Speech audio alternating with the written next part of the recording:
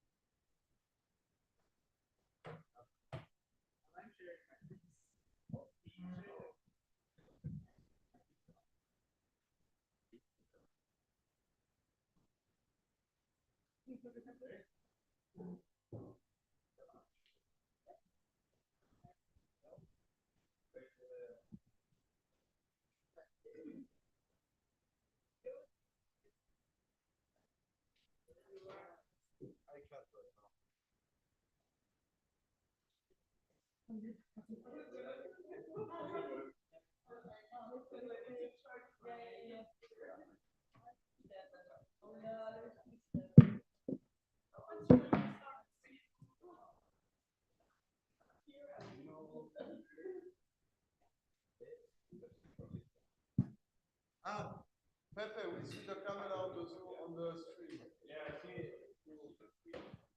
Okay, does this work? 1, 2, 3, Julian testing the mic.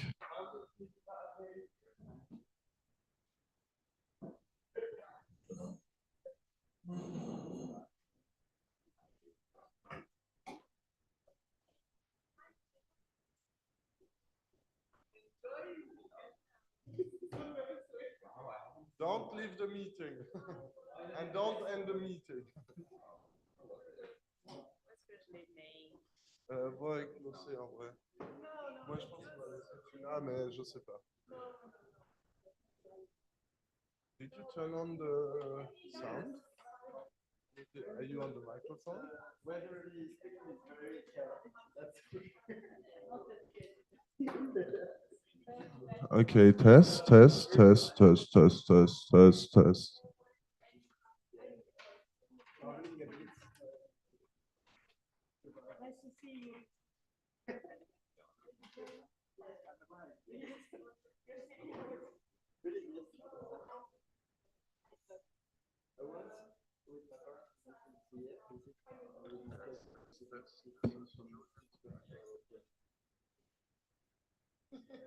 That was not the same level. I must be a podcast. So. Okay, there is one thing I'm referring to. No. Must be a podcast.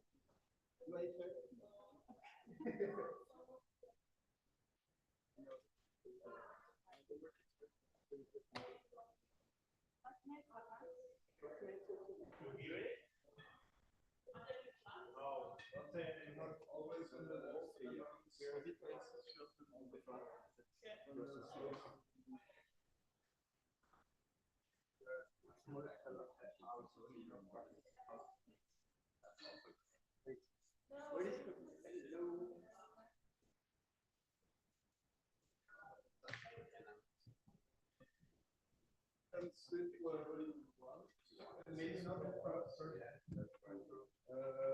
Working.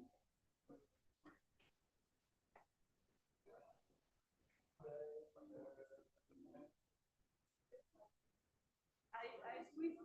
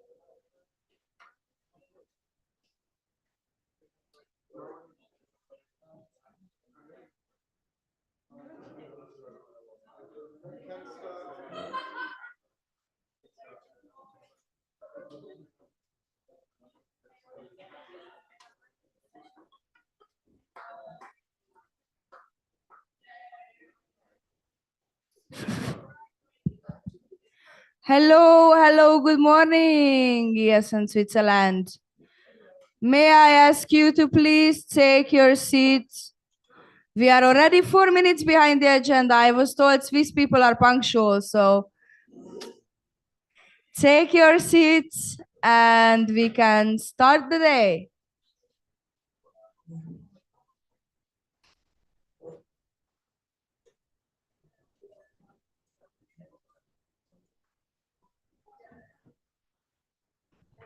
Okay.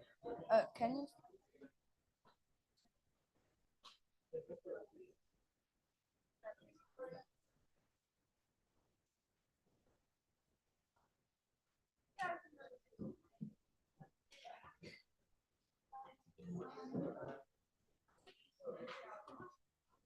Yes. Yes, this one. So I will explain what this means later on, but welcome everyone. Please take your seats, and I would like to let you know that the microphone is really sensitive. So even if you are speaking at the back of the rows, in the live stream, it can still be heard. So I would like to ask you to not speak unless you are asking a question. And as the first point of the day, I would like to ask the National President to officially open the National Assembly. Hello, hello, everyone. I see still people coming inside. Yeah, okay, so it is with a huge pleasure that I'm welcoming you to this NA2 fictional in Neuchâtel, because I just want to start with just saying something is what is an NA? Because I know that some people here are still new members, so I will just explain quickly what an NA is, but I hope you still kind of know what you registered for. So yeah, to this so you can see, okay. So a National Assembly, for those that have never been to one, is basically our decision body here in ESN Switzerland, made out of the 14 sections. So you are there to take decisions for the network. So this is not the typical ESN event that you might go, such as the community weekend. With that being said, this National Assembly is a bit special. For me, it is a bit special because we go back in the days 2 years ago, where we're already in this very venue, 2 years ago for the NA. I think it was Back in Time, the theme, and it was actually my first NA. So I have very good memories. I always say to ESN Neuchâtel that it was my favorite NA. So I'm very happy to be there again 2 years later with some new people, some familiar faces. Yeah, super happy to have all of you here. Super happy that Neuchâtel hosted the OC of this event. And yeah, I just want to also thank, as I said, the OC, because I've seen that they've done a lot of work in the background, but also not so much in the background. And the amazing OC that even brought us back to the Absinthe Museum, which was a requirement for me to come back to Neuchâtel. So thank you a lot to the OC. I also want to thank the chairing team, because I've seen that the chairing team has taken a lot of time to prepare the venue, to prepare the presentations, with sometimes the national level being not so good at sending the presentations on time. So thank you a lot to the amazing chairing team that you will get to know during the event. I also want to thank the international guests. So as you've seen around the room, there's plenty of them. And also this National Assembly is the record of the amount of international guests that we have received. The applications were almost 30 applications from international guests, which is really, really crazy. So here we selected the la crème de la crème for you. I hope you will enjoy and getting to meet all of them, and also take the initiative to see how it's going in their countries, how it is going in their positions. That's also the goal of DNA, is to talk to other people to see what's the reality outside of your section. I also want to thank the trainers. So again, this NA, we will have 2 trainers that are also not from ESN Switzerland. So it's super nice to have the opportunity to have people that have the experience of facilitation and are coming here to give us workshops on topics that we're struggling in Switzerland. So that's also really, really nice. I also want to thank the NL with all the documents that were being done, with all the presentations. So huge thanks to the NL. Also thanks to the advisory council, who helped us a lot during the process of this NA. And also, last but not the least, thank you to the sections that came here even during the Easter weekend. Thank you a lot. Without you, this NA is nothing.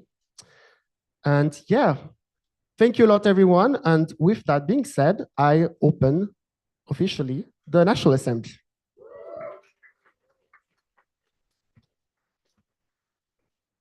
Thank you very much. Please, whoever is still at the back, find your seats if you'd like to. And we will go on with this very special welcoming speech coming from, if I look at the background, I think it's Brussels, the international treasurer of ESN, Iberg. Good morning. Can you hear me? No? Nothing? Uh-huh. Okay. I hope you can hear me. Can you tell me if you are hearing me? Yes. Okay, great, great. Good morning, ESN Switzerland. It is my kind of habit now to join your national assemblies and always give some insightful information. Thanks to Elena and thanks to my friend. It is both privilege and pleasure to address you today as the treasurer of ESN. Also, because of my dear friend and my dear queen, Elena's invitation, which you are very lucky to have as a person in your national organization. Firstly, I want to thank you for your tireless effort, your sleepless nights, and countless hours you contributed into making this network very important. And then, your dedication is very reason we have been able to touch so many lives and create lasting memories and making their exchange amazing for the exchange students. Today, I also would like to especially mark a significant milestone in our journey, the 20th year of ESN card. The card is just more than a plastic. It's a gold key that opens door to countless opportunities, experiences, and connection across our countries. Its longevity is a testament for enduring value, support for the international students community. And as we celebrate this landmark year, I encourage each and every one of you to disseminate information about ESN card and join this celebration as much as possible. Also, find me in EGM at our ESN card table. We can have some pictures with that huge block carton ESN card. Let's make this anniversary memorable, and not just by remembering the past, but also actively engaging for a brighter future. As we celebrate our success, it's very important to reflect on the backbone of our operations, which is finances. While it may seem boring to some of you, our financial health dictates our capacity to dream bigger, reach further, and support more students. Whether at local or national level, financial management is not a basic administrative task. It is strategic responsibility for all of us. It's about securing our present and crafting a sustainable future. Think of our organization as a tree. The events, projects, initiatives are the fruit and flowers, which is visible, vibrant, and valuable for this tree. But the roots, often unseen, are our finances. They feed and stabilize and ensure our tree stands tall through the seasons and changes and the problematic situations. And this brings me to an essential point: collaboration together.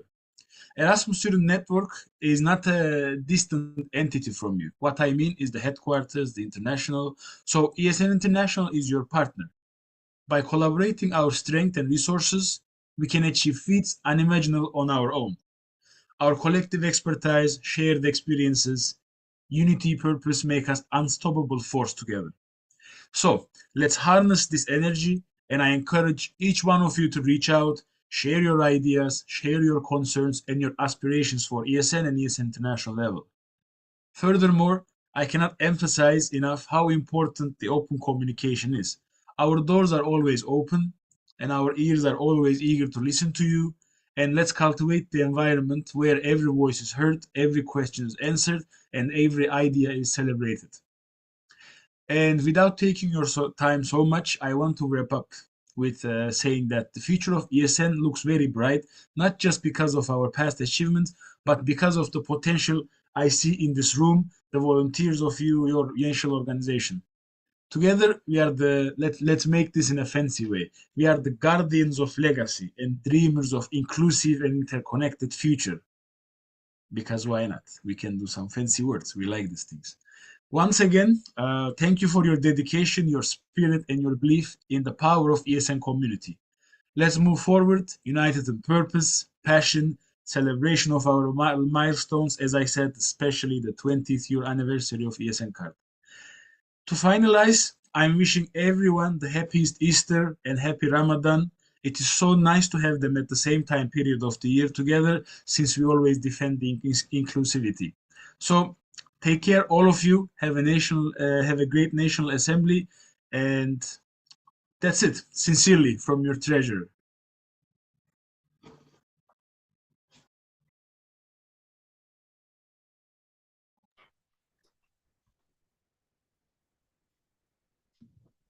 Thank you, Ayberk, for your kind words. We are always happy to have you on board. And with that being said, we will move on to the next agenda point.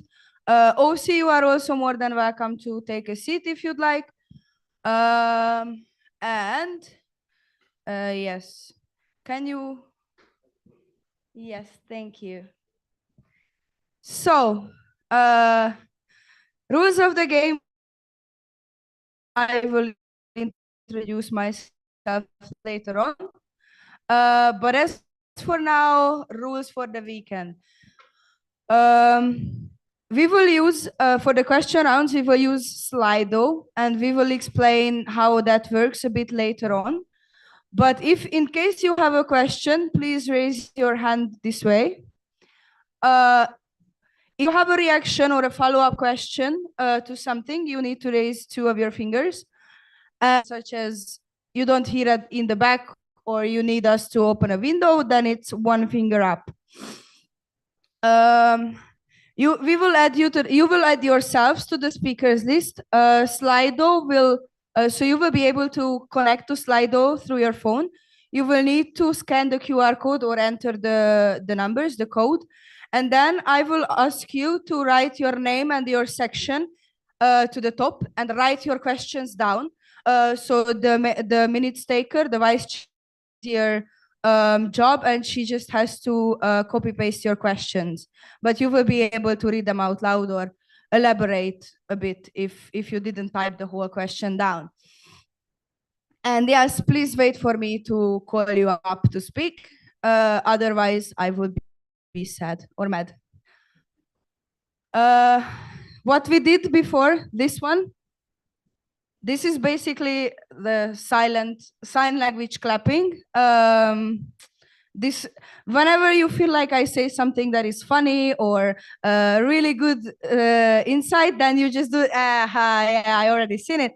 Yeah, you just do it when you think I'm funny and if something that you like is happening. Also, when I do this, you do the same, and in the meantime, you stop talking. That is how it works. This is the rules of the game. Next slide. Yes, when you speak, state your name and your section for the minutes. We really need that. And if you don't do that, I will stop you and I will say name and section. And there will be a lot of memes on name and section unless you do it correctly. And I'm looking forward to hear everyone's name and section. Please, you can read the rules. I don't think I should read them out loud, but in case you don't follow any of these rules, I will make you do that. So if you want to ask 2 questions at the same time, I will not allow you to do that. Yes, please be respectful towards each other because ESN is supposed to be a safe space for everyone. We are all here, we are all different, but we are all supposed to be open-minded. As you can see, there are several different nationalities, so please be culturally aware and please be inclusive to each other. Please speak English. I do speak a little bit of German, but I don't speak French. So please, and for me, it's easier to, just jump in and to feel included if you are all sticking to English. This way, international guests can feel more included. So please try to stick to speaking English. Be considerate with people's pronouns and please don't try to assume. If you don't know, it's better to ask than to not respect someone's integrity.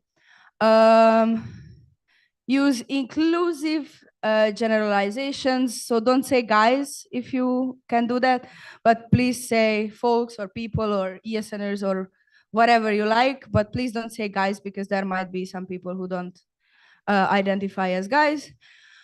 And yes, and remember the code of conduct, ESN International's code of conduct and ESN Switzerland's code of conduct applies to all of you, and you all have agreed to the terms of the code of conduct when applying to be a participant at this National Assembly. So please act according to it, and if you have not read the code of conduct, I suggest you do so.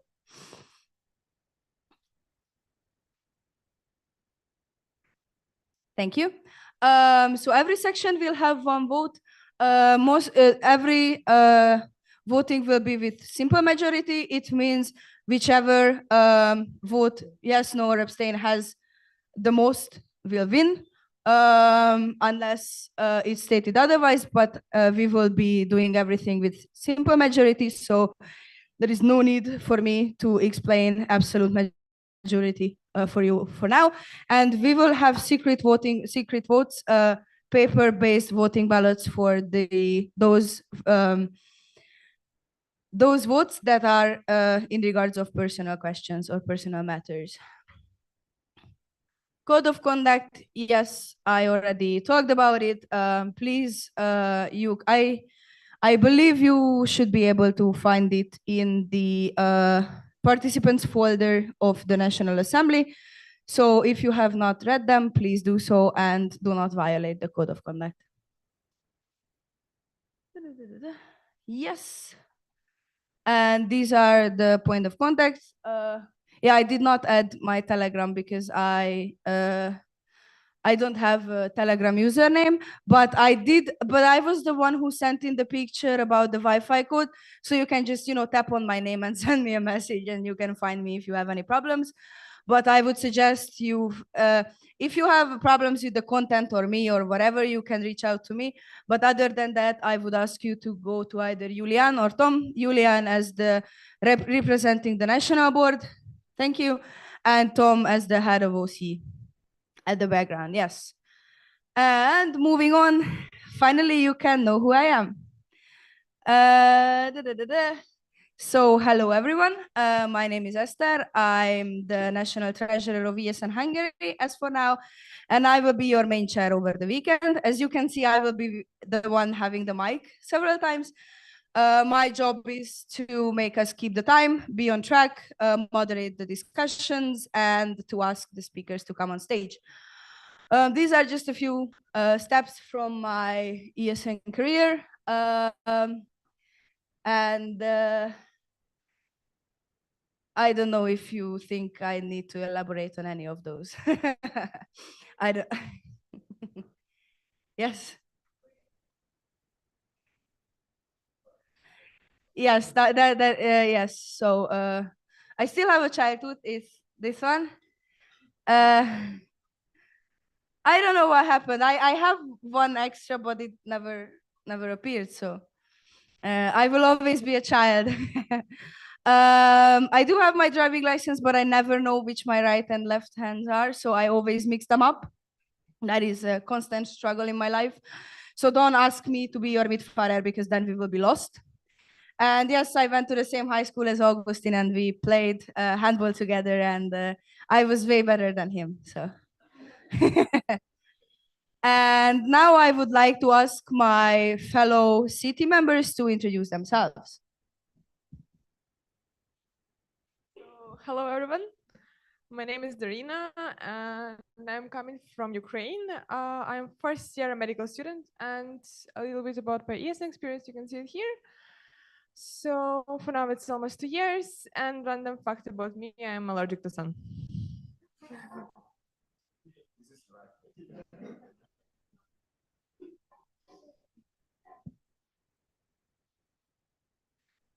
Hello.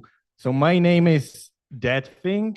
It's pronounced Przemysl, but you can call me Pepe because I can understand that it's hard. So I come from Prague, from Czech Republic. I'm part of that section. I went through the activities stuff or like events, and then I ended up as a national vice president in this mandate.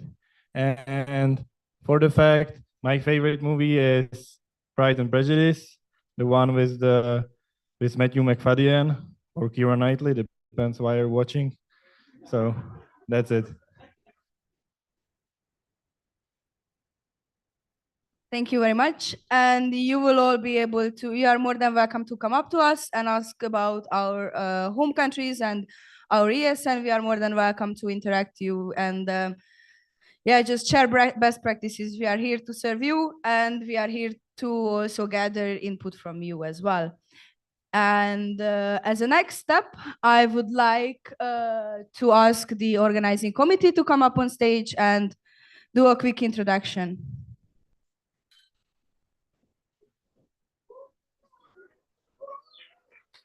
Hey, you didn't clap for me and you clap for him? Thank you, everyone. So I'm Tom. I'm the head of OC. I'm also the webmaster at for Neuchâtel and also the national social media manager. If you have any questions as well, don't hesitate to come to me. Didn't prepare a fun fact, but I'm fun anyway, I guess. So thank you. Thank you. Very appreciate. So my name is Margot. So I'm the communication manager of ESN Neuchâtel, and for this NA, I made the survival guide. And and I don't have any fun fact neither. So hi everybody, I'm Maeva, and I was in charge of the social program for this weekend. And in ESN Neuchâtel, I'm just an active member. Hello everyone, I'm Jules. I'm a treasurer of ESN Neuchâtel. And for ENA, I'm also like the treasurer of this NA also. Thank you. So I'm Chloé, the VP of Neuchâtel, and I'm in charge of the logistic for this weekend. And Dina is not here, but she is also the vice head of OC and also the president of ESN Neuchâtel. And we hope that she will be able to come. We don't have any news, but don't worry, she's fine. And you might be able to meet her for the few people that do not know her still. So thank you everyone for coming. We hope you will have a wonderful weekend here. And we hope that the sun will come a little bit so that you can see the Alps and so on. And thank you, everyone. Enjoy. Thank you very much, organizing committee. You are still more than welcome to take a seat and stay if you'd like. Unless you are preparing my coffee break, because then you are okay to go. Moving on with the first quorum check of the weekend. First and foremost, I would like to apologize if I butcher any of the names of the sections. As I already stated, I do speak a little German, but I don't speak French. So the quorum check question for Saturday is, what is love? And your options will be baby, don't hurt me, and no more. I will roll call the sections and you will need to answer. Please, the vote holders, get ready. ESN buzz, yes?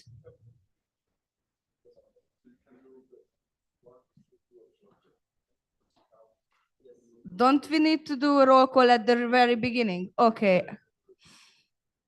Okay.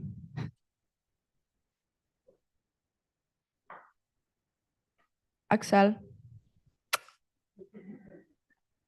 So vote holders, please get your voting devices ready. So the question is, what is love? The options will be the stated.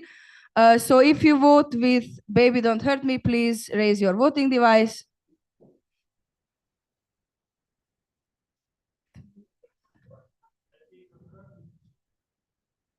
That is 4, okay. Don't hurt me. That is 2. And no more.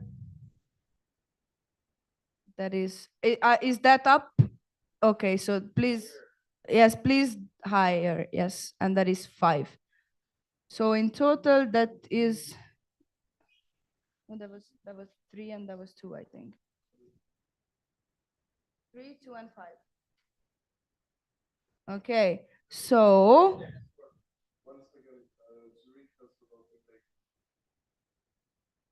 Okay, and do they have the voting device?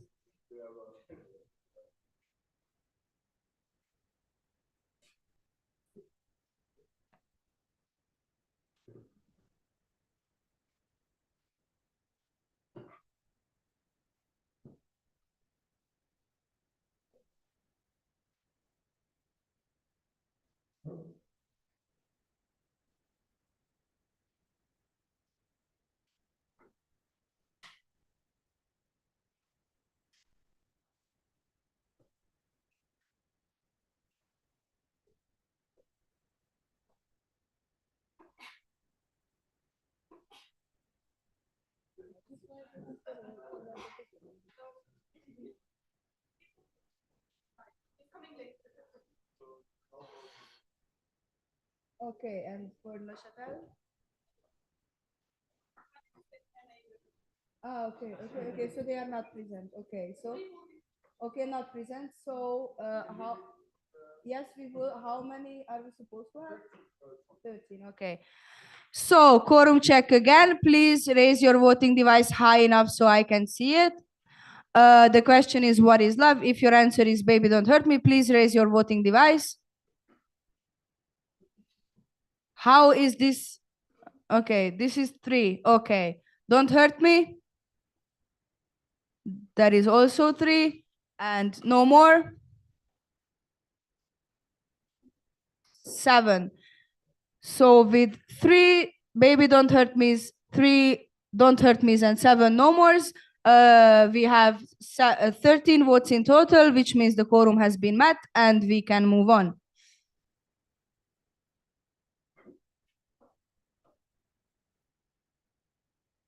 I would like to ask 2 people who do not have voting right and are not part of the national board. Yes, come up and yep, please join us on the stage. Pepe, can you please modify the slide with the names of the 2 candidates?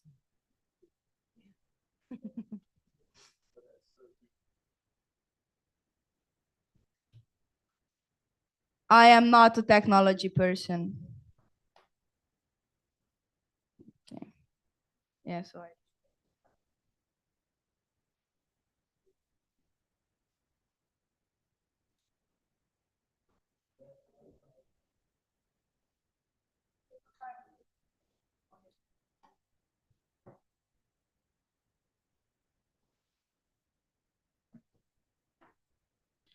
okay, so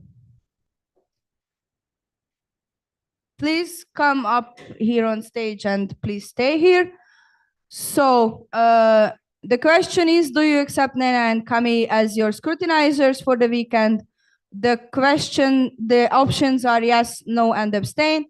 If your answer is yes, please raise your voting device.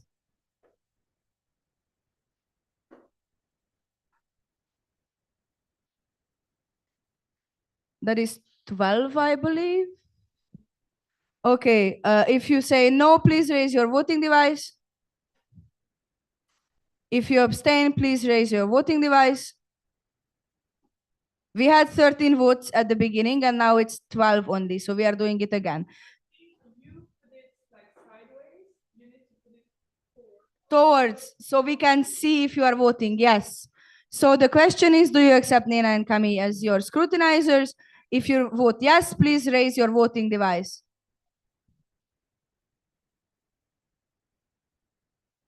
(13). If you say no, please raise your voting device. If you abstain, please raise your voting device. So with 13 yeses, 0 noes, and 0 abstains, you 2 have been accepted. Thank you very much. And please stay here for the rest of the public votes. And I will let you know when you can sit down. So approval of the chairing team. The question is, do you approve the 3 of us as your chairing team for the weekend? Your options will be yes, no, and abstain. If you say yes, please raise your voting device.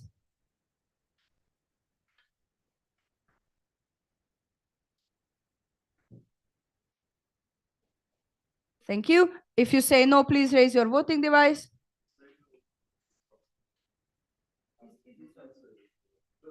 Okay, 13 yeses. If you say no, please raise your voting device.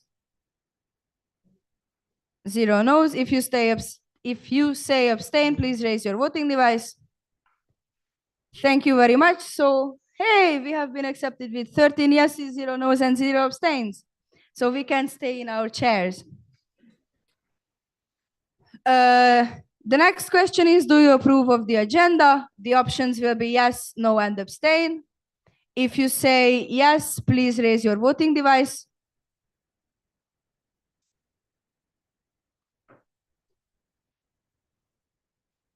(13). If you say no, please raise your voting device. 0. If you say abstain, please raise your voting device. 0. So with 13 yeses, 0 noes, and 0 abstains, the agenda has been accepted.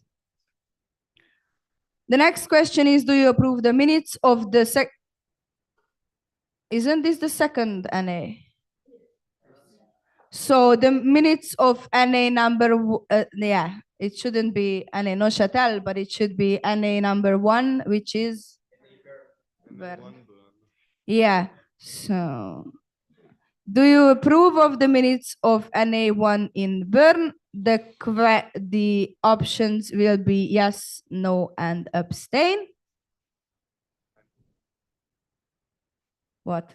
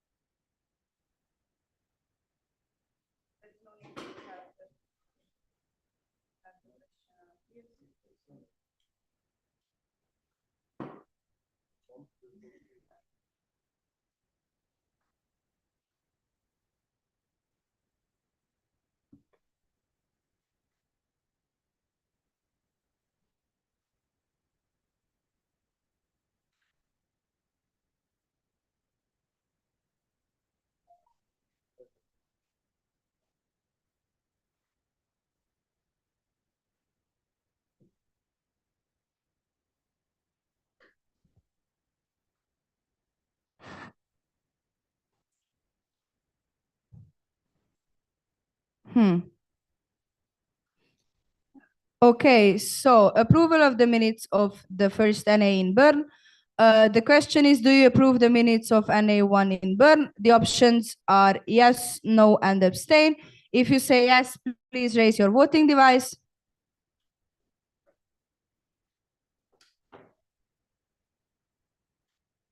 10. If you say no, please raise your voting device. If you 0, if you abstain, please raise your voting device. 3. So with 10 yeses, 0 noes, and 3 abstains, the minutes of NA Bern have been accepted.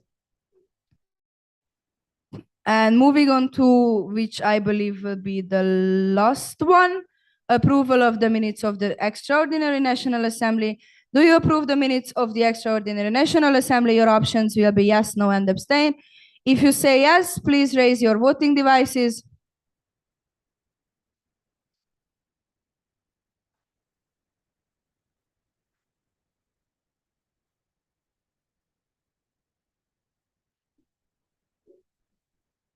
10. If you say no, please raise your voting devices. 0. If you say abstain, please raise your voting devices. 3. So with 10 yeses, 0 noes, and 3 abstains, the minutes of the extraordinary NA have been accepted. Thank you, scrutineers. You can take your seats. See you tomorrow, I believe.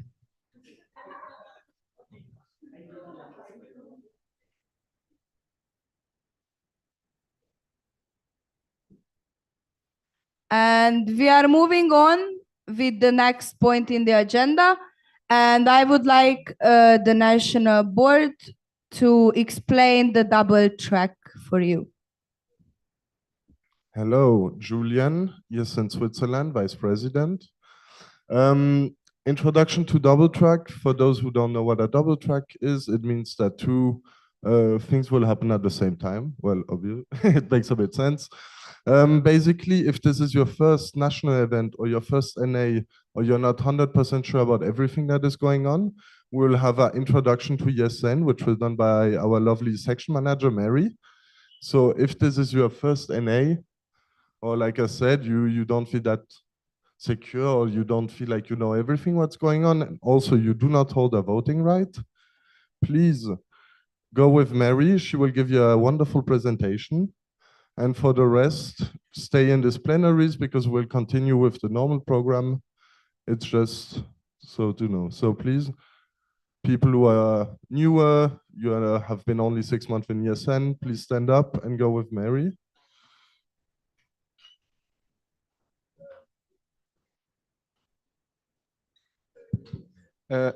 Wait 2 seconds. David, ESN Switzerland, just a reminder, in the track that is going to happen here, a few voting documents are going to be discussed.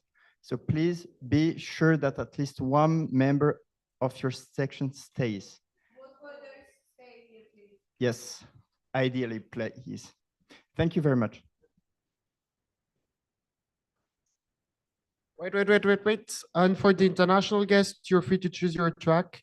But I believe for the international guests, maybe it's more interesting to stay in this room than to have an introduction to ESN. You can if you want.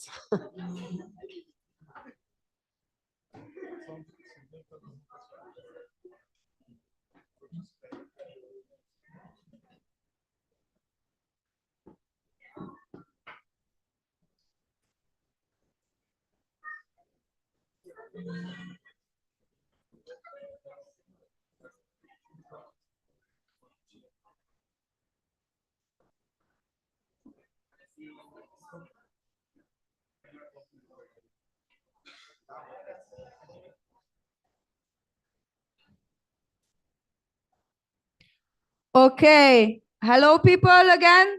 So if you are sitting here, that means you are staying on this track, right? Vote holders are here. Okay, so please find your seats because unfortunately this is not the coffee break yet.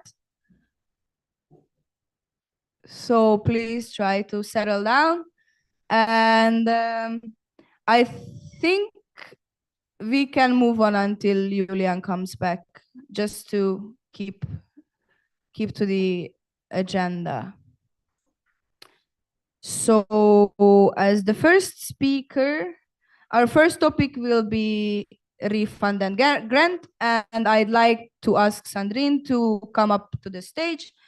You will have 10 minutes to speak. And your time starts now. So, hi everyone. I'm Sandrine, the new national treasurer. So I've been elected on the 27th of December. That's maybe also why not everyone knows me.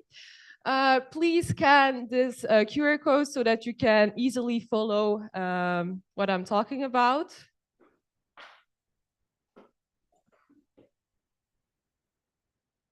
So to make your life easier, I made a grant and refund document. So those of you who are at the community weekend already heard about it. So this is the main document to know which refunds you can ask for and how to ask for refunds and for grants. Can you go to the next slide, please? Yes, that would be perfect. Thanks a lot. So this is the document you have before in front of your eyes normally. Yes? Oh, yes. Whew, no. God. Yes, thanks.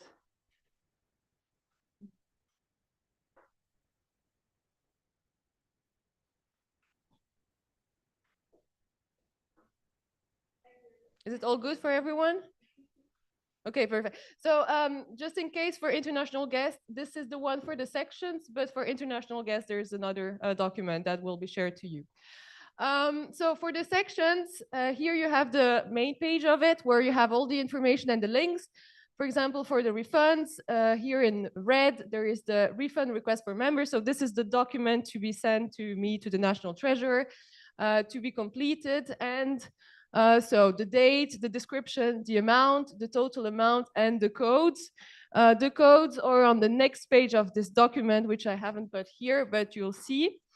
So this is for the refund request document. Please put all your supporting documents at the end of this one so that I have everything in one document. Then for the grants, there is another one which is very similar to the refund request.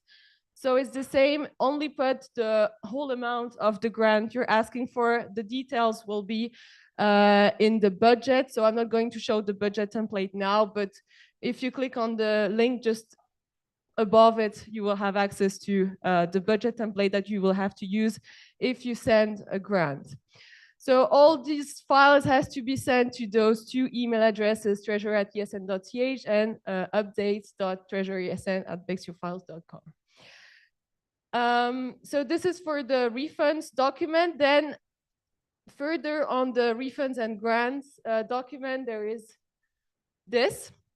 So here you can find all the information about the events that you can ask for a refund for participation fees and for travel expenses. So here you have, for example, the national events with DNA. So DNA is 2 delegates per section can ask for their participation fee and travel expenses reimbursement. And then also you have for section cooperation and international events. So this is, everything is on this document with the codes and with what is refunded. Then for the grants, so also on this document, if you go further in the document, you'll find all the information about the grants. So I wrote all the grants you can ask for with how many times it takes place in a year, how much grant you can ask for, when to send the budget, and when to send the final budget and the grant request. So this is for the National Assembly, but then there's also the other national events, Swiss Train Rally, National Erasmus Games, the cooperation, section cooperation, intersection events, cooperation events like we have with Titanic Lémanique, the causes, the 5 of them. So for each cause, there's either 1,500 francs or 2,000 francs per year in total, which then is divided between the sections that ask for a grant. And then there's also the section training and development grant that maybe you haven't heard about that much. This is when you do a team building in your section that also has training for the members of the section. If you do some trainings inside of your section, you can ask for a grant. If I remember well, it's about 3,000 francs per year that we give for that. So also, don't hesitate to use this to train also your sections. And then there's also the communication softwares. It's for Canva, for example, for Adobe. It's for all the softwares that you can use to make your communication in your section easier. So last but not least, oh God, okay. Thanks. So I just wanted to come back to the steps for the grant application so that everyone is clear about that.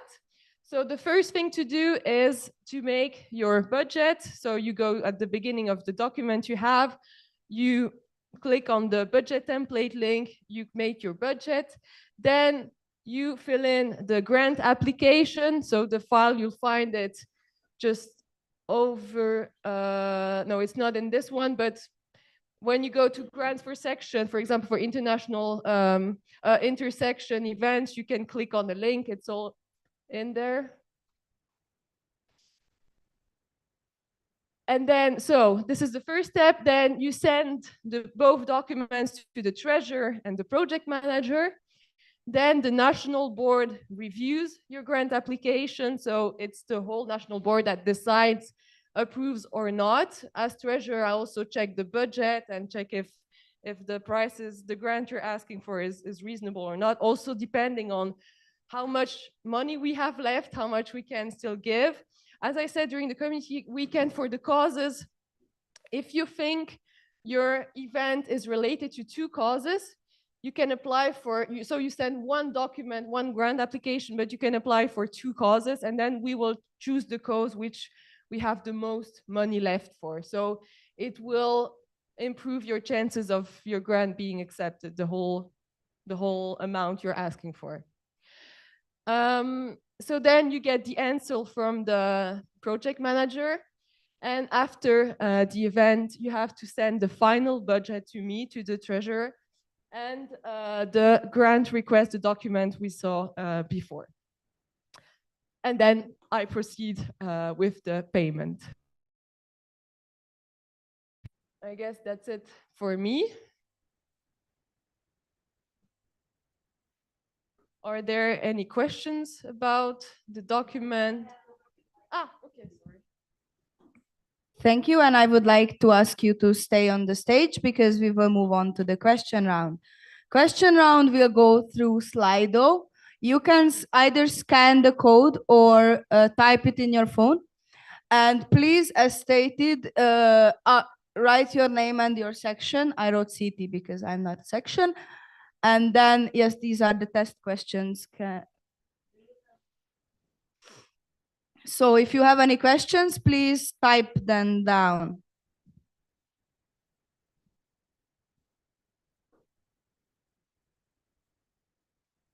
Is that a question? Okay, so is there anyone who can go around with the microphone?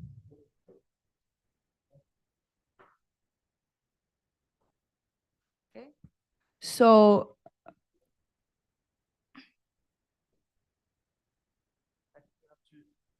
question on it. Yes. So you're supposed to put the question next to your name and your section, but from ESN Khor, fortunately, there's one person, so I know where to go.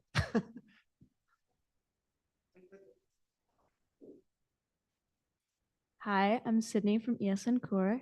I thought we were just testing the platform, so I wrote down the name of my section to see if it worked, and look at that, it worked. Thank you.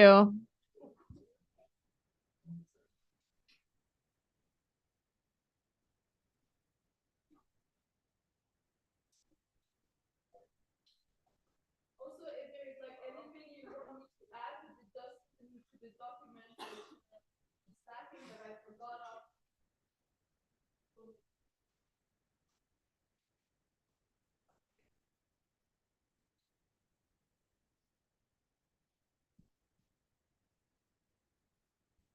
Hi, Daniel, ESNCH.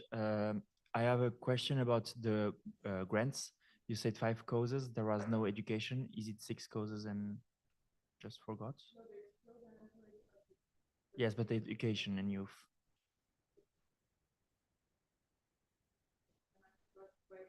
Okay.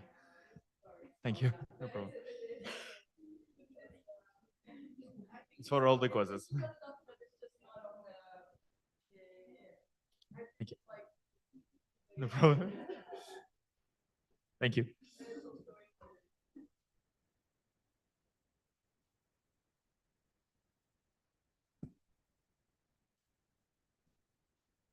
So just small technical write in poll and not in Q&A on Slido, please. Because if you write on Q&A, I believe it is not showing there.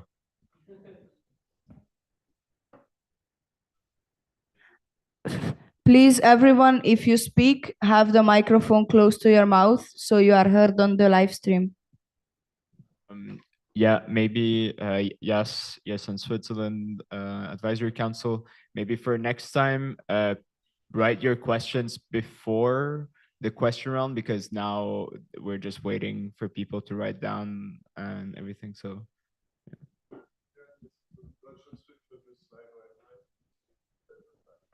But thank you for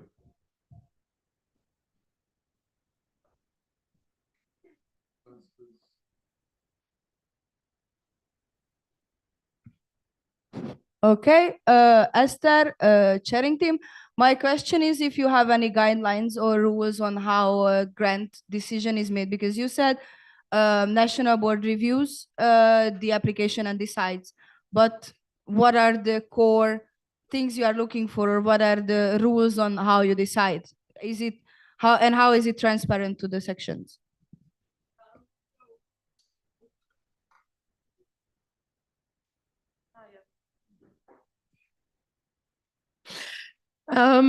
So about the guidelines, what we do is that first I check the, so first of all, we check the grant application. So what the sections are asking for, why they're asking the grant for.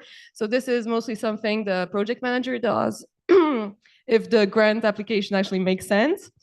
And then for my part, it would be if the budget makes sense, if there are things that are lacking, expenses that are lacking, or entries of money that are lacking. So that would be my part of the job. Also checking if the grant ask is too high or not. For example, what we ask for with ESN card or without ESN card. If there's also already a reduction with ESN card or without ESN card. So those are all the things that I'm checking for. And for transparency, then the project manager sends an answer, as I said before, with the explanation of why we accepted, why we reduced the grant, or why we refused the grant.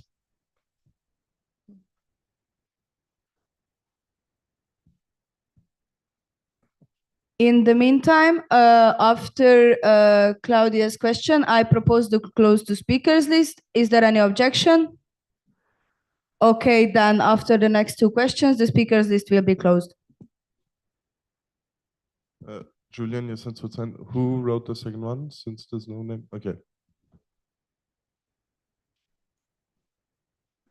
Hi, Kemi, ESN International. Out of curiosity, if it's something that you can say, how many grants application do you receive and how many do you approve, more or less, if you don't know, and also an idea of like how much money can you give, if that's allowed? Thank you. So as I said before, I started my mandate in December, so I can say what we received from December. So that's about, I think 6-7 applications, something around that. I think we accepted all of them, but some of them we decided to reduce the grant ask because it was also too much regarding the whole budget we had for the grant. That also we have, since it's the beginning of the year, we also have to make sure that there is left during the whole year. So that's why also we were a bit more precautious at the beginning of the year, and maybe we'll also grant more at the end of the year when we know more about how much we have left. So, but then the total amount, I don't know how. It also depends on the grant. So, yeah. Arnaud is in Switzerland. In the budget of 2024, there is 9,000 Swiss francs that are allocated for the grant applications. So also like, sorry, easy there, yesterday in Switzerland.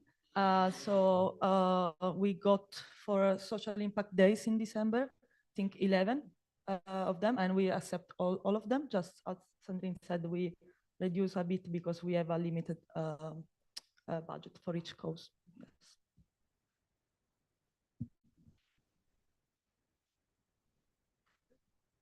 Hi, Claudia, ESN Geneva. I just wanted to know what is the Swiss Train Rally grant for, because I don't really understand that. So the Swiss Train Rally is an event that is organized by the section. So the OC is members of the section. So in the OC, there will be a treasurer, and so it's to put a reduction on the train tickets if it's possible. But then also if you organize like a party at night, or if you go to the restaurant, then you can also use this grant for.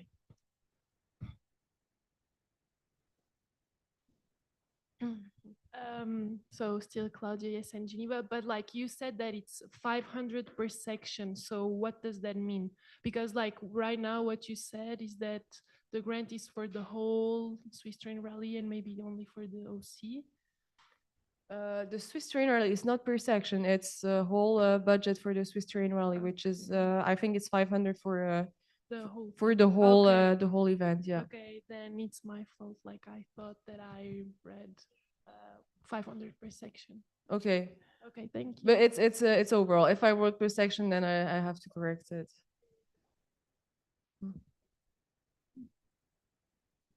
We just have a reaction. Give us 2 seconds.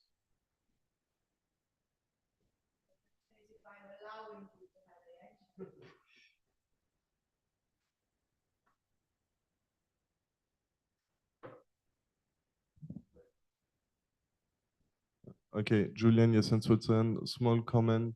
It's okay, never mind. It's 500 per semester, so for a total of 1,000. Sorry, we forgot. Okay, so thank you, Sandrine, for this lovely presentation. You may take your seat.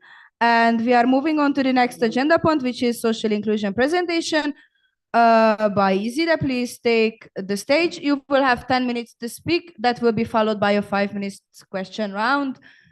And the mouse is here, so it should be the other one, the other button, yes, that one. Come on, baby girl, wake up. Okay. Okay. Hello, guys. I'm Isida. I'm the project manager of ESN Switzerland. I went too far. Okay. So today, sorry, I don't understand this. Okay. So on behalf of Elettra, she was actually the social inclusion officer because she stepped out from the role 1 month ago. I'm going to present the questionnaire that she made to assess the social inclusivity in ESN Switzerland at local and national level. So why I'm presenting today? Because our project idea was to do, to prepare this questionnaire and present at NA2, so now. And when we will give the questionnaire, we will also, analyze the results and present you again in NA3, wherever it will be. So,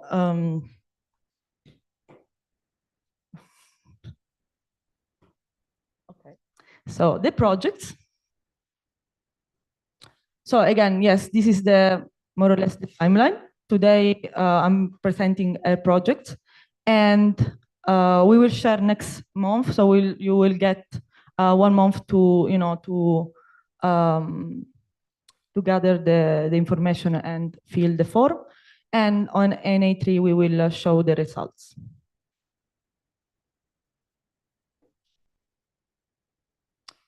It's me, probably. I'm not a webmaster for. Okay, you can just give the mouse to me, and you can let me know if you need the next slide. So next, please. Okay, so what is this questionnaire about? So the purpose is to access the composition of ESN Switzerland at local level and national level, to access the inclusivity that the ESN has. And this form, it requires 10 to 15 minutes, so it's quite short. And in general, the data will be used just of the purpose of this form. So on the next slide. Thank you. So after that, the data will be shared to us, to see what are the result of each section. So each section will answer to the form as a whole. And we will also understand a little bit the situation of each section, and can tell to the next NA how is the status of each, the inclusivity in the local level. The next slide. So what are the area of assessment? So the form will access the data about the age. So the age range of each section, the gender identity, nationalities, also the disabilities, languages speak, and this also regarding, for example, during the meeting, which language actually is spoken, to access, if it's inclusive to everybody, so if English is used, as not everybody speak a local language, the study fields, and also the occupation. The next slide. Okay, so that was really fast, but just to present, because it was Elettra project, and for me it was really, really important to share. After the data will be provided also to you we can of course talk also if the questionnaire can be improved, if you want to access other area of inclusivity and so on. So yes, this is really all. If that is done, then thank you very much. We will please stay where you are because we will move on to the question round. So as you can see on top, please use your name and your section. And if you have the capacity, please type down your question for the minute.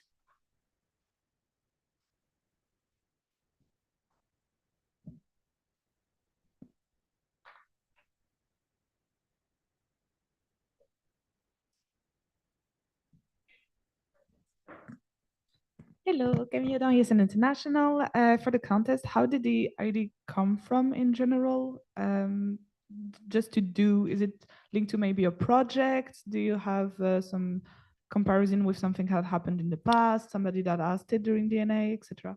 So what we did in August/September with the project team was to decide each of us which project we all wanted to focus on, and also the timeline for the year. And Elettra proposed this one because she was the social inclusion officer, so she wanted to access the social inclusivity, and she said, okay, I'm going to focus on these projects. But then when she was ready, she decided to step out from the role. And that is all what I can say, basically, because it was more, yes. Arno, yes, in Switzerland. I can also maybe answer a bit more because I was also in contact with Elettra. So the idea came from that we don't really have this kind of data through the current methods of data collection, like a section questionnaire, all of this, so stability and quality spreadsheet as well that we use in Switzerland.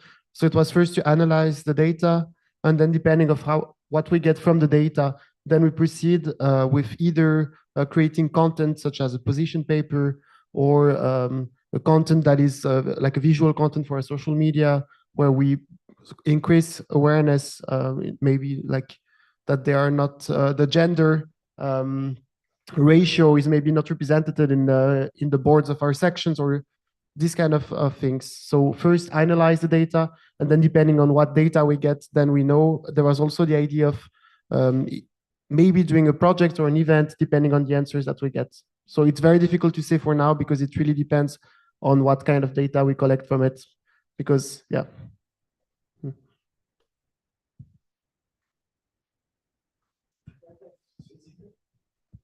Okay, just for the minutes, both questions are covered, the next ones.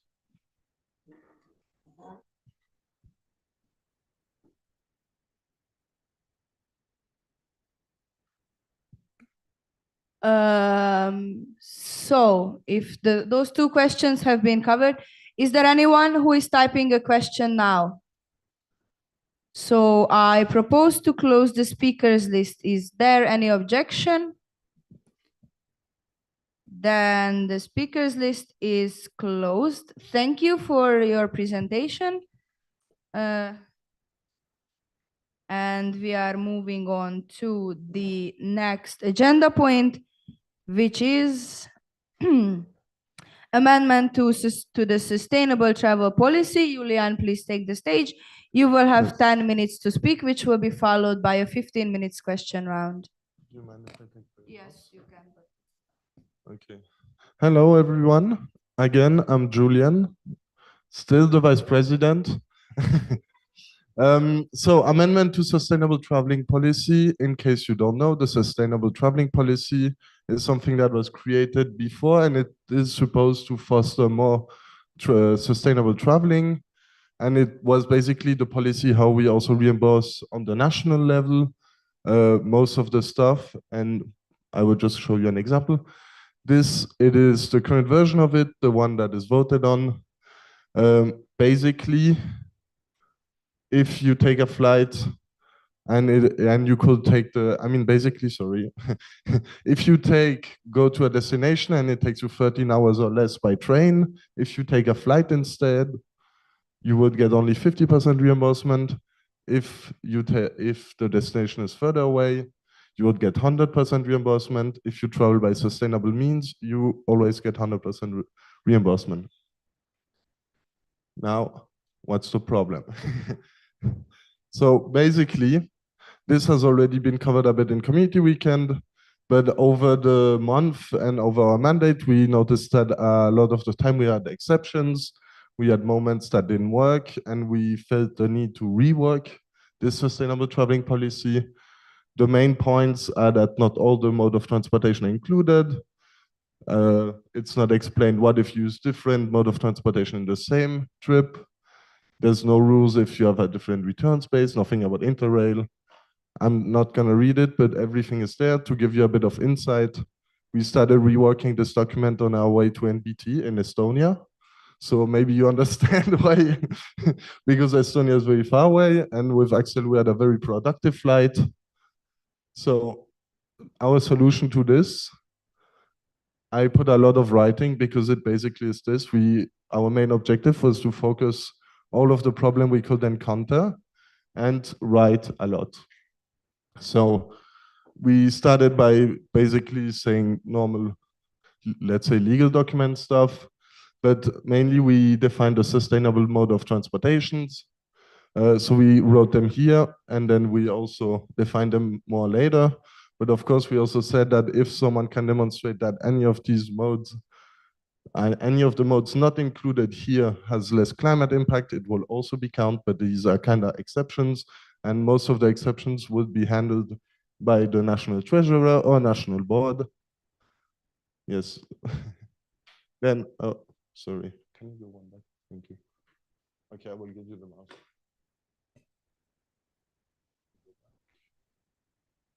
No. Yeah, okay. We also put a rule about car sharing because this was something that was never clear. The main idea is that if you use a car, you have to be with 2 people at the minimum. And also that we use Via Michelin, which is a very trustworthy website that or similar tools to calculate basically the travel, and then we will reimburse given the amount of fuel that you put in your car, basically. So you have the price of the day for this. And of course, taxi and Uber doesn't work, except if by some miracle, it's the only sustainable available mode, which I have an idea of, but I don't think there will be many times where this rule will apply. Then we have something that is always a bit a mess, if you want to say, but it may happen.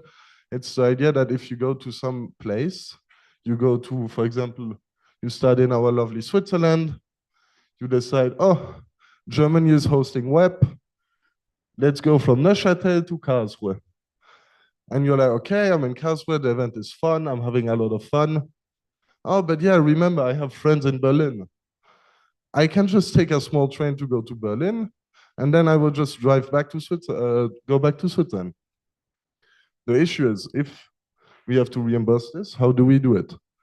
We discussed it a lot, and what we agreed upon is that you would only be reimbursed if you travel outside of an event, if the total cost, meaning starting from Neuchâtel, going to Karlsruhe, going to Berlin, and going back to Neuchâtel, would be less than going from Neuchâtel to Karlsruhe and back. Of course, in this case, except if you're a genius, I don't think how you would make it.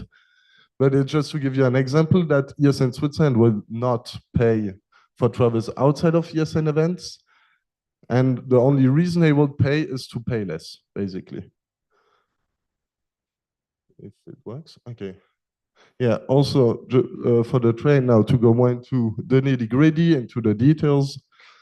For the train in Switzerland, it will still be reimbursed for the half price because most of us have the, okay, I forgot the name of it because I have a GA, half fare. Sorry, privileges. But outside of Switzerland, all the train prices will be paid the full amount. And also similarly for Interrail, if, for example, you have an Interrail ticket and you happen to use some of the days to go to an ESN event, only the Interrail days used for the ESN event will be reimbursed. And basically, you divide the price of the ticket by the number of days used. It's the modality, so it's written. We also have something for the ferry. I think Dana took a ferry to go to Drogheda in 2022. And basically, if it was basically the only sustainable alternative to go from Edinburgh to Dublin, except, I mean, because she didn't want to take a train and she went a plane, sorry. So basically, ferries are in themselves not sustainable, but if it's the only sustainable, non-sustainable alternative, we fully reimburse it. Then for international guests, well, the main key point is that for traveling inside of Switzerland, for city and international trainers, the ticket will be fully reimbursed, while for international guests, it will be reimbursed to the price of a half fare. Yes. And also, if you have read the document, you may have noticed that we went from the 13 hours for the flight to the 8 hours. The main reasons are inclusivity, because of course we are all working, we are all studying, we don't have all the time in the world to spend 13 hours taking a train. But it's also inclusivity even more because I'm a white male. I'm not scared if I take a train, but some people may feel less safe taking a night train, even more if they have to do it alone. Also, some people may have less money and are not that financially secure to travel so far away and pay more, and they need the money to be able to travel, which is also what ESN stands for. Sorry, I'm having a bit of a rasp. Not rasp, but yeah. Match university regulation. A lot of universities, if they have regulation about this, they also use the 8-hour rules. And mainly it's because the 8-hour rules also cover most of our neighbors, most of the web, most of DACH. And it's only if you go further away that then it doesn't work, but more or less all our neighboring countries are covered. I think even Netherlands it's covered, depending how you travel. And also the final point is that we will use this change of 8 hours to measure the impact of the policy. So we will gather the data from before and after, see if there's impact. As you can see, the members of the national level pledge to keep track of the travel carbon footprint. This will be reported at the end of our mandate at some point. And yes, that's it. Now, any questions? Thank you for your presentation. Please stay on stage while the question round will go on. And Claudia's question has been covered, so it's my questions now. So Esther, chairing team, my first question is, if I take a hitchhiker for half of the car ride, does it count as a sustainable way or does it count as car sharing? Well, thank you for your question. I think this is one of the moments where the exception rule comes in because it's a very specific situation. In my personal opinion, I don't think it should count because a hitchhiker is not an ESN person. And so there's no reason we reimburse that person. And I believe that answered your question. Yes, it did. And second question, Esther chairing team. So how do people need to be? How do people need to prove it if they had? Because it said that for at least half of the duration there should be another person in the car. So how do you prove it? Well, first of all, we're ESN, we believe in people, we trust, but of course, if you come with one person from Lugano and one person from Geneva and you say you travel together, maybe we will ask a bit more questions. But yeah, ideally we can also see who's traveling in the car, who's traveling, which section is traveling, and then we can judge accordingly. And I believe Sandrine has a comment for this. Yes, also if you, Sandrine, ESN Switzerland. So the thing is, if you do car sharing, the person who is in the car with you cannot ask for a refund for their travel fee. So that's also something that proves that the person was with the other. But you didn't give me the opportunity to speak, no? No. Okay. I gave you the opportunity. Okay. Sorry. Camille is an international. How do you work with the gas reimbursement? Do you have like a fixed rate per kilometers? For reference, in ESN International, it's 0.3 euros per kilometers.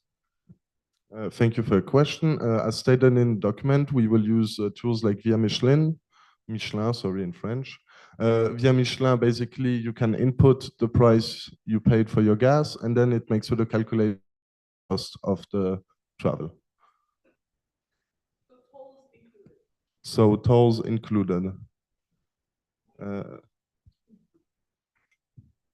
Common. Arnaud is in Switzerland. In Switzerland, we have small patches for the highway, so we don't have things as tolls. Is there anyone who is typing a question right now? Please raise your hand. Okay, so after your question will appear on the screen, I propose to close the speakers list. Is there any objection? Then after that question, the speakers list will be closed. Thank you. Yeah. So regarding Walid, ESN, EPFL. So you showed an example with the Karlsruhe where you said it would be actually hard to get like a cheaper price. It actually is quite common to get lower prices because traveling from and to Switzerland can be expensive, whereas taking detours can be actually cheaper. So just in terms of justification, at what point in time should you actually justify that thing? Because if you actually have to do it afterwards, then flight prices or train prices can vary, and that's hard to actually justify afterwards. So yeah. Thank you for your question. It is not specified in the document, which is true. Also, I'm taking this perfect, wonderful question to remind you that it's a work in progress. This is the first version of the second version. We will re-amend it, we will adapt it. But to answer your question, a practice we used to have is that we double the price you took to go there. Otherwise, you take the same day and you take a screenshot and basically you just show it. And for traveling cheaper, yes, I am aware, but just to remind you that if you travel cheaper, it's also beneficial for ESN Switzerland because that means there's less money to use on your travel and more money to use on the network. In the meantime, I would like to ask you to still type your question, please, for the minutes, and send it, please. And since we don't have any more questions, and the speakers list has been closed, we will move on to the next agenda point, which will be you again. So please stay on stage. The next agenda point is sharing is caring. And Julian, you will have 5 minutes to speak, and your time starts now. Hello, I'm Julian, Vice President of ESN Switzerland, in case, okay, I'm joking. This presentation is just a quick update because one of my action plan points is updating the sharing is caring. Also to preface you, I joined the HR call last, I think it was on Wednesday, to also explain a bit, if it's working, okay. For now, I also reworked a bit of folders. If you use the sharing is caring, you may notice a bit of changes, but my main issue with the sharing is caring is that most people only use it for the legal documents or also for business and finance. And the idea of the sharing is caring, it's to give a platform to use sections to share between each other, but also for us national board in specific topics that we can share stuff from international level, from other NOs, and that we can basically share best practices. If it's working. Okay, fine. Okay, so I'm just quickly gonna give you an update, a timeline. For now, I'm still in the cleaning up process. If you're interested, it's actually quite funny because you have documents dating from 2018 that are describing how a section works. So there are a lot of niche, but these following weeks, I will be cleaning up.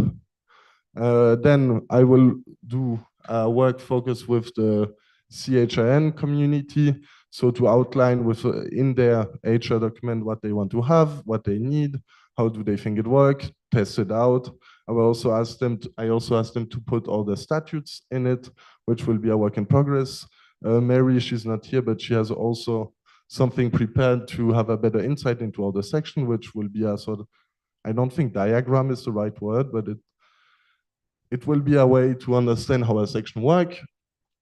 Once we work on this, once we make it beautiful, if I can say, I will go to the NB. During an NB call, I will present the work we did. I will present why it's useful, which folders we did.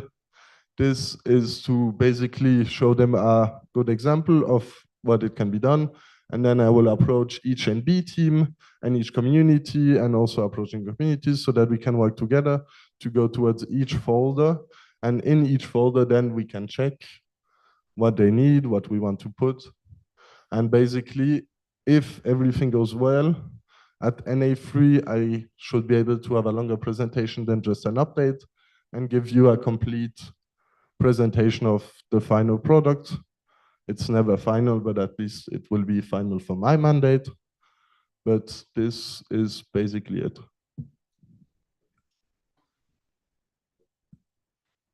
Yes, thank you for your presentation. And I was going to propose, in the agenda, we don't have a question round for this topic, but in case there are any questions, please start typing or just raise your hand if you will have any questions. Okay, so there will be a question. Okay, so I open the speakers list.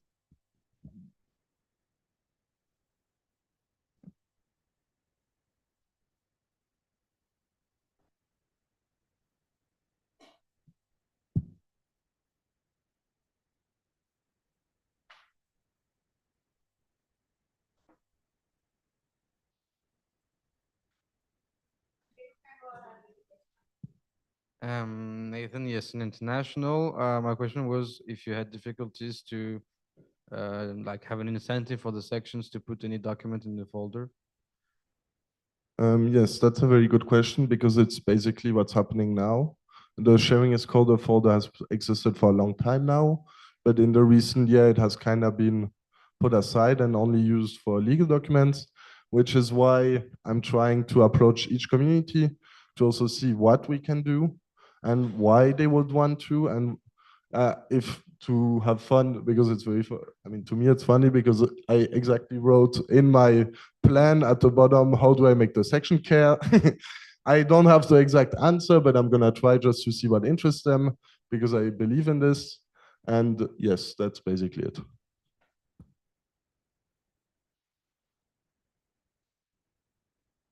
Thank you, and I would like to ask both of you, Nathan, and who I don't remember your name, sorry. Your previous question, can you please type it down for the minutes? Thank you. Is there anyone else who is typing down a question for Julian now? Okay, then I propose to close the speakers list. Is there any objection? No objection, then the speakers list is closed. And I believe we would need to wait for the other group to finish off. So I would no, because then we need to go back to the agenda.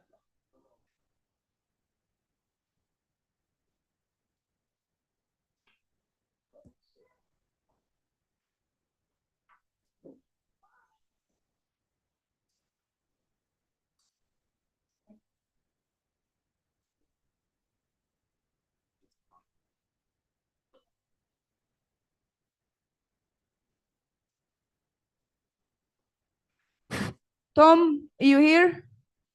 Anyone from the organizing committee? OC?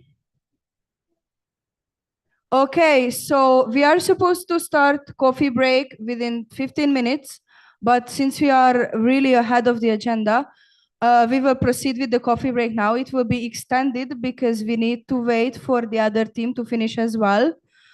So in case the coffee break is not ready yet, I would like to ask you to be patient because they were asked to be ready by 45 and it's only 30.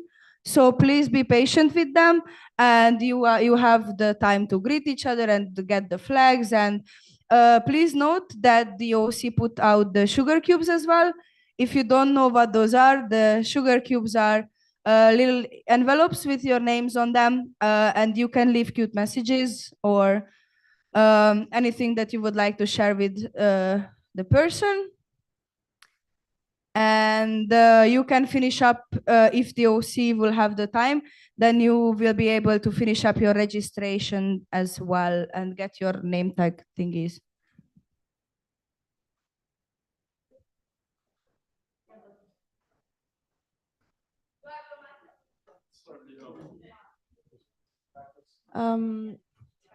Hello, Cecilia, yes, in Switzerland.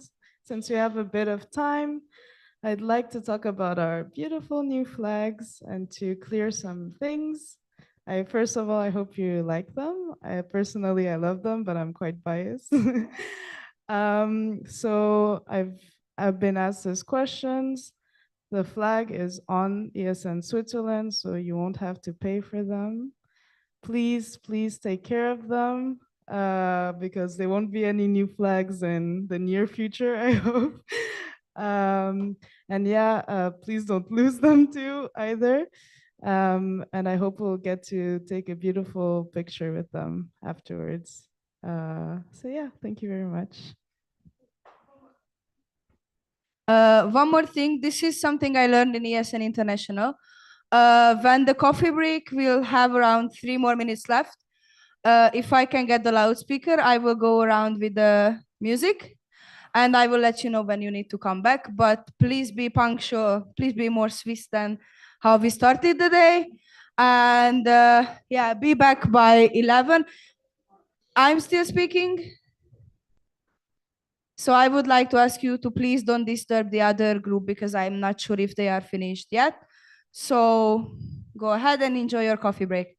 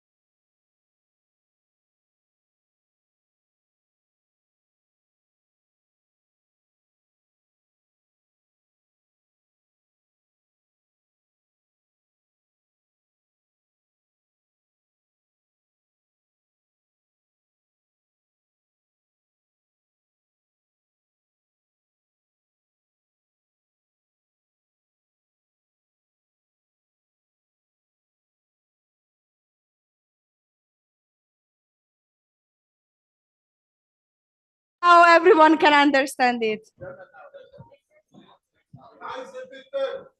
Silenzio. I can do it in Hungarian as well, but I don't think many of the group would benefit. Only the three of us. Oh yeah. 4, 5. So many people to understand. Okay. Again. Take your seat and please. Thank you very much. Just a few announcements. Those of you who were not here at the end of the previous session, we have sugar cubes back at the on the wall. You can see them. If you don't know what that means, sugar cubes are envelopes with every participant's name on it, and you will have the whole weekend to leave messages for each other. So please use this opportunity because they are good things to keep as memory from an event. And now we will move on with the agenda, and I will give the mic to Julian to explain what is going to happen. Thank you. Okay, just small update for the sugar cubes. At some point, there will be a table with paper and pens, which you can then use to write the sugar cubes. Now we have Meet Your Family. I'm first going to explain where each family goes, and then I'm going to explain what this is. Adams, Wings, and Pokemon, you stay in this room. Earlier, we have Adams here. We have Wings somewhere there. And the Pokemon, you can be a bit further in the back. There. Scooby-Doo, Teletubbies, and Incredibles, you're in the other room. There will be 3 different chairs around. I mean, circles of chair. You will go there. Now, if you could go to the next slide, please. The Meet Your Family idea is that not everyone knows everyone, so the family will be your sort of small group where you get to know a bit better some people. And so we prepared icebreaker questions for you. We will share a screen of this in the announcement, or if someone can do it now, it would be perfect. The idea is just that you get to meet the people of your family. You will also have social program tonight with your family, so you get to meet them a bit. You get to know a bit more about them. And it's basically a social gathering in a sense. So yeah, you will have 30 minutes for this. Afterwards, please come back to this room because we'll do the workshop distribution and you will know where you go and what workshop. So thank you. And please check the announcements chat. I always post what time you need to be back. So please check it regularly and be punctual. And dismissed.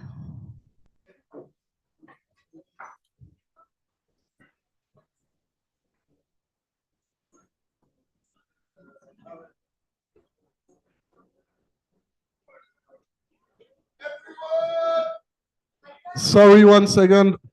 If you do not have a family, come to me, come here, and I will distribute you. Normally it should all be good, but just in case. Thank you.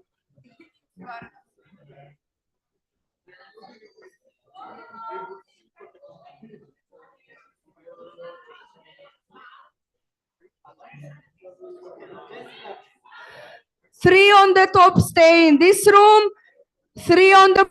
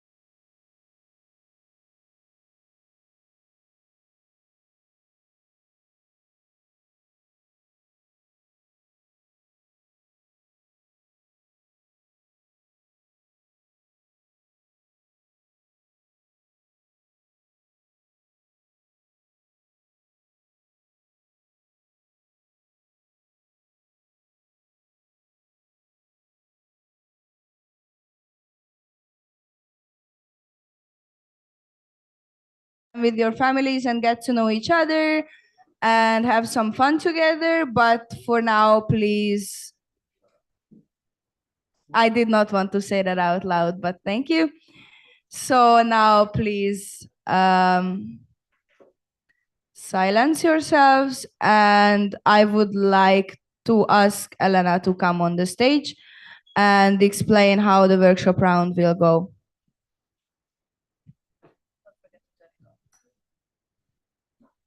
Okay. Hello. So we will have, so we prepared for this weekend 3 workshop sessions, as you've seen in the agenda.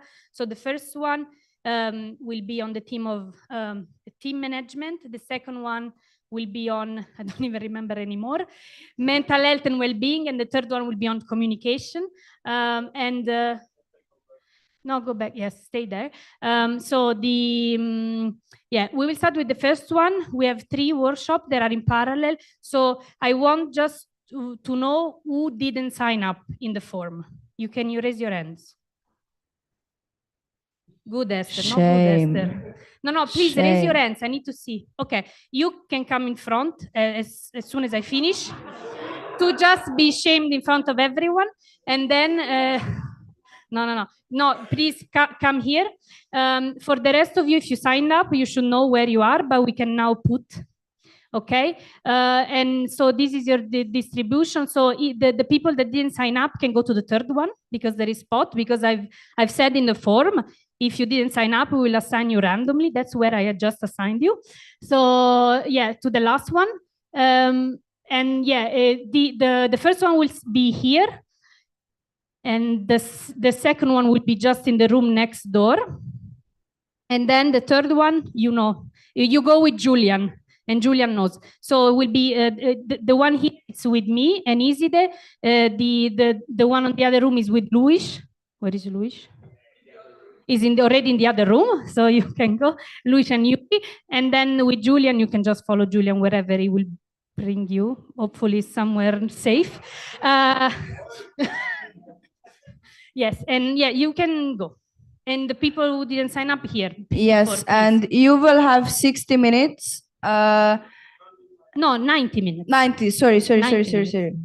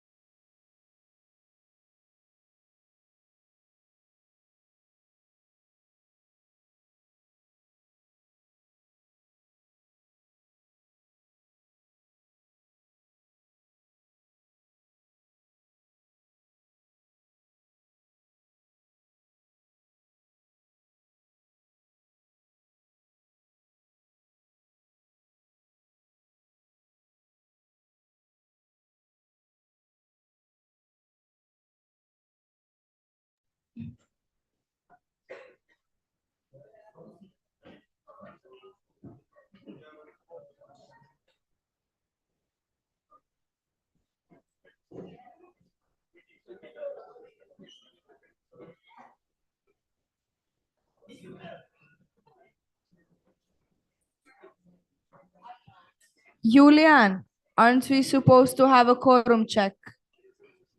Because we will have a vote.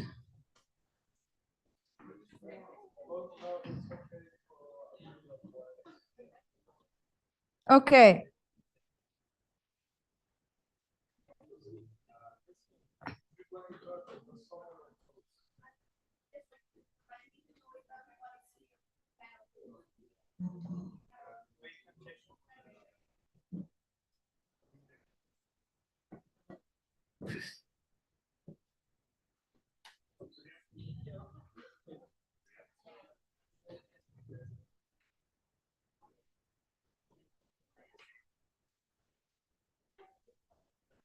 Do we have all the vote holders here?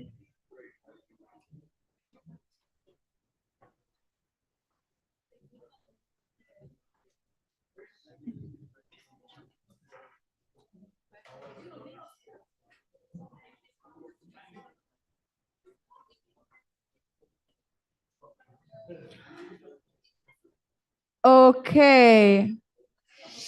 Do we have the scrutineers in the room?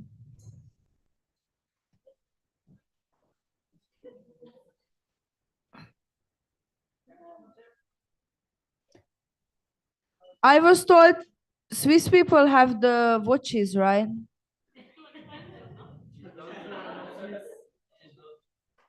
Yeah, I know, but I mean, I see so many empty seats.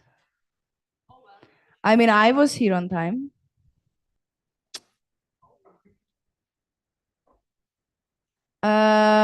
So in the meantime, I would like to inform you that we will vote on an amendment to the agenda.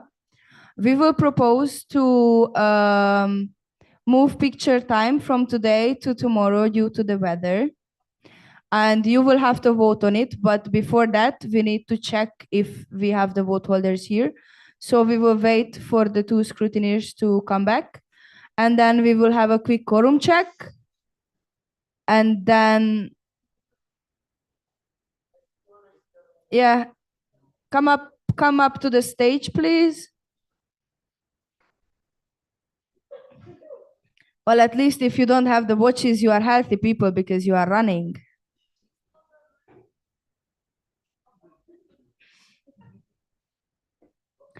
So thank you, scrutineers. Quick quorum check. It's not on the slides because it's an extra quorum check now.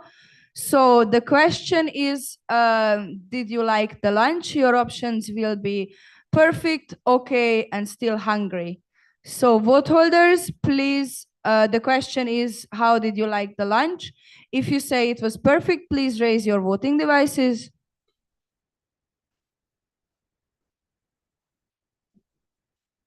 6. If you say okay, please raise your voting devices. 5. And if you say you are still hungry, please raise your voting devices. 2. So with 6 perfect, 5 okay, and 2 still hungry, the quorum is met and we can proceed. So the next question is, we have a city, the city is proposing to move the picture time for tomorrow due to the weather. And is there any objection? If you object to moving the picture time, please raise your voting device.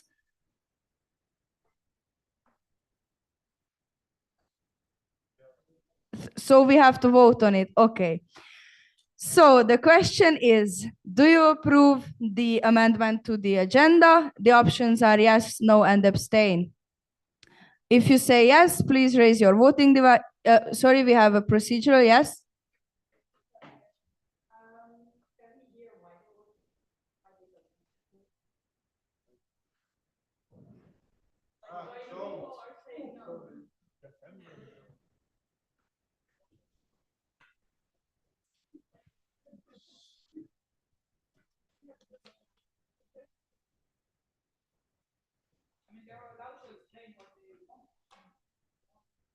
Do you want to explain?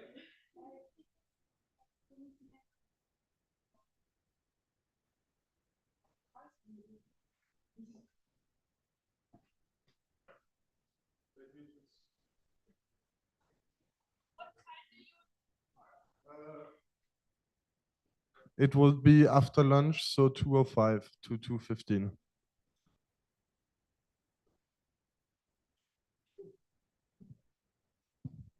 My outfit was choosing accordingly, so I need to take the picture today, please.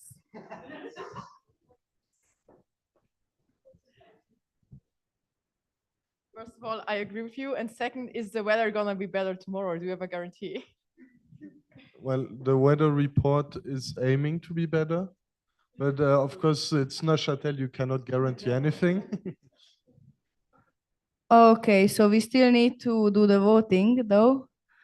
So, do you accept the amendment to the agenda proposed by the National Board? Your options are yes, no, and abstain. If you say yes, please raise your voting device. 1. If you say no, please raise your voting device.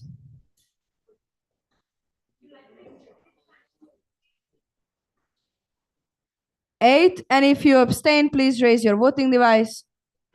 Please don't take it like that, but this way so we can see it. Thank you. It's 4. So with 1 yes, 8 no's, and 4 abstains, the amendment has not passed. So we are going to proceed with the picture time. Thank you, scrutineers.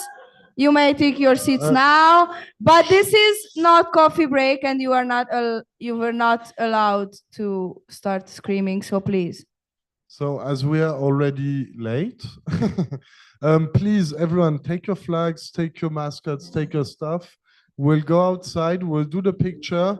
Ceci or come people find a good spot.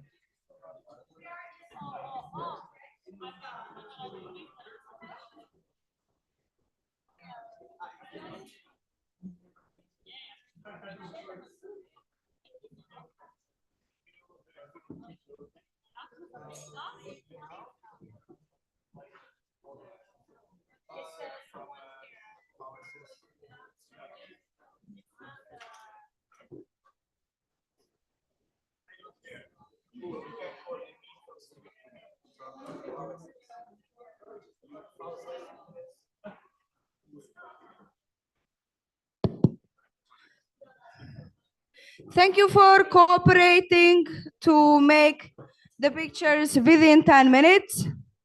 Please find your seats now and we will proceed with the agenda.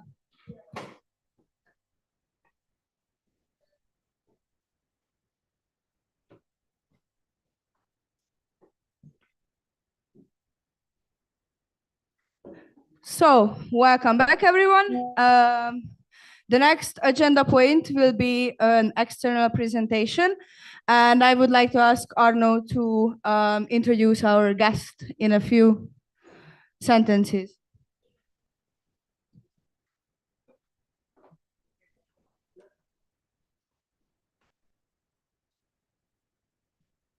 Okay. So this morning during the opening speech, I introduced many people, but there was one person that I didn't introduce. So we have a very special guest coming from not so far in Neuchâtel, who is Emile. He's part of the Swiss Student Union, which is another organization in Switzerland that we work a lot with, especially in the education field. So he'll present us a bit his organization, and he will be also around for the weekend. Thank you very much. If I can reassure you, in VSS UNSSU, the Swiss Student Union, we also have procedural motions for nothing that last for hours. So I guess it's part of the student representation. So you will have 15 minutes to present.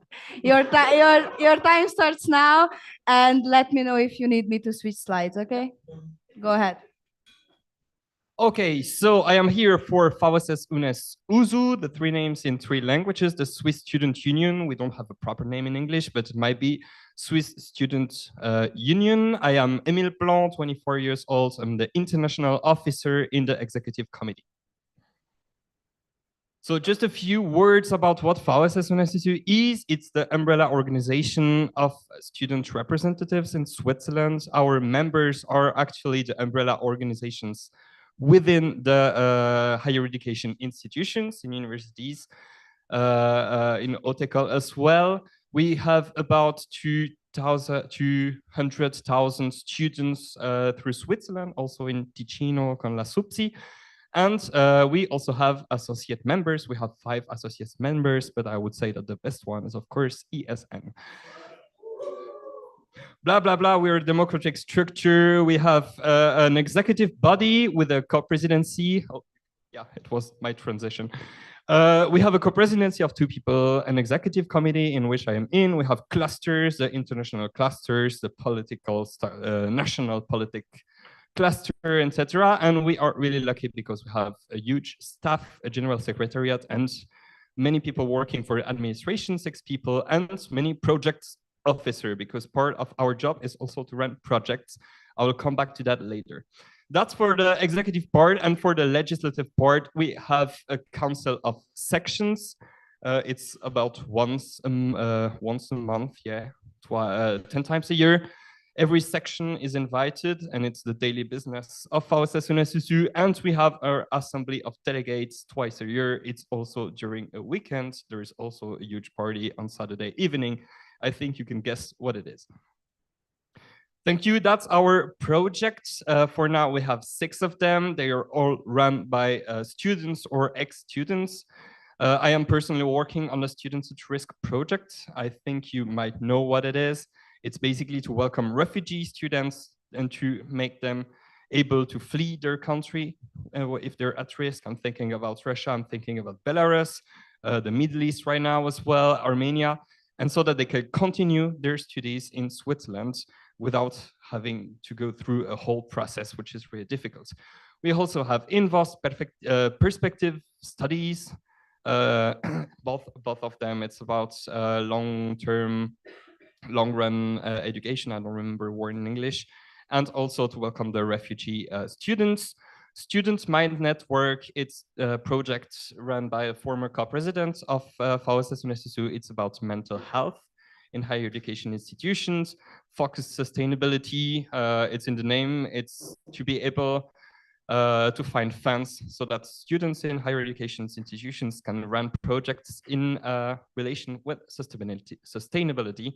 And also we have QA, and not AQ in English, Quality Assurance and Accreditation Pool.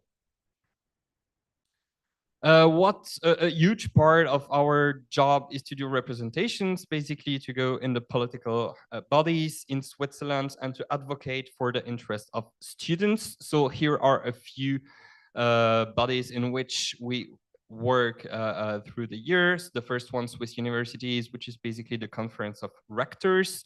The State Secretariat for Education, Research and Innovation, CEFRI in French and SBFI in German. I don't know in Italian, sorry guys. We also have the Higher Education Swiss Conference. It was last week. So basically there is the Guy Parmelin, the Minister for Higher Education in Switzerland, the ministers from the Canton for Higher Education, Swiss University and VSS UNSSU. We also have Swiss Council of Higher Education. It's boring, I don't give details. Swiss Council for Accreditation as well. And Movetia, I think you all know what Movetia is right now. It's the National Agency for Mobility. And for now, we are represented by you. The students actually in Switzerland are represented through ESN. There is also the Quality Assurance and Accreditation Agency in which we're a bit involved. And in the parliament, in both chambers, the chambers of the people and the chamber of the canton, we have this committee for higher education, amongst other things, CSEC in French and Italian, WBK in German. And we are really lucky to have a good relation with the presidency of this committee, with many members of this committee, and we are invited quite regularly to advocate for the interests of students, especially now we are going to talk about the BFI Botschaft, Message FRI, no idea how to say in English, probably financing message about education, research and innovation. And it's really a huge chance to be able to advocate in that context. Can you? Yes, thank you. So yes, on the daily work, you know that in Switzerland we're a federal country. You do not learn anything in the previous sentence. So on the federal level, which is our level for VSS UNSSU, the cantonal level, it's more our sections that are supposed to work on that level. But on the federal level, there are many things. First of all, the financing of higher education. We say that about a third of the financing of the funds that are allocated in higher education come from the Confederation. There is also the transportation on a very global level. For example, the general abonnement of the Swiss train SBP for the students that was cancelled, and we were advocating for a new GA for students to be recreated. Of course, there is a housing problem. We are part of a committee of a popular initiative with the Union of Asloka. I don't know the word in English. And it's to be able to have sub-renters. I'm really not sure of what I'm saying. But well, we're working housing as well. And of course, the competence on international is on the federal level. So we're working as well on the international level for Erasmus plus Horizon Europe. I think you know that. And also some para-educational topics might be, for example, to talk with France about the trains that cross the borders so that the students might be able to use public transportation, especially in the region of Geneva and Basel. We also work on the intercultural level because there is the Swiss Conference of Cantonal Minister of Education, EDK in German, CDIB in French, in Italian, I don't know. And this conference has a sub-conference who is talking about grants.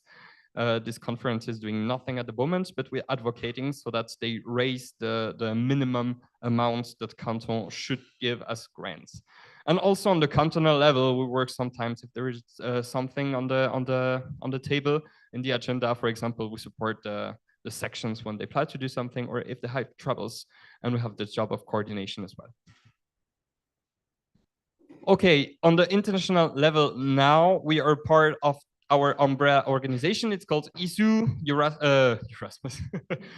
European Students Union. It's a huge European organization representing about 20 million students in 40 countries with 45 national union of students, and VSS is the one for Switzerland.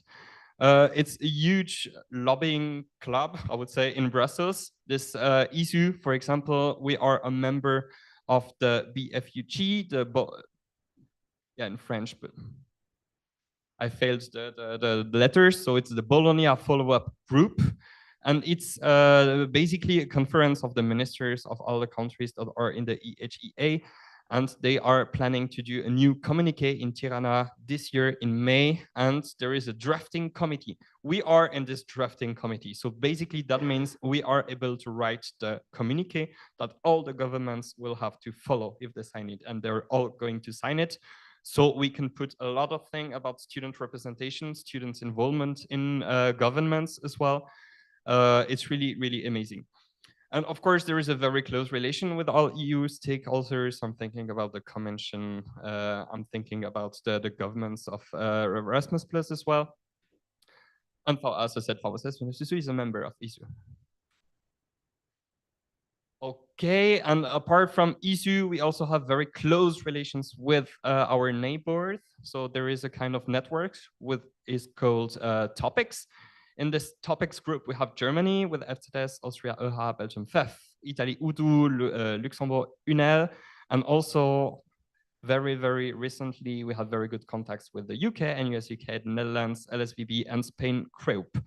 So basically, VSS has built quite a strong network on the international level, and it's really useful. For example, for Erasmus Plus, we asked Topics to help us, and we have been reading communique. We have been writing a whole document, a concept that has been sent to basically all those ministers.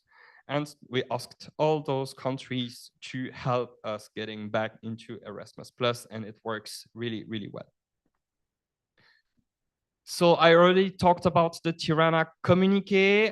We also have two ways to influence this communique. It's really amazing at the moment, the situation.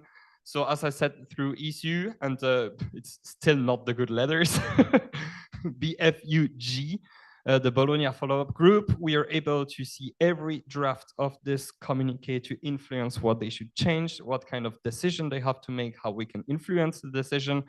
And that's one way. DC stands for Drafting Committee, and also from the city. Actually, our co-president, Nadej, will be part of the Swiss delegation during the ministerial conference in Tirana. So basically, she will be in the team of State Secretary Hirayama. And it's really great because the students' representative will be there, and we will be able to speak in the name of the country. So it will happen in May, and probably if you stay tuned to our social media and everything, or maybe through VSN, you will hear about that. We have been talking a lot as well about artificial intelligence in higher education. That has been basically the topic of the last board meeting of ESU in Tallinn in November. Of course, mobility remains very important for us. Sometimes it's a topic that is a bit forgotten by the other National Union of Students in Europe, but trust me, all the time we can talk about mobility. We talk about mobility. For example, in March, we had an event in Brussels, and there was the commissioner, Nicolas Schmidt, that came. We could only ask 3 questions, and one question was about Erasmus Plus in Switzerland. By the way, the commissioner also said that he thought that in 10 years, Switzerland would be a member of the European Union. And that was really confusing. We also talk a lot about student-centered learning. That's one of the main objectives we have. It's to put student-centered learning into the Tirana communique. So that's basically all the countries will have to revise their guidelines in higher education to introduce that notion. And of course, this is the basics of all student representative, the social dimension with grants, with the possibility to find a decent house, to find decent food, to be able to pursue to follow higher education studies without having rich parents or anything. So it's really the basic. Okay, so a few projects that have been launched or that will be launched. The first one is the 9th of February 2024. That was organized with ESN and our, I think you know that Erasmus is a big plus. It's the campaign group with the Swiss National Youth Council, ESN Intermundo, with the support of Movetia unofficially. And we decided to organize something because it was the 10 years anniversary of the Switzerland being out of Erasmus+. Exactly. We have the precise dates because you know that it was because of the popular initiative of the far-right party that directly caused the fact that Switzerland got kicked out of this program. And since now we're trying, of course, to get back in the program, and we decided to have a press conference and also a symbolic action. In that case, that was a wedding. And we have been able to marry two people. One was Switzerland. Sorry? To engage. Sorry. Thank you for your cooperation. And it was to engage two people. One was Erasmus+, and the other one was Switzerland. That was a very, very cool event because we managed first to have a lot of echo in the medias, especially in the French-speaking part. That was really impressive. Many people have been talking about that afterwards. And the second main benefit from this event was for our lobbying objectives in the parliament. Basically, all the political parties, except the far right, was present in our press conference, and they could speak, they could tell us a few words about Erasmus+, and we kept in touch with those parliamentaries, and now we basically created a working group, an official working group in the parliament, so that when the message for the financing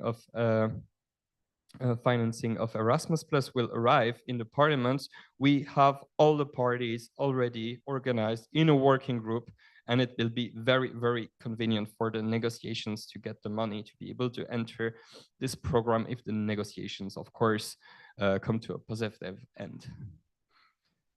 We are organizing also the board meeting 86 of ISU. It will be in Geneva in May. We have our organizing committee in which I'm part. That's why I'm so tired those times. But basically, it will be a political momentum, really, really interesting. That's why we suffered to organize this event. Many people from the higher education panorama will be present in Geneva for the opening ceremony. Unfortunately, we cannot have the Guy Parmelin federal councillor, but he will be present by video. We also have the CEFRI that will be represented. We will have Swiss universities. We will have basically all the stakeholders. Our objective, of course, is to remind Switzerland that we need Erasmus+, so all the medias will be invited as well. There will be press release, blah, blah, blah, etc. The objective is really that we talk about Erasmus+. And of course, I have put cheese because it has been a final argument to be able to organize this board meeting. We were in competition with Belgium to organize this board meeting, and we said cheese, and they all voted for us. So just an idea for ESN Switzerland, if you need arguments, this one works very well. Just promise cheese and everybody wants to come. So if you have if you have some questions, I don't know if I'm still in the time, but you have my email address, you have my number, and you have the social media of VSS and SSU. Don't hesitate to follow us on the social media. We only post important things. There are no shit posts. So if you want to stay tuned, and if you have some questions, if we have some time. I didn't dare to stop you, but you ran out of time. But you are an external guest, so you are allowed to speak. But I would suggest that in case you have any questions, please find him. You are going to be staying today and tomorrow too. I will leave this afternoon. I will come back tonight. Okay. So he will be available to answer your questions. But as of now, unfortunately we need to move with the agenda. So thank you for your presentation, and Thanks for the invitation. thank you for being here and accepting the invitation. Yes. And now I would like to ask Julian to explain the national board updates. National board, please get ready with your updates. Okay, I mean, national board can move, but we will do it like this. Network and development team and finance stay here. President, education youth officer, and international team and project communication go there. They are two different entities. Okay, I'm gonna start again because this does not make sense. We will basically have two families going to two board member, one time three board member, and then every 15 minutes we will rotate. So for NB members, network care, we will stay here with finance, project and communication. You're together at full end, president, education youth officer, and international relations. You are also in the other room, but in the middle. For the families, let me just open quickly the families. The Adams family and the Scooby-Doo family, you will stay here. The Wings family and the Teletubbies family, you will go fully to the end to the project and communication. And the Pokemon and Incredibles, you will go in the other room, but in the middle. Please don't move yet. There is more or less 13 minutes plus 2 minutes walking. So both board member or for the one time free will quickly give the update. Then you will have question rounds, but please stay on time because we are already a bit late. Yes, we will proceed with the candidacy presentations at 15:25. So you have about 45 minutes for this whole program, and now you can leave. And Did everyone understood? Okay, wait, one question.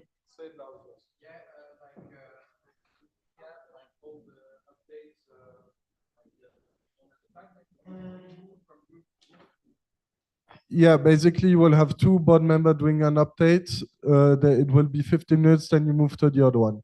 How you move is from here fully to the back, then to the middle, then back here.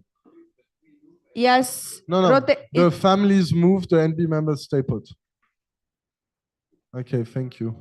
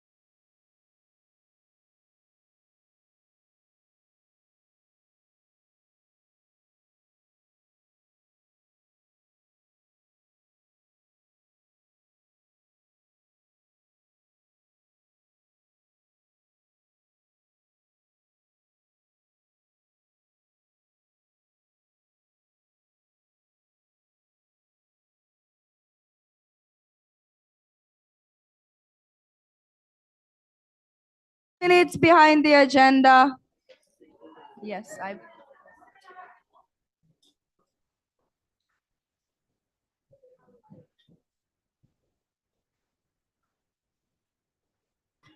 Please find your seats.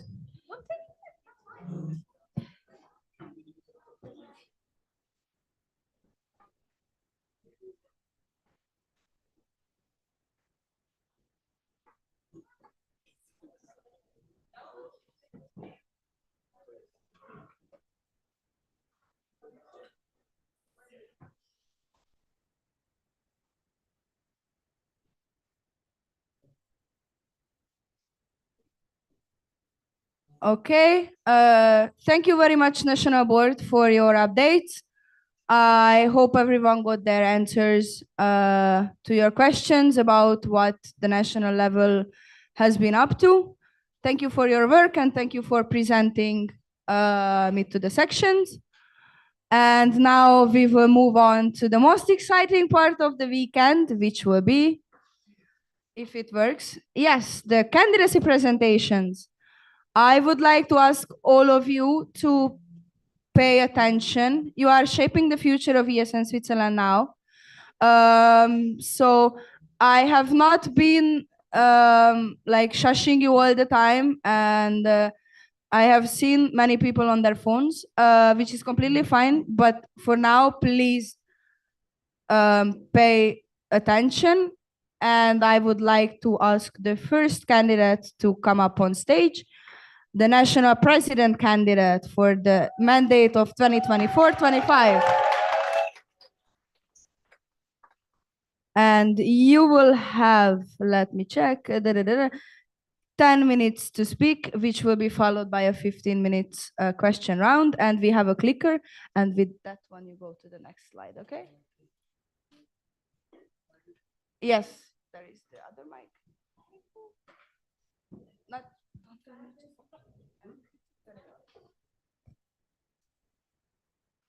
Okay, hello everyone again. So here we are again. Happy to have you in front of me. I will present myself again for the few people that might be don't know me. I've put a few pictures to represent myself the best, I guess. So I'm Arno, I'm 26. I'm currently working as an intern at the Swiss National Bank. I have to admit that Fribourg does the best cheese and chocolates. That's something I wanted to say. There's the one from Fribourg today, unfortunately, except in S. So you can appreciate this. And yeah, fun fact about me, and something that not people know is I was about to become a piano teacher at the end of my studies. And then I decided translation sounds so fun. Yeah. And yeah, that's me in a nutshell. I think you know me quite well at this point. I will not go further in it. But there's one question I get all the time. What's your section? I will try to answer to that question today.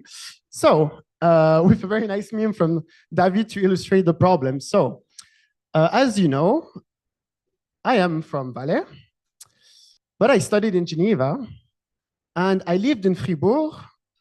Now I live in Bern, and I work in Zurich.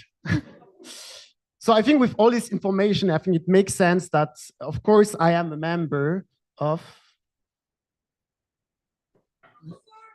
Wait. Ah, that's a shame. We'll never know. Anyway, so I wanted to present a bit my life in ESN, the different roles that I held. As of now, I'm an active member of ESN Bern.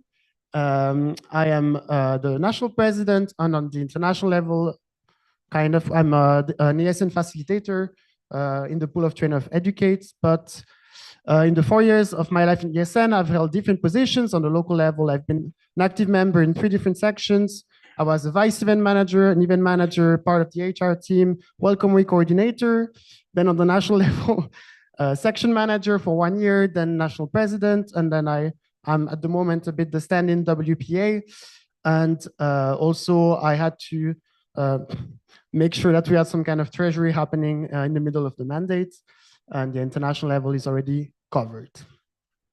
about the events that I've attended at ESN, I've attended quite a few, as you've seen in my CV. I've attended in total more than 40 national or international events.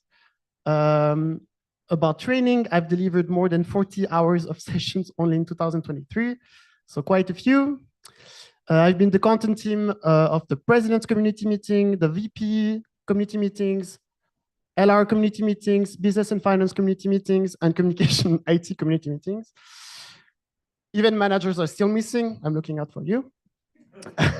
I've been also the OC of a few community meetings when I was, as president, as section manager, but also community weekends. I was a trainer in both web and NBT. Yeah, let's say that this is fine. So yeah, quite a lot of experience under my belt. Yeah.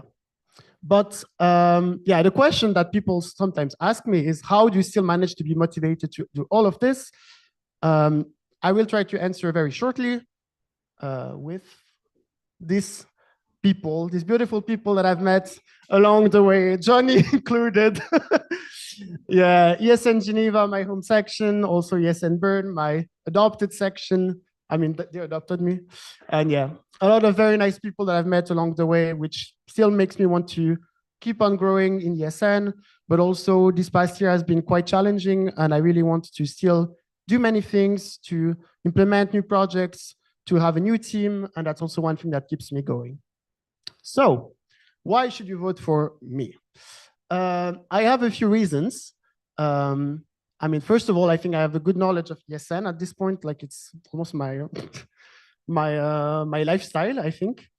I know all sections quite well because I was a section manager. So I visited all your sections 2 years ago now. Like, no, 1 year and a half.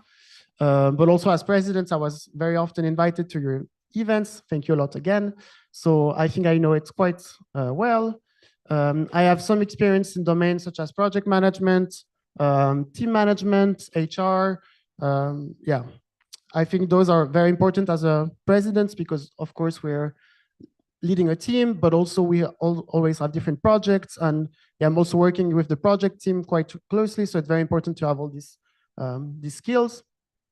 Yeah,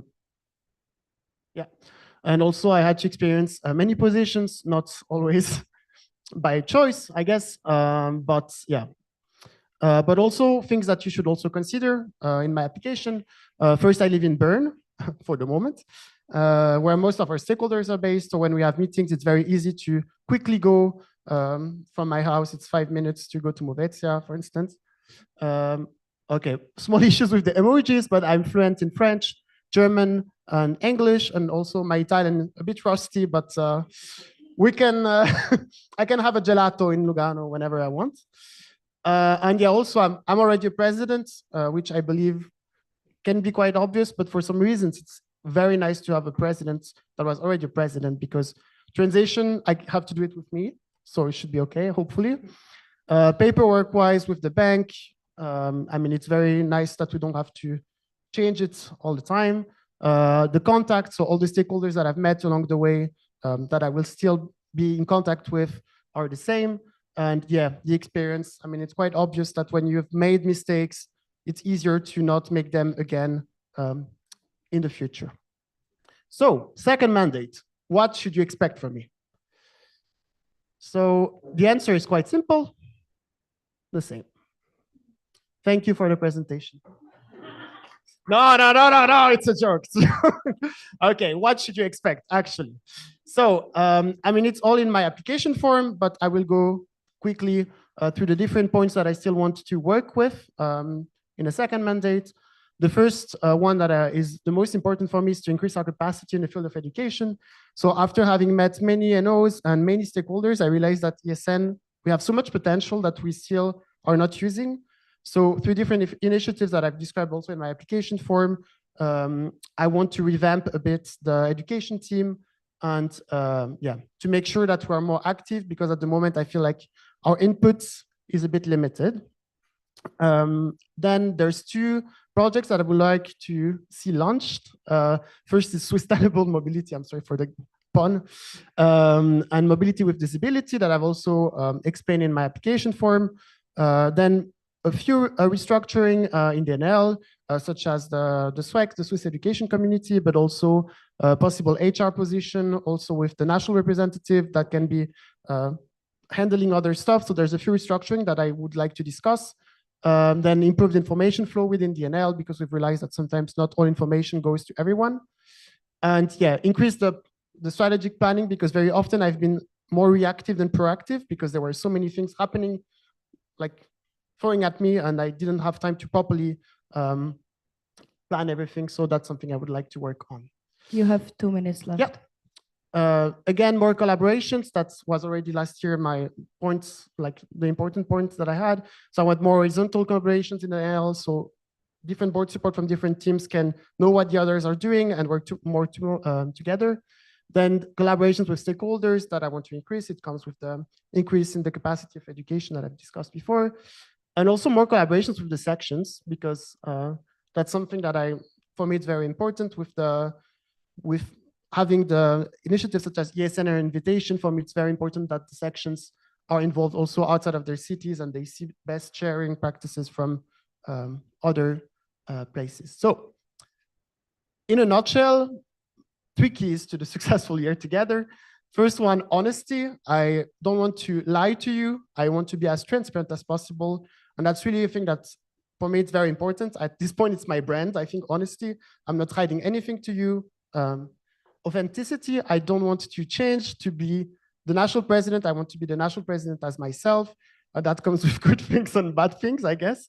But for me, it's very important that when I'm doing a bit not so great, it's very important that I also communicate to you, because I think we're a team. I see everyone as equal volunteers. And I think it's very important to show that it's not always just smiles, but sometimes it's a bit more difficult. And respect, very important. And this year I will be more strict with my boundaries, because I think sometimes this year my boundaries have been way pushed too much, like really. So this is something that I really want to have more for myself, but also for people in the national level, because I've seen also people that were sometimes, pushed a bit too much.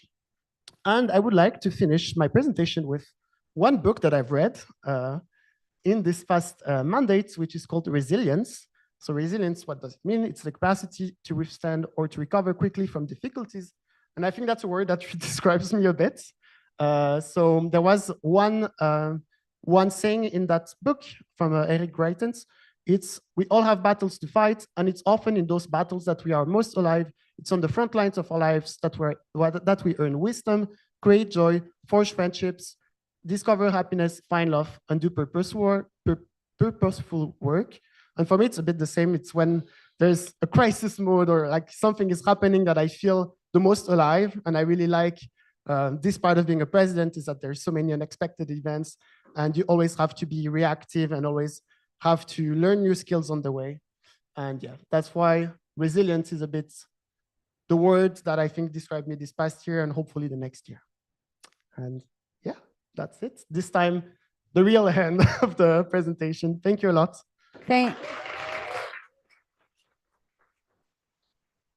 Thank you very much for your presentation and for your candidacy. And now we are going to move on to the question round. Yes, I was going to ask if, okay, so please enter your questions to the Slido.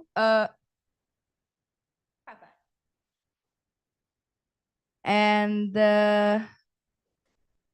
yes, please type it down if you can, for the sake of the minutes.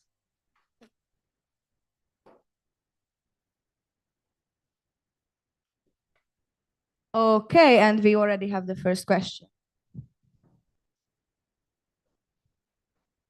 Axel, ESN Switzerland. So thank you very much. I have a lot of appreciation for you for the job you have been doing this year. But yeah, like next year, you will not only have an impact for next year, but for next year's incoming, as we are gonna change the new 3-year strategy. So my question in short is, how do you see ESN Switzerland in 4 years? Thank you for your question, Axel. It's a very interesting question. As we see in the 3-year strategy, it's a lot of different topics on all different teams, so it's difficult to answer in one question. But I think the biggest element that I think is important for us to have all this achievements being made is the implementation of a possible secretariat with real employees. At this point, with my previous mandate, I would have seen so much benefit if someone would do some tasks that I did, and that then I would have more time to work, for instance, on Erasmus Plus, on this kind of campaign. Very often I was limited. So for me, that would be the biggest thing that I would put. Otherwise, honestly, I hope the sections are still collaborating with each other, that we still receive grant applications for the causes. And yeah, honestly, that's like the big thing for me, but the rest, I think it's already going quite well. I have two procedural things to say. One is please speak close to the microphone so you are heard on the live stream. And the other one is I know you Swiss people love appreciation rounds, and you will have all the time in the evening to go up to the candidates to thank their candidacies. I will thank them in the name of all of you, and please use the question round for stating your question. Thank you. Thank you.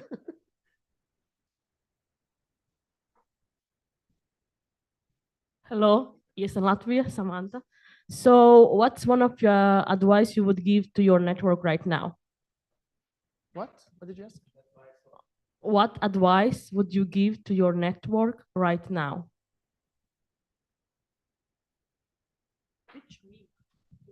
It's not a question. It's okay. Sorry. That's a good question. One advice. I always say get out of your comfort zone. I think we're very often staying limited in what we do and being scared of changes. And I think it's very important to make changes sometimes. Sometimes there are mistakes and they don't do, like the risk doesn't pay, but very often the risk is worth it. And if you do a mistake, then it's always like an opportunity to learn. So that's what I would say to my network.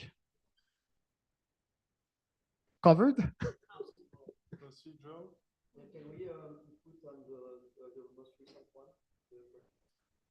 Yeah, because top right you have to go. Pepe. Top right, recent. Not popular on the top. Yeah. Recent. Oldest. Yes, that is it. Yes, because this is the row that we can put. The one who said it earlier, that is the oldest, okay? Yes.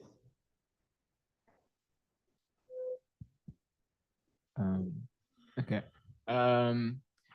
Yes, in Switzerland. Thanks a lot for your presentation, candidacy. It's really great to see everything that you've done and you want to do. So it's a bit of a follow-up on, it's a bit of a follow-up of what Axel asked. How would you go about the creation of the 3-year strategy, like the process? That's a very, very good question. So to be honest, I've already planned a bit how I would see the implementation of it. I would start very early, like already like September, that was already starting with consultations with the sections. That's a big thing. So consultations with the sections, a consultation with the local presidents, but also consultation with the previous boards, previous national boards, previous board supports, because it's very important to have like as much people as we can giving inputs and giving information on it and having as much knowledge on it. And I would see, so probably a few phases actually, like it would be not just a phase, like very different phases of consultation, and then looking with the different national board people, how we can create the new 3-year strategy.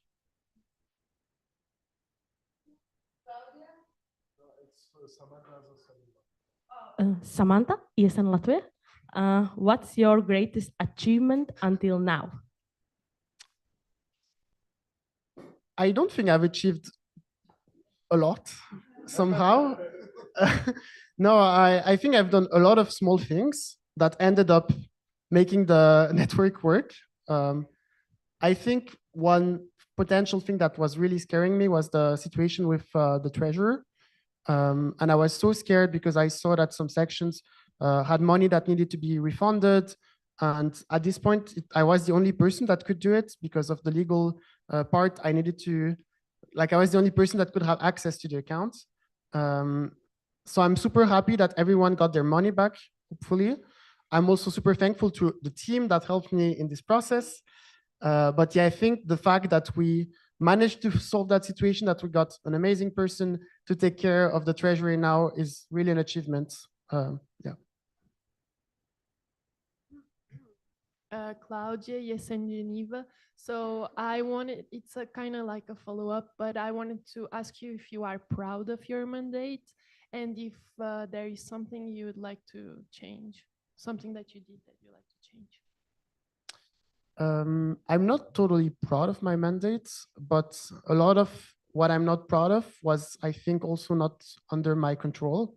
I felt like there were stuff I wanted to do more. I wanted to do more projects. I wanted to do more work on education. Very often I was limited because I had to do some other stuff that just were urgent and that I had to take care of. And it just took so much time that I could not fully focus on these topics. And that's also why I apply again, is because I'm hopeful that next year I will not have to go through all of this and I will fully have time to do these things. So I would say I'm proud that we managed, but I think there are always stuff that you want to be better and to be improved. Is there anyone else who is typing a question now? Okay, then I will come back to you. And we can move on with the question. Nathan, ESN International. Thank you, Arno, for your candidacy. It was really great. I saw you put a lot of things in the field of education in your candidacy and in your presentation, but as you know, you can't do everything in a mandate. So maybe can you say one priority in this field of education that you want to achieve during this mandate?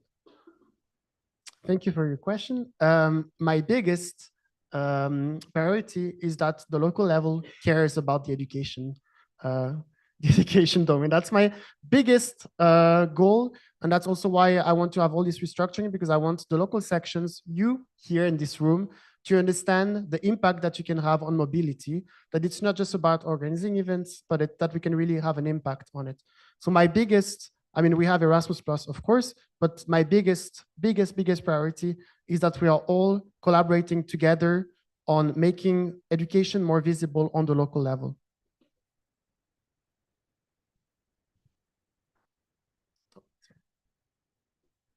Mary, ESN Switzerland and ESN Zurich. There is a possibility that we will work closely together, and I'm also concerned for your well-being and want to support you. So are you consciously planning time in your week to recover? And if yes, how would it look like to you? Thank you for your question. Very interesting question. Yes, so I always try to plan at least one night in my week where I'm not doing any ESN thing, and one day in my week where I don't do any ESN thing. Of course, this is very often not the case, but what I've done a lot in these past weeks is I've learned to let go very often. Like, let go of what is not important, let go what is not necessary, let go what is not my role, and also to just have time outside of ESN to do sports, to do other fun stuff. Sorry. But for me, it's so important that I plan it even more. Like, for me, it's important that I have this amount of time in my week to do this. And I think this is something I was struggling a lot at the beginning of the semester. And now this is something that I've learned. Not going to this call if someone else of the team is going, not taking care of this project, there's someone else of my team. At the end of the day, yes, I'm president, but I should not be doing everyone's job. I also learned to sometimes step back, have fun, and let the people that are in charge to do their stuff. Yeah.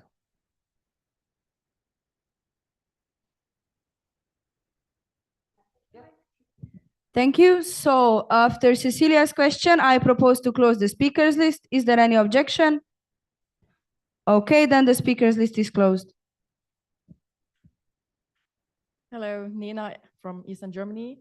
So we all know that the job of a treasurer, it's a hard job, it's a lot to do.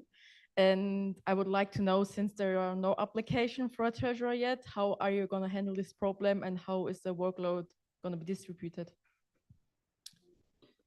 Thank you for your question. I was waiting for that question also, I have to say. Yeah, so there's, as I've said, it's very important to let go of things. There's also some things I cannot let go. And of course, if there is still stuff that needs to be paid, refunds that need to be done, and we don't have any treasurer, and I'm the only person that has access to the account, I will have to do it. But similarly to what we've done previous year, I would expect my fellow NB members to help me in this, that we will redistribute the tasks of the treasurer, and that someone would take care of the grant applications, someone would take care of this, so it doesn't come back to me, because this is a team effort. But of course, there will be stuff that I will have to do for sure. But everything that is not, that I don't deem as necessary in the treasurer job, that is a nice to have rather than a must be done, that would be not done for the sake of everyone. Okay, GDG. I didn't say thank you and all the stuff because the question is more for this, is more for the sections. If you can explain how like there were goals that you wanted to achieve last year but was not possible due to the reason that you already explained, and how do you think that this could be achieved this year, be implemented thanks to this second mandate?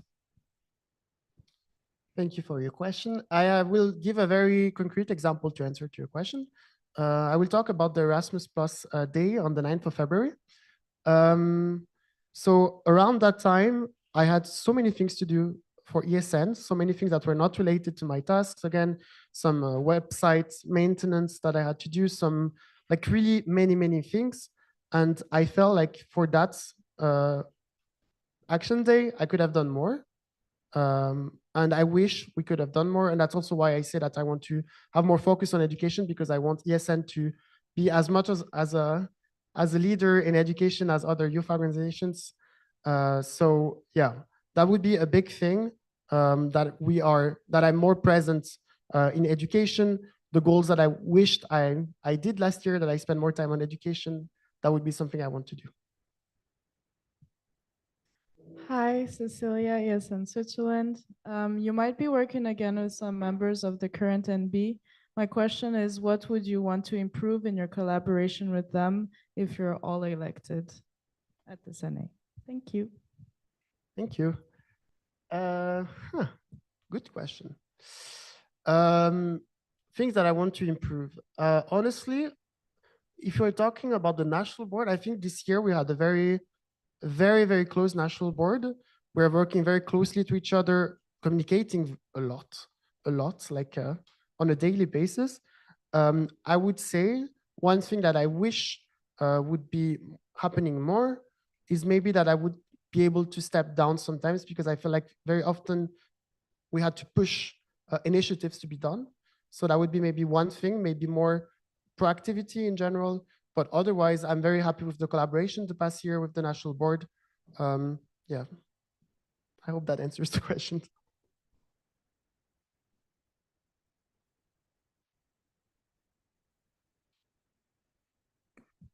Yes, thank you for your candidacy and thank you for answering your question.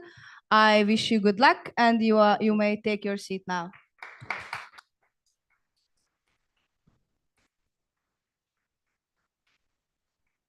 And I would like to ask so we will move on with the vice president candidacies, and the first candidate who will present the candidacy is Mary. Please take the stage. You will have 10 minutes to present, and then we will proceed. Can I finish my sentence, please? So we will proceed, then we will go on with the other candidacy, and then we will have the question round. Okay. That is, yes. Hello. Hello, everyone. I'm very happy to stand in front of you and tell you about my application as National Vice President of ESN Switzerland. Okay, so first, for those who don't know me, I already know a lot of you. Oh, but for those who don't, so who am I? I'm 24 and I grew up in a village of 20 people called Strada in Graubünden. You see it at the top right, and in the background you see actually the farm of Strada, and it's bigger than the village. Then my heritage, my father is Greek and still lives there, and I visit him in the summer. Here you see me with the vegetables that he grows in the garden and his dog called Max. I studied at the University of Bern, and I'm actually just finishing my bachelor in social science and psychology this summer. And now I live with Adwiswil, with my boyfriend Andreas, that's him. And here you see just a snippet of my garden now. So it's actually what I manifested a year ago, and now I got it. Some of my it's a little shaky, so I have to wait after I press. My hobbies are skiing, hiking, reading, cooking, so much right now. I'm actually doing a project where I cook a national dish of every country each week, and I'm on country 39, and spending time with my best friends. How to win me over, play my nerdy board games with me, I really love it. And also just respond with random stuff to random stuff I say, and everything about food. So this is with ESN Bern on the ski weekend. This is the national food of Fiji. These are my best friends. I love them a lot. Then who am I in ESN? I joined in ESN Bern in February 2022. In September 22, I became the VP of ESN Bern. In June 23, I got elected as section manager of ESN Switzerland, which I'm still currently now. And I changed section last September to ESN Zurich. So here I'm with ESN Zurich, with my dear national level. Was my first NA in Uster with ESN Bern, and this was my last team meeting with ESN Bern. I cried a bit. Then my mandate as section manager, very quickly for those, the main things that I did was a section visit. I went to every section, filled out a 2-hour section like spreadsheet with them, and gave each section an evaluative feedback. Then I was the head of the CHRN, that's the community of the VPs and the HR managers of all local sections. We did community calls, and I also organized a physical community meeting together with them. With the president's community. And I was the contact person for the sections if they had any issues or questions or anything. So I was the link between the local sections and the national level. So some impressions. Please make some sound if you see your section. Lugano, no. Oh no. Fribourg, no. FHNW. EPFL. Bern. Basel. Neuchâtel. Chur. Yeah. St. Gallen. Woo. And Unil. Ooh. So you see, that's all I did in 1.5 months last semester. Then, oh yeah, what qualifies me as a section manager? I have invaluable knowledge of all the sections and the national level. I worked in the network and care and development team already. I organized a community meeting for the CHRN with the president's community together, which would be my community as VP. I gave 3 workshops, which were all well received, and I want to do many more. I had a longer period of extremely intense ESN work during the section visits. I had 2 free evenings in 2 months. I helped to solve multiple difficult problems, and I have extensive mediation skills. So maybe a bit about my work style. I really want to keep the ball rolling and not the ball to stop. So it should always be rolling. I always want to do high quality NAs, CVs, and other national events. And for this, I really want to work closely with the network current development team to achieve it. I really want to apply early enough, always. I'm open, direct. Please be open and direct with me so we really can work efficiently together. I'm problem solving focused, so it's always you and me against the problem and not us against each other. And I'm very proactive. My plans would be to elaborate the HR and care on the national level, doing an early on action plan for the whole year with the network current development team for all the national events, and creating a better information flow, which also congruent to the goals of Arno on the national level. A little bit elaboration on these things. So I will do a consultation if I get elected with the national board. If a new board support position of the network and care and development team should be created, namely the HR manager. What would be the task of the HR manager? It would be to organize 1 to 2 team events a semester for the national level.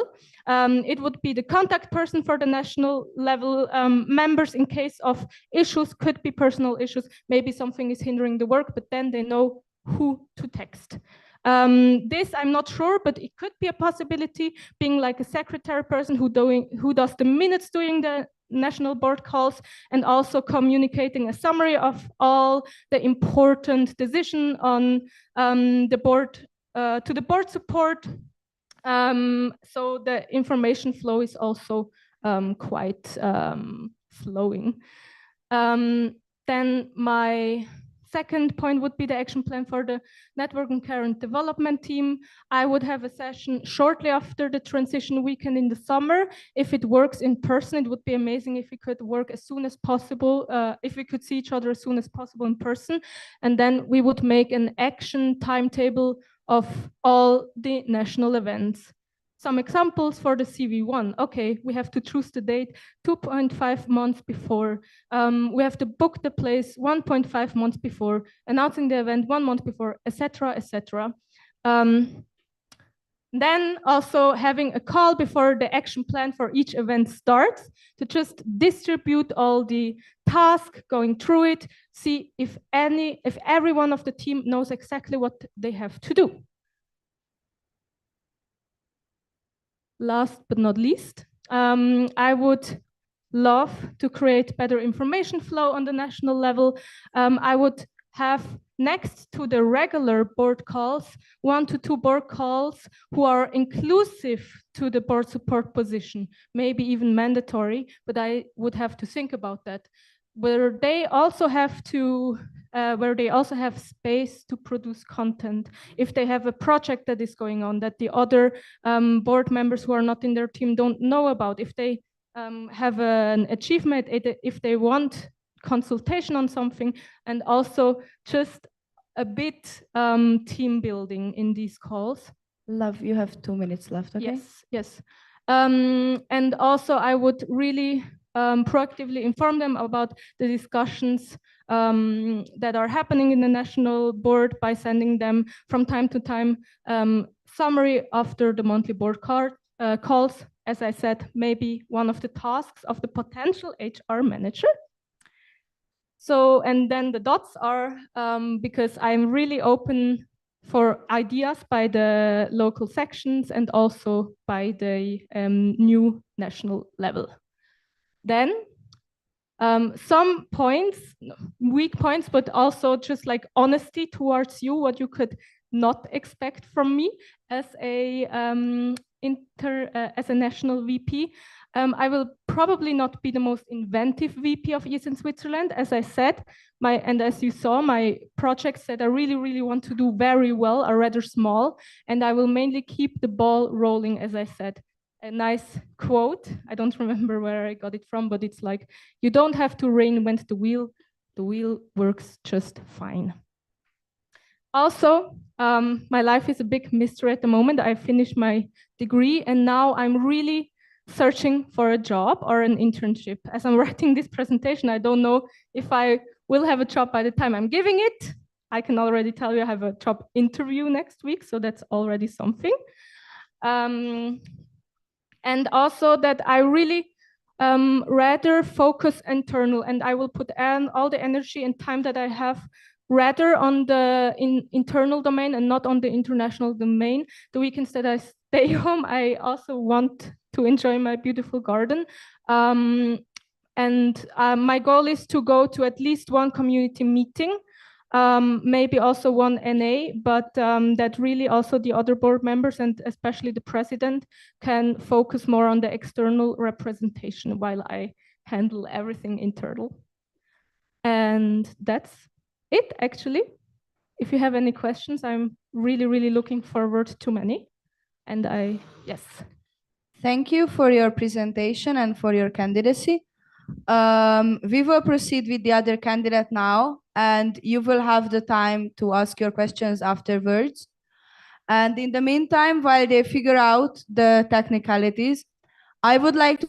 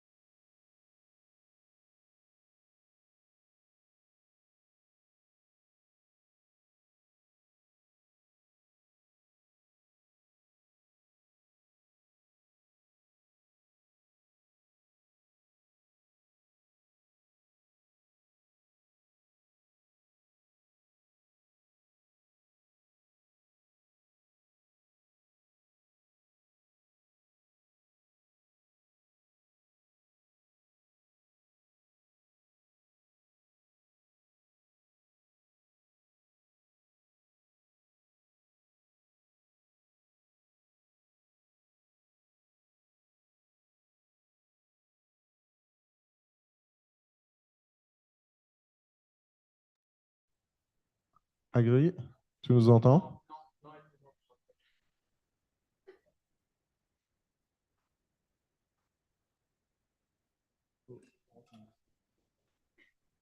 Attends.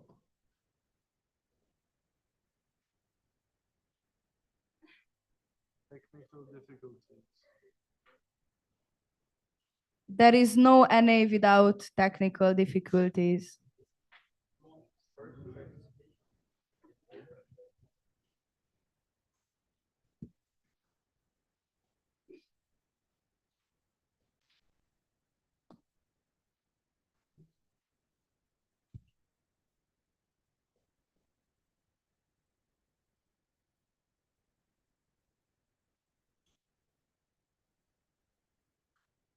In the meantime, can the education and youth officer candidate come up to me pretty quickly?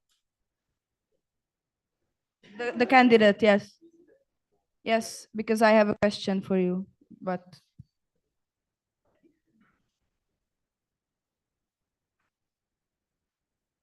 Agri, tu nous entends? Ok, essaie de parler. Ok, on t'entend pas. Sorry, we're not hearing you, Agrippina. We also don't hear you on the Zoom call from on our phone. in the meantime, do we have all the vote holders here? Vote holders, please come up.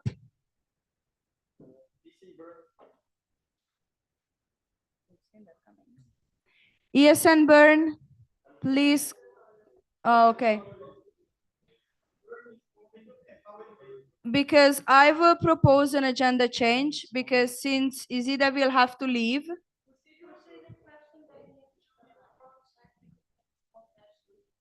Yes, I know. Thank you. But in the meantime, she will have to leave for the bus. So I will propose to have the coffee break after her presentation. But we need to wait for every vote holder to come back and then check the quorum. Or we can just check the quorum now and then. I mean, the quorum is meeting. They are still trying to figure out the technical part.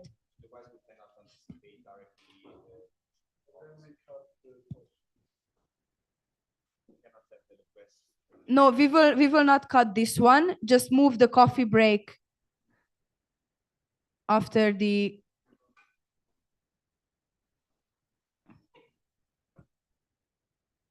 We still don't hear you, Agri.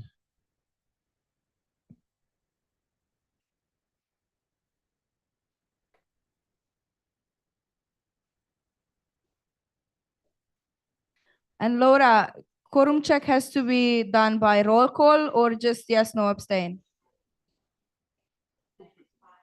Thank you. We cannot hear you.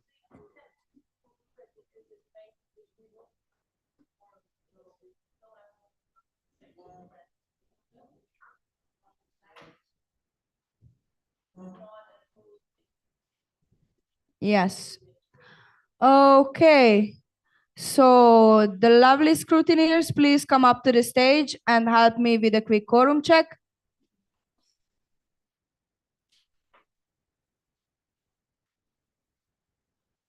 Thank you. So if you check on the agenda, you can see that after the VP, both of the VP candidates and the VP question round, we are supposed to have coffee break. I know you are getting tired and I know you want your coffee, but I would like us to respect that Isida has to leave. So I would propose to move the coffee break after the education and youth officer presentation before the energizer. So the question is, do you approve the amendment to the agenda proposed by the chairing team? Your options will be yes, no, and abstain. If you say yes, please raise your voting device.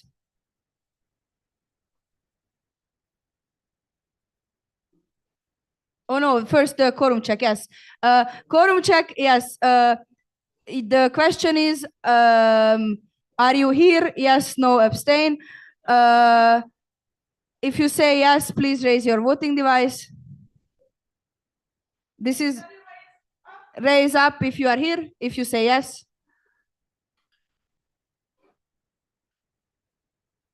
What?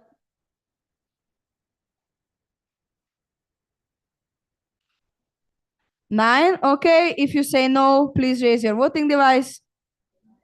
This is just the quorum check, it's fine. 9, 2, if you say abstain, please raise your voting device.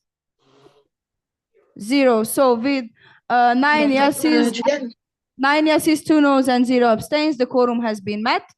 So now we can proceed with the change of the agenda. So do you approve the amendment to the agenda proposed by the chairing team? Your options are yes, no, and abstain. If you say yes, please raise your voting device.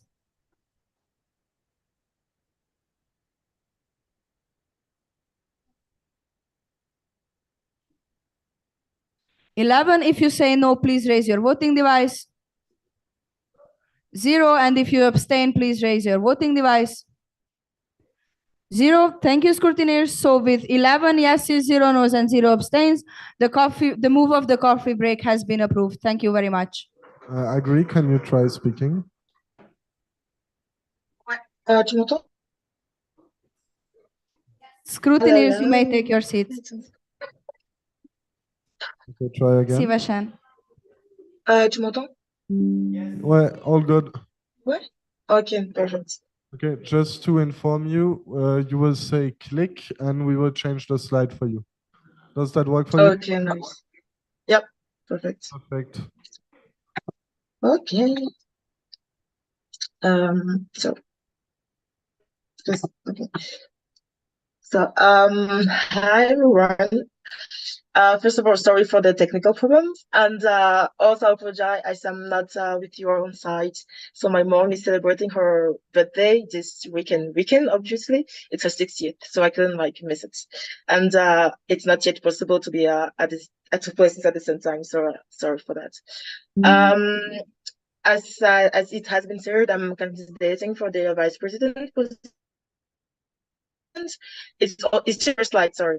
So I'm thrilled to share more about myself and my vision for the position, for the vice president position within ESN Switzerland. So next slide, please. Thank you.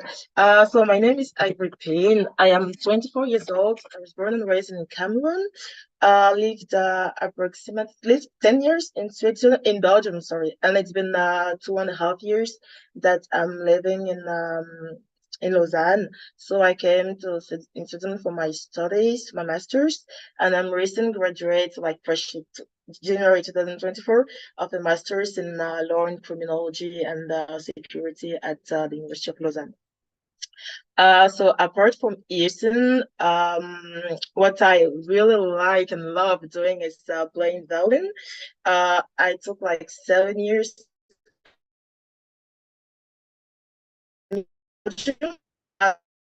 baking and traveling. So I discovered interrailing a few years ago, and it just popped up when I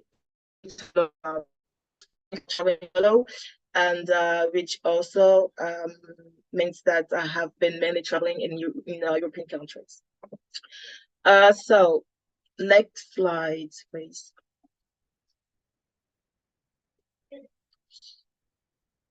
Is it okay? Thank you. So what's about my ESN background? So I've joined my local section, ESN Unilosa. So this is actually my fourth semester within something like that. So after my first year, I've been awarded Revelation of the Year, which gives the credit to those who have been getting more and more involved at the local level. I've also been awarded Staff of the Year, meaning that I did quite a lot of staffings. And you're going to say that if you read my application form, sorry, you say that it's really kind of influenced me in what I really want to look forward in the VP position. So I had two board positions in autumn 2022, so last semester, because I like challenges. So it's something like I really like doing. I just go forward and see how I can deal with the capacity I have. So I've been a body system manager and my section's welcome week coordinator for the spring welcome week. So for the welcome week, we work with ESN EFL. We have like two co-leaders of the OC. Finally, I've attended a very limited number of national and international events. At the international level, I only attended the web last October, and I'll be attending EGM next week at the national level. Sorry, my ESN CV is very, very empty, but I'm looking forward to fill it. Just before going further, I just want to draw your attention on the fact that I will not go in depth on all my plans during this presentation. So please do not hesitate to read, if it's not yet done, to read the questions and the answers that have been asked on Slack. A lot of interesting questions have been asked there. You can also address the questions to me after your presentation. Next slide, please.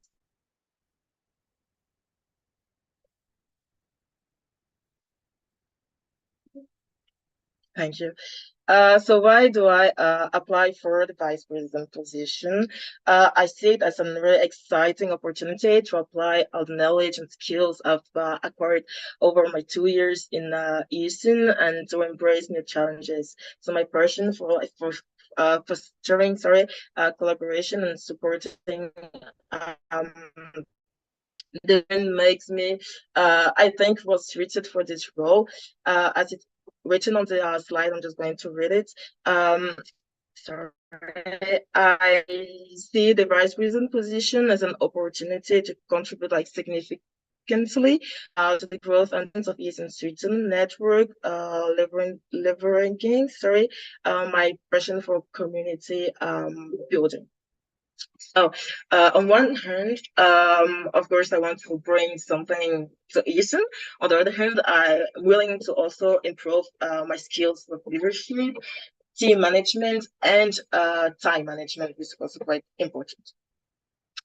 So why am I the person for this position?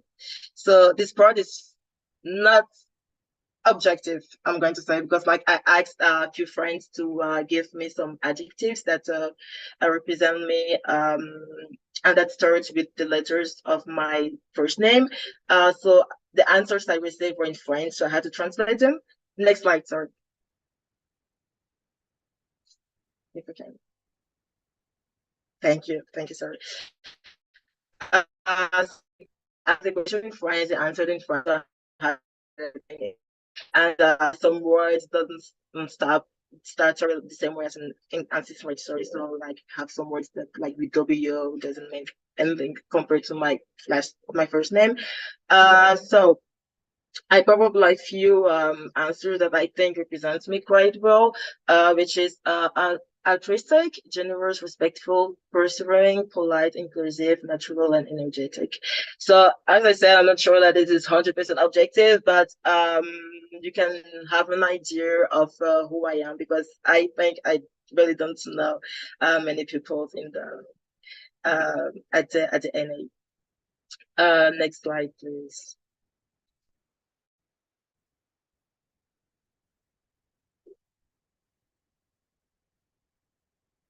thank you. So what are my plans for the position?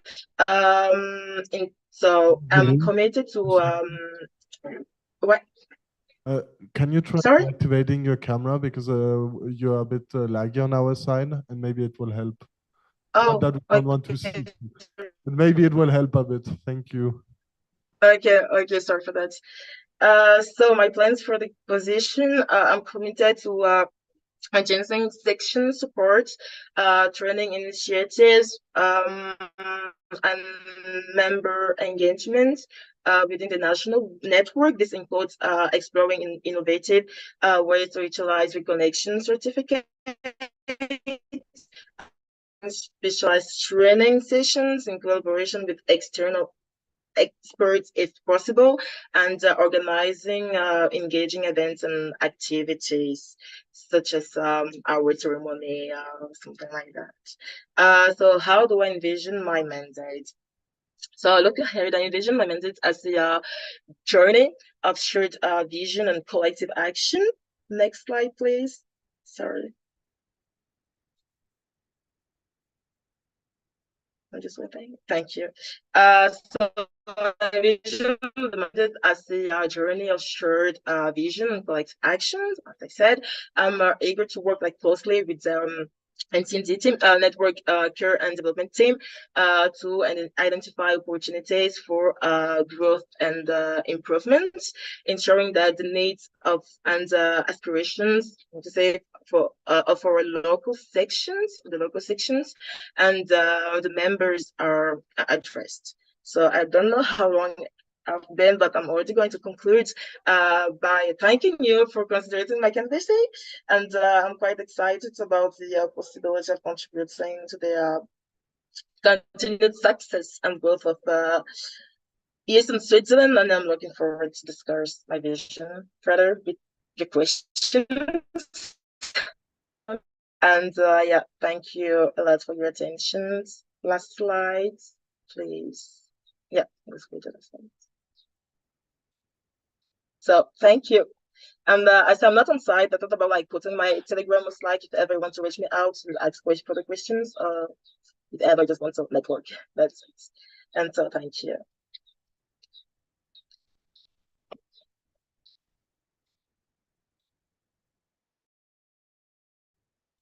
I'm done. If ever, can I put my camera back?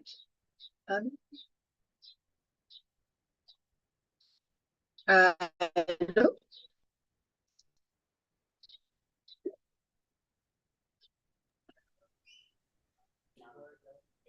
Can you hear me? Yes, I can hear you. Can you hear me? Yes, we can. So you heard what I've been saying so far? No, not after my presentation. Okay, so I will ask you to stick around for the question round, and also Mary, please come join us and take the microphone. Yes, and turn it on. So we will proceed with the question round, and again on the Slido, as you can see, yes, exactly that way. Please mark if it's to Mary, to Agrippine, or to both of the candidates. And yes, let's go.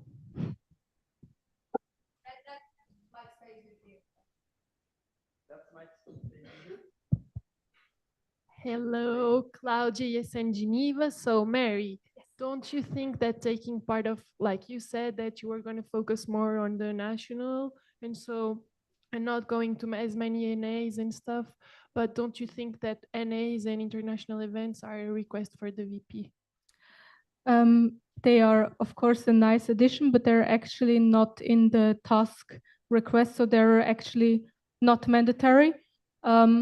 Nevertheless, I see the advantage in it, especially if you want to get tips and tricks from other sections. I really see the advantage. So I could imagine going to some, but they're not necessary, no. Axel, yes, and Susan, so appreciation later. So it's a follow-up question from my question I put, one of the 11 questions I put on Slack. So you both said that you envisioned NB calls every month, like one NB call a month, but I think it's very difficult, like considering everything that you have to do for the teamwork. So would you consider like every 2 weeks for NB calls after consultation with the NB? Both, so.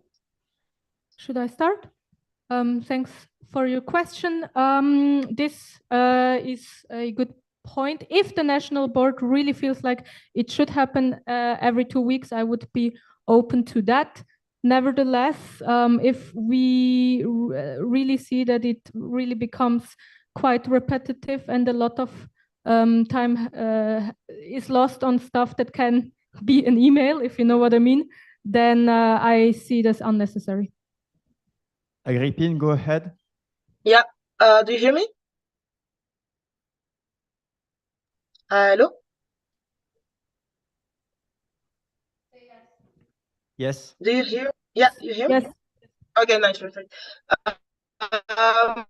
So yeah, I've already been acting like, and I think that according, like, if you look on the how can I say that, on the time that everybody needs to put on his or her work, having an additional meeting like every service could be quite time consuming also, knowing that everyone is normally attached to a local section. That is there's also a weekly meeting normally, and I feel that putting like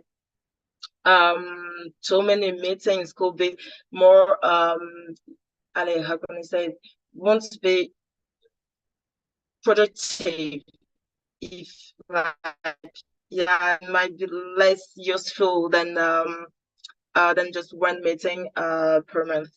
On the other hand, we could like just do one meeting per month, which is the rule, and whenever it's needed, we can do like extraordinary meetings, and also we work like together. So if we have questions on certain problems or certain matters, we can still contact one another to discuss about it without obligating like everybody like to say it at a specific moment every 2 weeks. That's the answer I have for you. Nathan, yes, International. Thank you, Mary, for the presentation. Yeah, sorry. I know you talked a bit about this in your presentation candidacy, and you talked about the meeting with board supporters and the sending of the minutes to the board supporters. But do you have maybe any idea how you facilitate this transition of information more in the long term, not only through meetings and through board meetings sending? Thank you for your question, Nathan. Yes, like the idea of focusing on HR on the national level would be exactly that especially in the national board calls, who are not only for the national board, there it's basically the space for the national board support people to share. But in general, having a good like bonding in our network by the HR manager, having 1 to 2 team events a semester. And also, as Arnaud stated, I think this is something we can work on together to make projects and also task forces who are interdisciplinary of the teams that are board and board support under. I don't want this structure. I want this, whatever. So basically, short answer, through strong HR. Samantha from ESN Latvia. So for the both candidates, do you think prioritizing mental health is more crucial than emphasizing the strong work ethics needed for this position? Should I start, Agrippine? Yes. So can you please repeat the question? I'll repeat for you. It's, do you think prioritizing mental health is more crucial than emphasizing strong work ethics? Okay, I'll start. Thank you, Samantha, for your question. I think this is really something that has to go hand in hand. You cannot expect from people to only have a strong work ethics if they totally neglect themselves. Of course, if your mental health suffers by a like a consequence of your work or something that you do in your work, I wouldn't call this a ethical piece of work. So it should be a balance. I shouldn't really. I would say mental health is more crucial because it actually opens the conditions for a strong work ethics. If you are not good in, like, if you're not good mentally, how are you going to stay strong in your work ethics? Agrippine, you can go. Yeah. Well, I said that as Mary, sorry, I'm just going to like pick up a little bit what you said. So the two things I think really goes together. Their mental health can be really putting inside the strong work ethics through like the person with whom we work. We can just like talk like openly about it. So like strong work, I mean, like, things that could be done, like to integrate both of the things like together. I don't know if my answer is clear. So like we can work on both aspects at the same time without prioritizing one or the other one. The answer is clear. Hello, it's Patrick from ESN VSE Prague. Hello. I have a question for both candidates. And my question is, as it states, so what is your top priority for improving the cooperation between the local sections? Thank you. I can go first. I think it's better if I do it always. Okay. Thank you, Patrick, for your question. I think a very good thing to do is also, this is also an appeal to all the community heads from the future board, is to what we can do. The first, like the key stage for acting on that is our community, and I think it's really important to put a lot of energy in connecting the people from the community, connecting the presidents, connecting the vice president, the HR people, the new like rules on the community meetings that have been established very strongly last semester also gives the possibility to have joint community meetings. We had it with the president and the CHRN last semester. Something else than the community meetings are, of course, the community weekends. I think it's like, it would be nice to always have a part of the community weekends which is really dedicated to the cooperation between sections, because it's what's in the name. It's called Community Weekend. So that would be my answer. Agrippine, to you.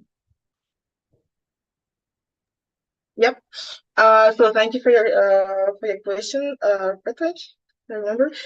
So cooperation between the local sections. I think that what can be done I don't say it. Inviting, that's the word, inviting the local sections to do intersection events, which can really help like sections to know each other, because like and also my experience that everybody participates also in the NAs. The NAs are open to everybody, and this kind of activities which are kind of less formal can bring sections together, so make networking also, which afterwards might help improve cooperation between local sections. And also like communication. I think like communication on the different platforms, or one platform, you can centralize it, bringing all the different members, not just presidents or treasurer who have meetings, like connect and like discourse on different topics one another. So this can, I think, can help. And also like, yeah, with I also had an idea of recognition certificate or awards for sections invested in the organizing this section activities, which can also like motivate them to work with other sections. We have 6 more entries on Slido. And after Julian's second question, I propose to close the speakers list. Is there any objection?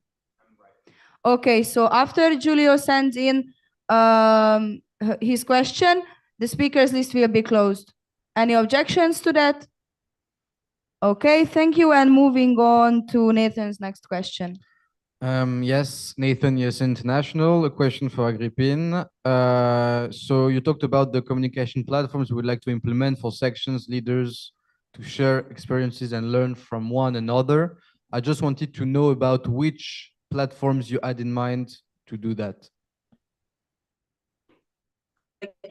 For the question, Nathan. So I'm thinking about already using what exists already. I mean, like the website, we can add some pages to the website where we can upload videos.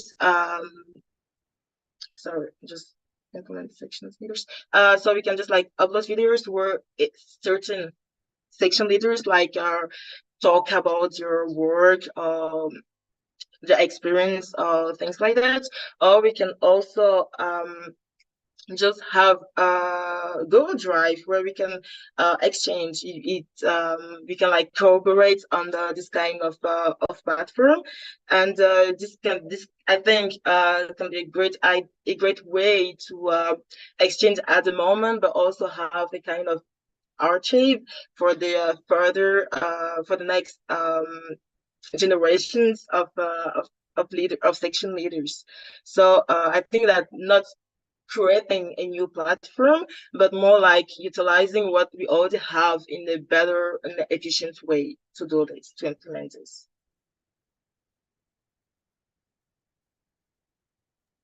Laura, ESN Switzerland Advisory Council. I have a question for both of you. The network and development team is the one team that has the most of the communities to take care of, which are the president's community, vice president's community, and the events manager community. So what do you think are the advantages and disadvantages of this? Thank you. Thank you, Laura, for your question. I will start with the disadvantage. The main disadvantage that I see is that it is quite hard for the network and care and development team to do overarching activities in the respective communities. If there was only one community, we could all be in the group and we could all engage with them and have our own different projects with them. And with 3 communities, our team really has their work cut out for it. Nevertheless, it also brings some opportunities. For example, as I mentioned before, the community meetings, which have been going on a lot in the last few months, could be also together with the network care and development communities, because we've been already working closely with each other, and we can incorporate other elements of our work together at a community meeting. And if we can combine it with a joint community meeting where the people get to know each other and it's easier for everyone and could really bring fruitful results. So that's the one disadvantage and one advantage. Thank you. Agrippine, your turn.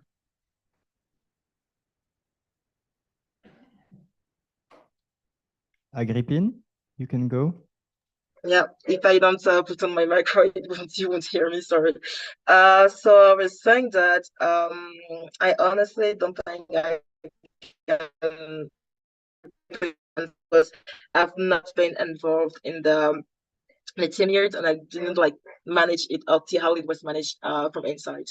What I can say is that having a big community surely can be can have disadvantages, but also advantages. Either like many people like collaborating can like bring some richness in the discussions. It can be also difficult to manage because there are many plenty of parties, and I don't know, is it time?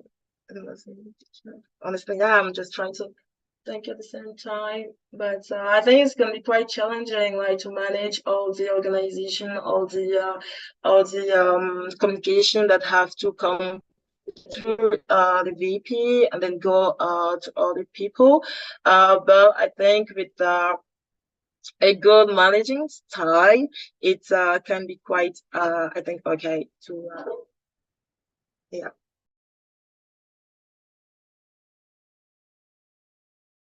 Julian, yes, in Switzerland, my question is for Agrippine. The VP is in charge of organizing the content, but also supervising the logistic of national events. What is a best practice you want to bring from the local level to the national level that is maybe not in place yet?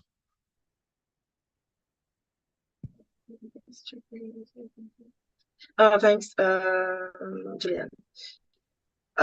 So, just give me a few seconds.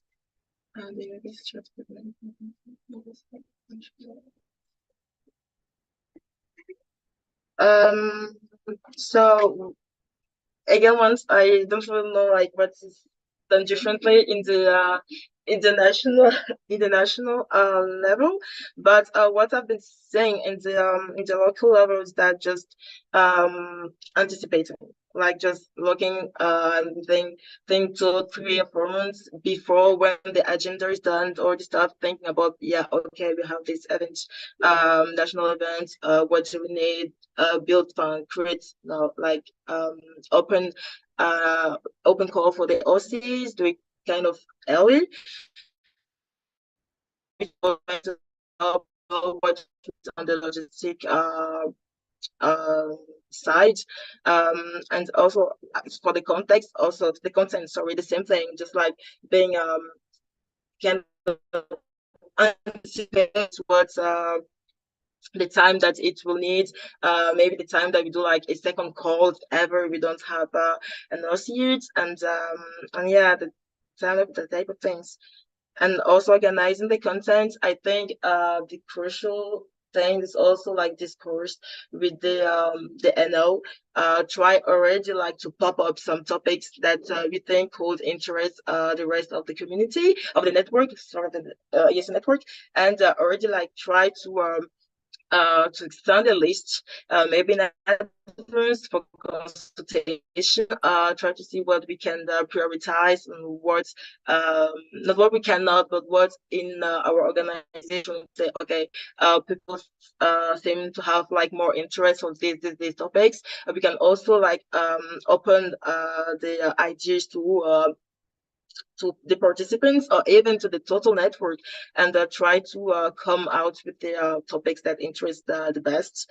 And also for the content, I'm quite like interested in working with other partners, try to also see what is done in other countries, and yeah, just try to be as open-minded as possible for the content. And I think that's what I'm going to answer to your question, Julian.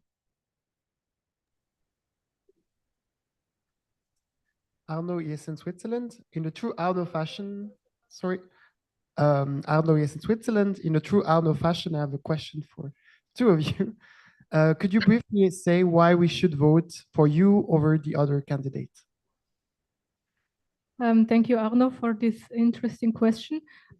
I also like the other way around question, but since you asked this, I will answer this.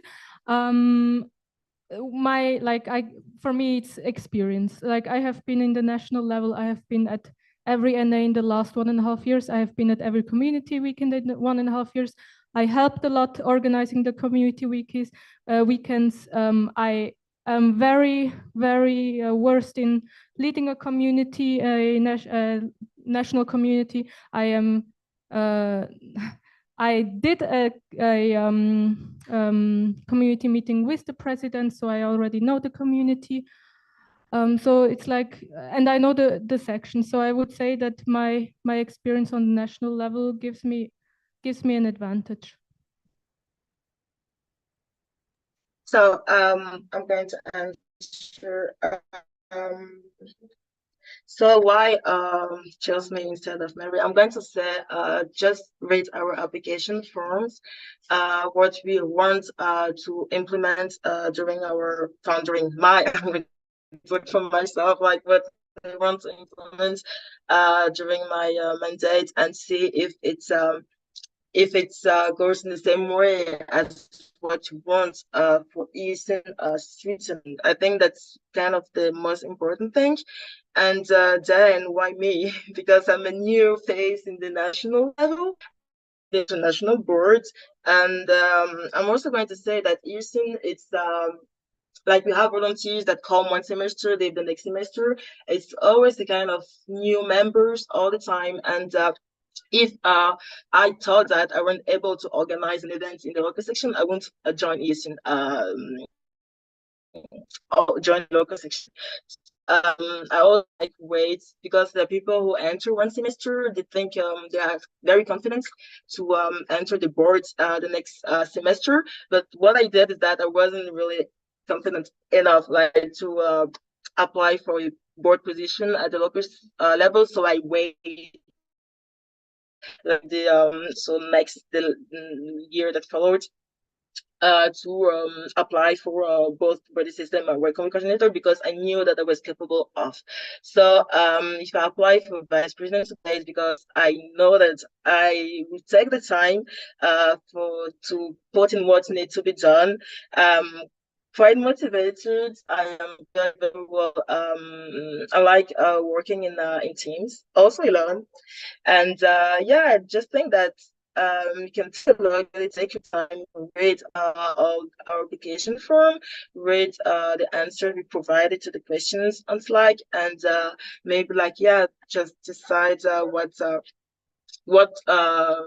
goes well with what you want to be prioritized during this mandate. And I think I'm just going to read your question one more time to make sure I answered it. Yeah, that's it. Just yeah, objective choice. I think that's it. I'm also like going. I think I'm really ready to learn a lot and learn a lot quickly, and yeah, try do my best just to make sure that what has to be done is done. And Thank that's you very much. From now on, questions and answers will be timed. You will have 30 seconds to ask your questions, and both of the candidates, you will have 1 minute to answer, and after 1 minute, I will cut you whether or not you finish the sentence. Next question, Julian. Mary, sorry, Julian, yes, in Switzerland. My question is for Mary. Having been in the network care development team for almost a year now, what is one thing you want to keep really and that you want to highlight? And what is one thing that you disliked and you want to improve on? Thank you for your question, Julian. I loved collaborating a bit, but mainly watching the work between you and Elida, the trainings and development officer, how you worked in front before an NA to really do the agenda, to choose the content. Amazing. I love it. I will definitely do it the same way. What I would do different, introduce a new position, HR, and also maybe my fault, also including a bit more the section measure and the section needs. We did it, but it could be also a bit more.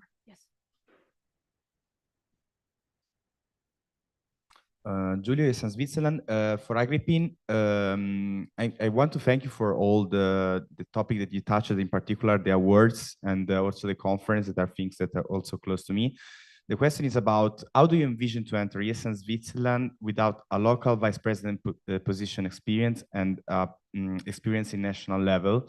Why you didn't consider to follow this not required but advisable step before to have one mandate in local level and maybe one as a board supporter in national level? Thank you for the question. Agrippin, you are now to answer. Hi, yeah, thank you for your question. Very, very interesting. And I thought really, really a lot about that before applying. I really applied like last minute because I was trying to say like if it's the good thing to do without no national level national board experience before. But yeah, as I said, I really like if I wasn't sure of my decision of applying to this position, I wouldn't have applied. That's it. And I mean, like, I think that as usually as local level, we learn what it needs. I'm pretty sure that even if I were to had an experience, there are the situations that I would be like confronted to it like for the first time, and we need like to react like a lot, even if you have the experience with us. So I don't know, I'm conscious that it's quite a disadvantage for me, but yeah, I'm really I'm like ready sorry, to put but all the efforts in it. I need to Thank cut you. you because your time ran out. So I'm sorry, we are moving to the last question, Giulio. Okay, last question for both. Would you apply for any national level position if not selected for working in this field with the other candidate in order to support ESN Switzerland? Yes, national event manager. Same, yes for me. Yeah. Okay, so everyone answered. Thank you for the both. Please give a huge round of applause for both of the candidates.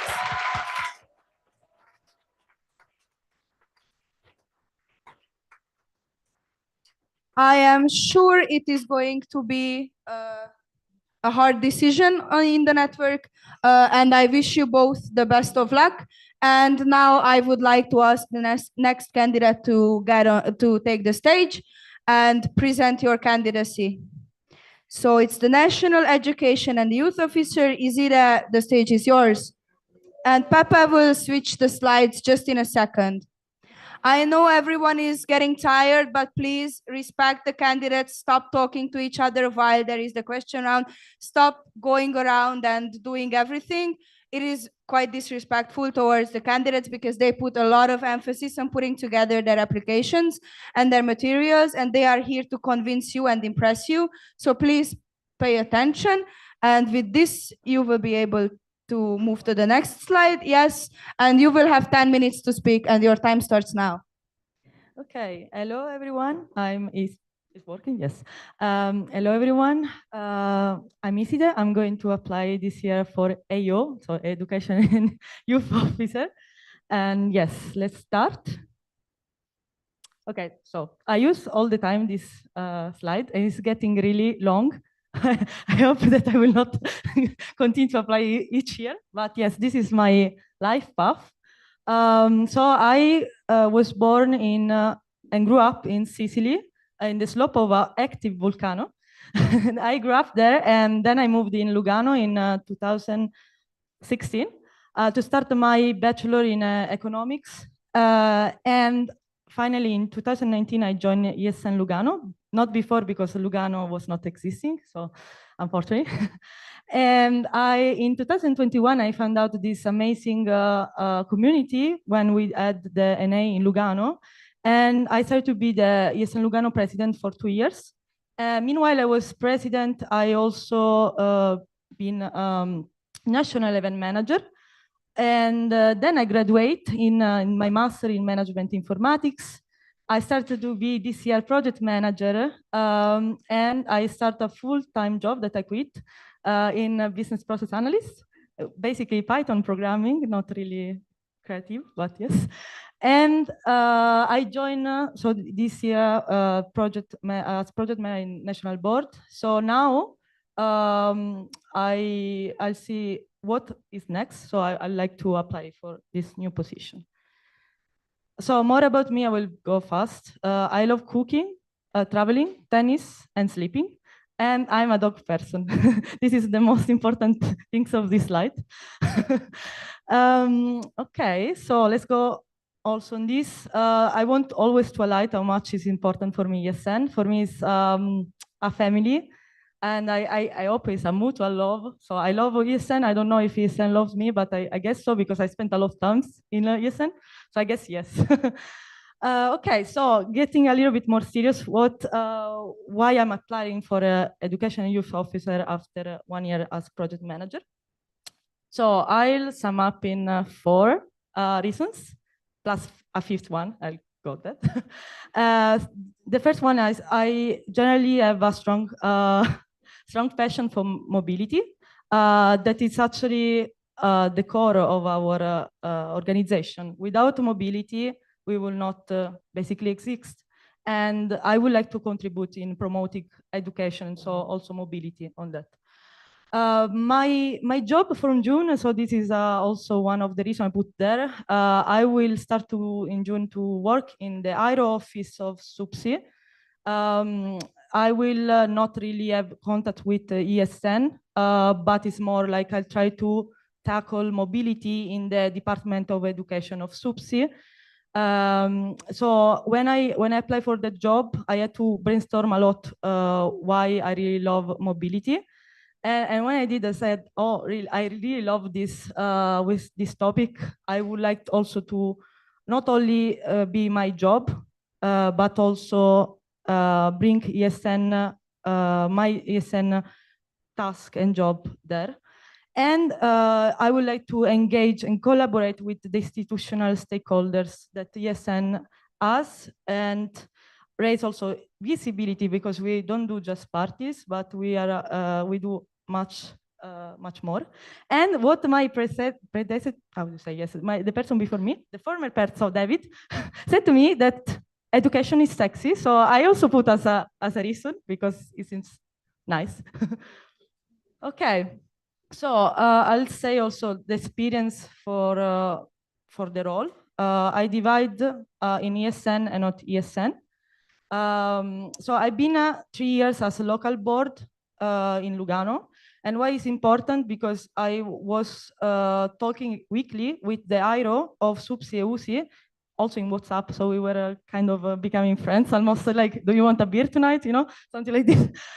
And also I get to know, the national level as national event manager.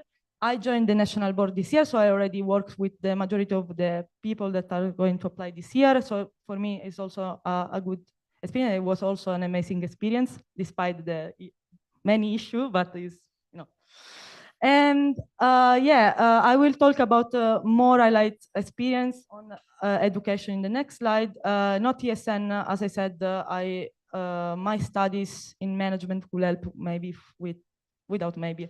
With the SWEC team, for example, and also the IRO office to brainstorm a little bit, and then also relations with this institution daily. So the most important experience for the role in, as I said, the 2 years president of ESL Lugano, I organized in collaboration with the IRO of USI and Movezia last October the mobility conference at USI during the International Week. The role of a project manager, we have 6 goals. One is also education and youth, so also that.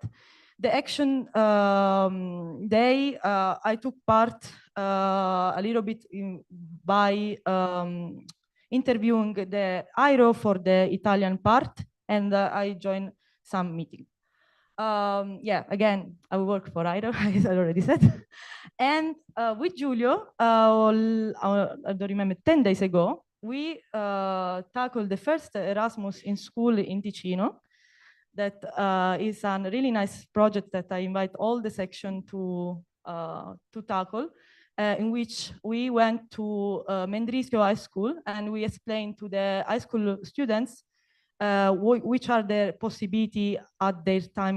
They were almost graduating to the high school, so for them it was more about the university possibilities and not the university possibility than high school.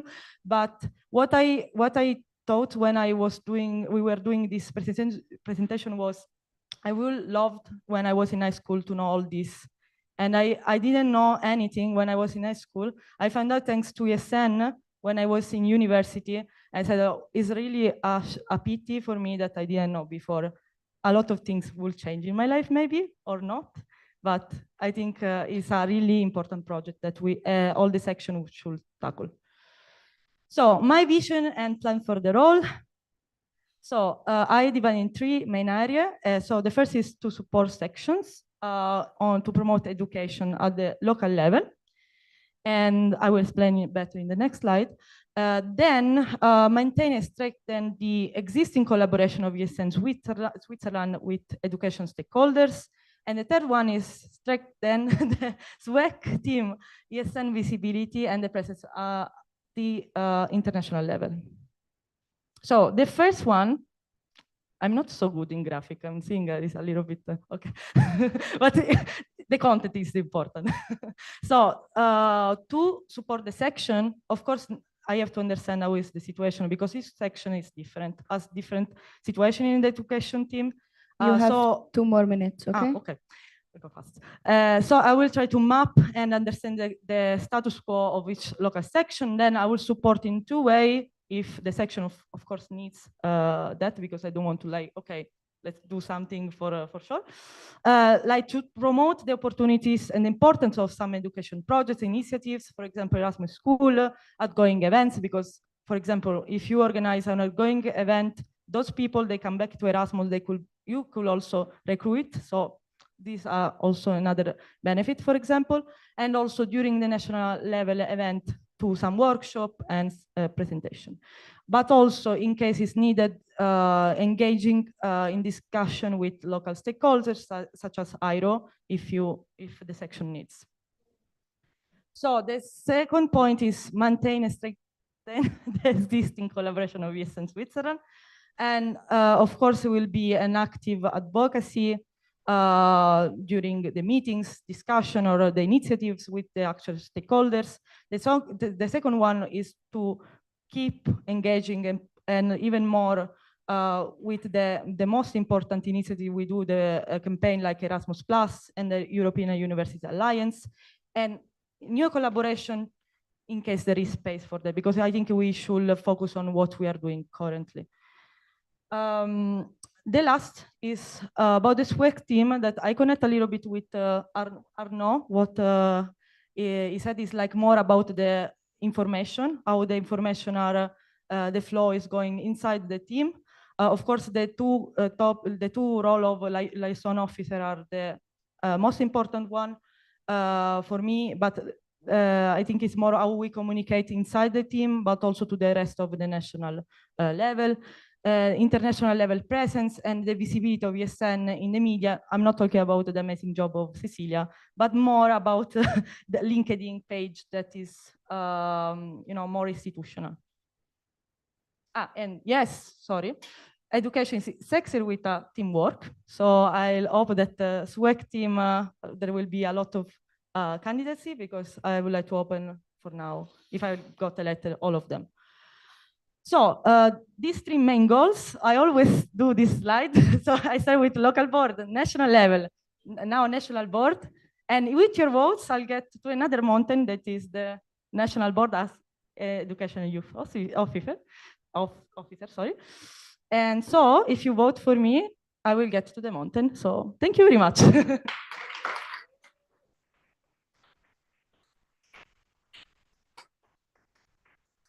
Thank you very much for your candidacy and your presentation.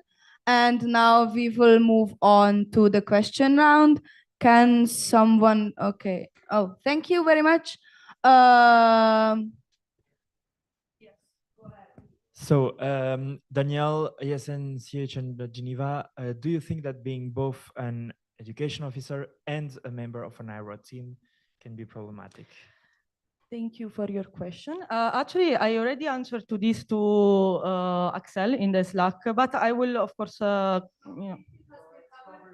Okay.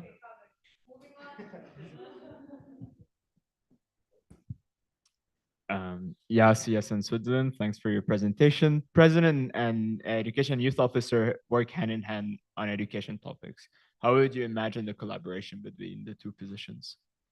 So, of course, hopefully, and I think so, Arnaud will be elected. I think last year we collaborate really well.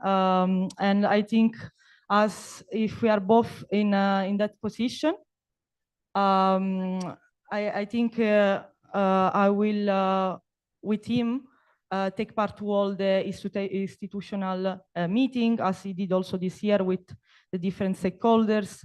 I'll try to, as he mentioned a lot in his application, to try to also to have a regular meeting with him, with the SWEC team. Also involve him in any information that I gather with the different stakeholders And yeah, I think it's like it's important that the president is really involved in the strategic of my mandate. So for sure, he will be one of the person that at the start of my mandate I will reach and we will work together. So for now, I will tell you like this. Okay, so I want to tell you, if you speak to the microphone, you need to hold it like here, because if you hold it here, even though it's closed, it's heard less and less. So please hold it here so we can hear it on the stream. Okay, all right? Sorry, thank you.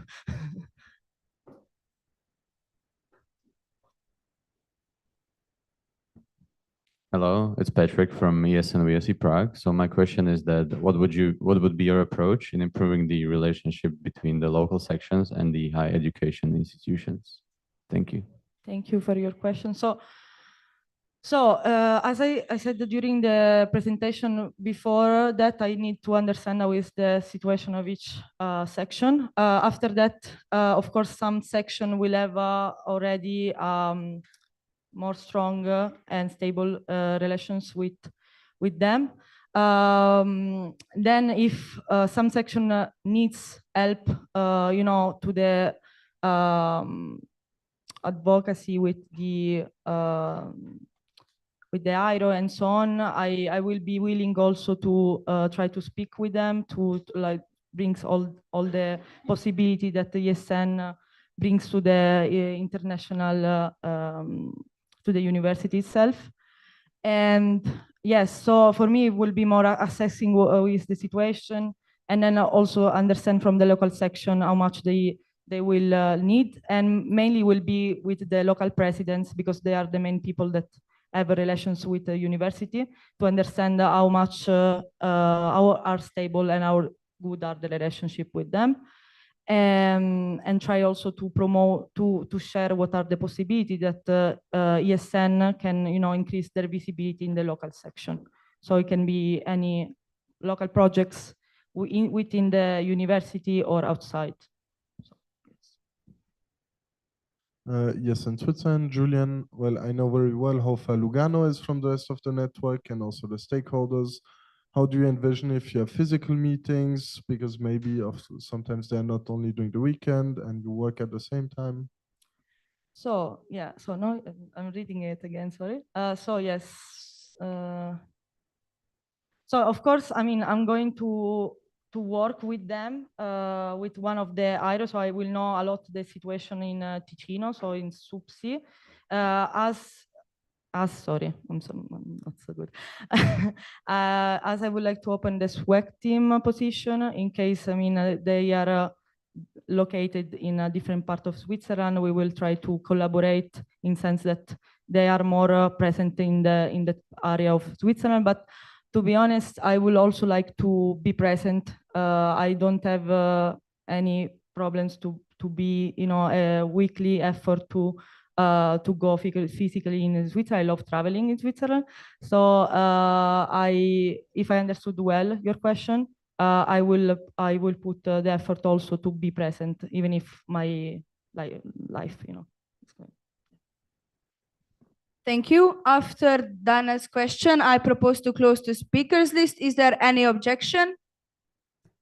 Okay, then the speakers list is closed, and moving on to the next question.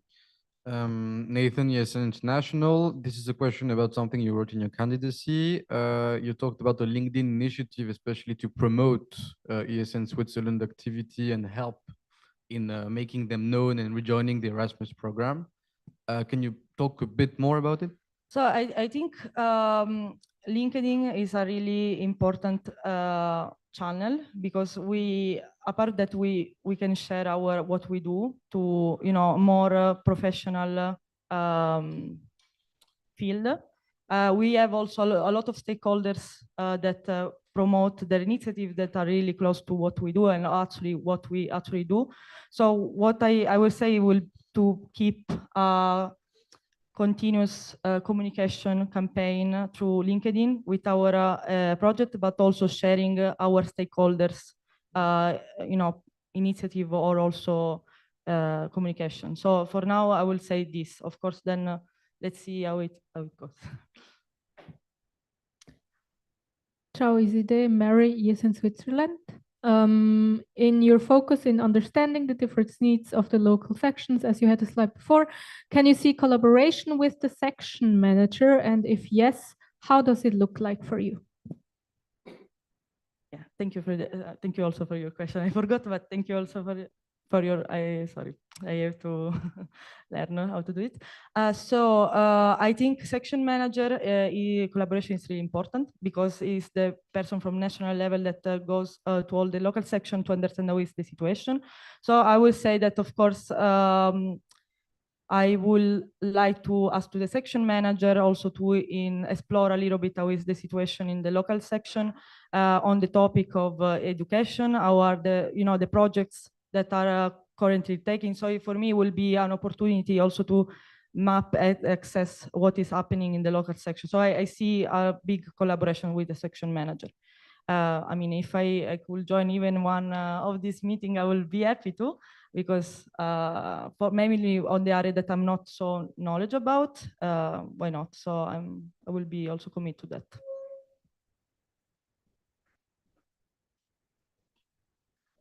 Dana, alumni is in Switzerland. I'm really glad to see that you plan to strengthen the SWEC, the Swiss Education Committee.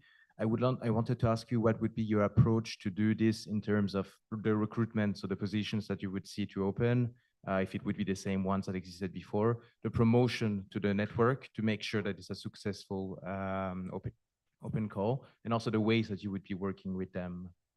Yeah, thank you for the question, Dana. Of course, the board support position will be open in May. So there is not so much time even to promote much education. Even if, of course, David did an amazing job in 2 years, but of course, still the education topic is not so much taken from everybody. We saw also last year that just Giulio was part of the SWEC team, and that is, a pity. So of course, in 2 months it's more difficult also to share how much is important to have a big SWEC team.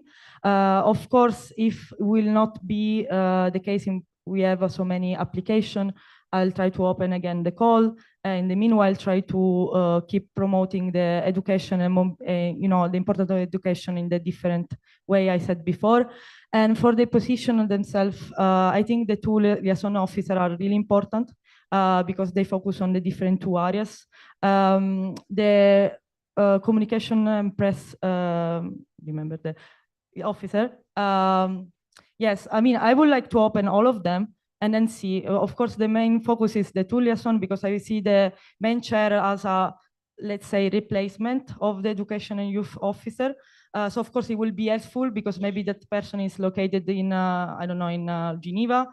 And this will be even easier for me, to share these things. But for now, it's mainly to understand when we work the communication,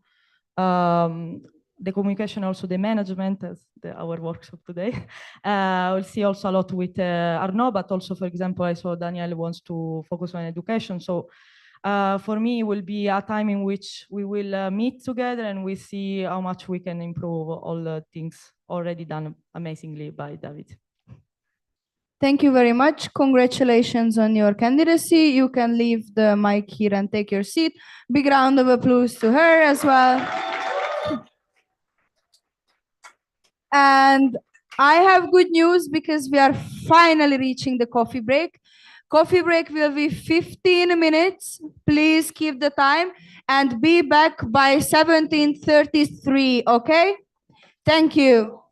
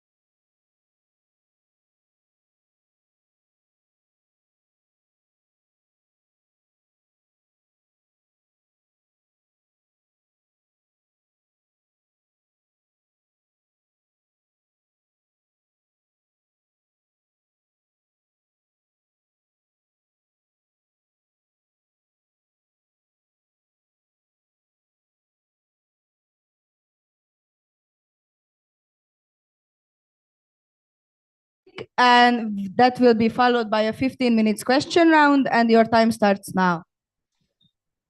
Hi everyone, hi friends. So yeah. So okay, like this it works. Oh, hi everyone, hi friends. So welcome to my presentation for a second mandate, being a national representative of ESN Switzerland. So yeah, so who am I for those who I didn't have the chance to meet yet? So I'm Axel. I come from Valais, so I grew up in a ski resort since a very, very long time. And yeah, I went to Lausanne back in 2016 and I studied nanotechnology there.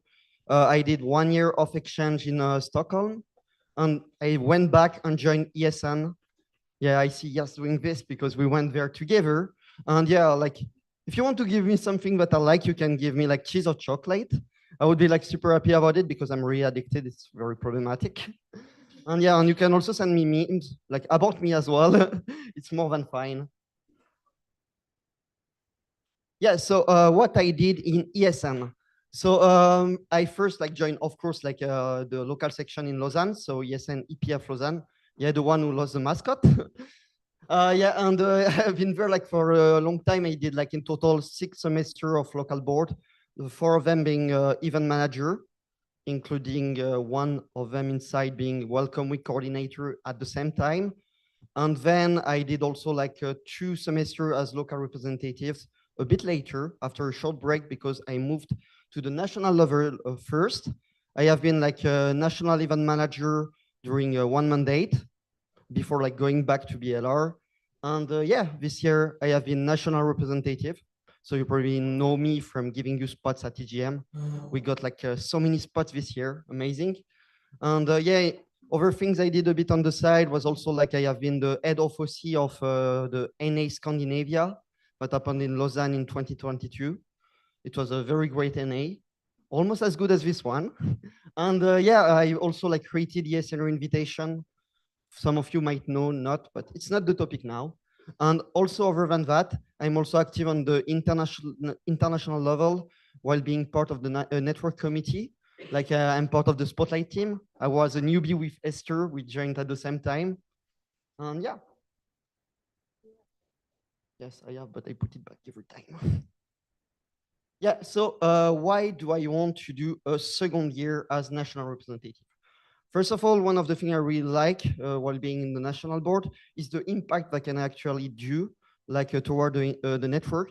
Everything that, yeah, I need to put a bit of myself like into it and can change the things that I think that are not doing the best for now and try to change things. And I think like being in the national board is like, yeah, the only way to really have the like biggest impact possible.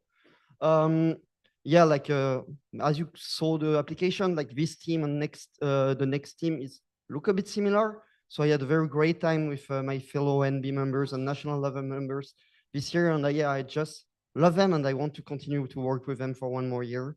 So of course I want to keep it. Like the international life I'm living right now is just like so crazy. I think it's pretty unique, like to be moving around Europe like every weekend, meet new people, having friends everywhere, like all the time. It's a crazy life, pretty unique, but I really love, and I want to continue to have it for one more year at least. And yeah, and I already did a lot, but I really think there is so much more to do that I can do, and I don't want to stop right now. So that's why I want to continue. And also, like, as I said, I met so many people there, so many people on the way that you meet, and you don't call them people after, but friends. And yeah, of course, this is those people that makes me want to continue to spend so much time in it. And yeah, also, I'm really passionate about what I'm doing, like all the things that ESN is doing toward education, or even like, yeah, everything. It's really something that drives me in like my daily life, and yeah, I really want to continue to do it. So that's why I'm going for a second round. Okay, so what I want to do, so I covered a bit more in details in my application, but one of the first things I want to do is to improve a bit the international cooperation that we have. So this year I started like a cooperation with ESN Germany, where we sent like 5 sections to spring break. I'm still in contact with some of people of the OC, and as I got good feedbacks about like participating in the event, I think it's really something I want to continue and improve with some other ways as well. So continue with spring break, maybe look at other neighboring countries' national events. I already talked with some people from Austria, Boreas and Alps. Maybe it can be something that could be done. I hope so. But one of the things I really want to do, we talk a lot this year to do a dart training event, like with ESN Germany and ESN Austria. And yeah, like it was just like some words without anything going on. And I really want to push next year for us to be able to have this training event. Let me, I will let you go on. Even though you think that you are not loud, you are really loud. I can hear all the whispering. So please respect the candidate and pay attention. If you really need to discuss something, you are more than welcome to head outside and do it. But if you are here in this room, please respect the candidate by not speaking while he is presenting. Thank you. And I stopped the clock while I was speaking, so you can go on. Thank you, Esther. Yeah, and the other aspect that I want to improve in international cooperation is also like ESNR invitation. As you know, I'm not only the dad of Roger, but I'm also the dad of ESNR invitation that I created when I was NEM. And like I contacted some people in Bavaria, and I know that some other people next to Switzerland are interested in the project. And I really want to give some opportunities to the volunteers to try to see all other events outside of Switzerland look like. So this is something I want to do as well. Now, talking about like the CLR and the international affairs team. So yeah, it's like for now, like I was like with Ines like this whole year being NR and vice NR. I think it worked quite well, but it's maybe not the most efficient way to do the things. I think like to have maybe a slightly bigger team would work better and will be very beneficial, like for me, time-wise, but also for like our local representatives.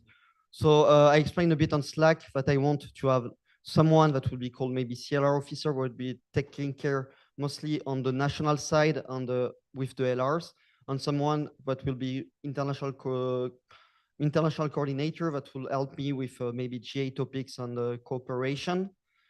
And yeah, with this, what I want to achieve is mostly like to have more transparency.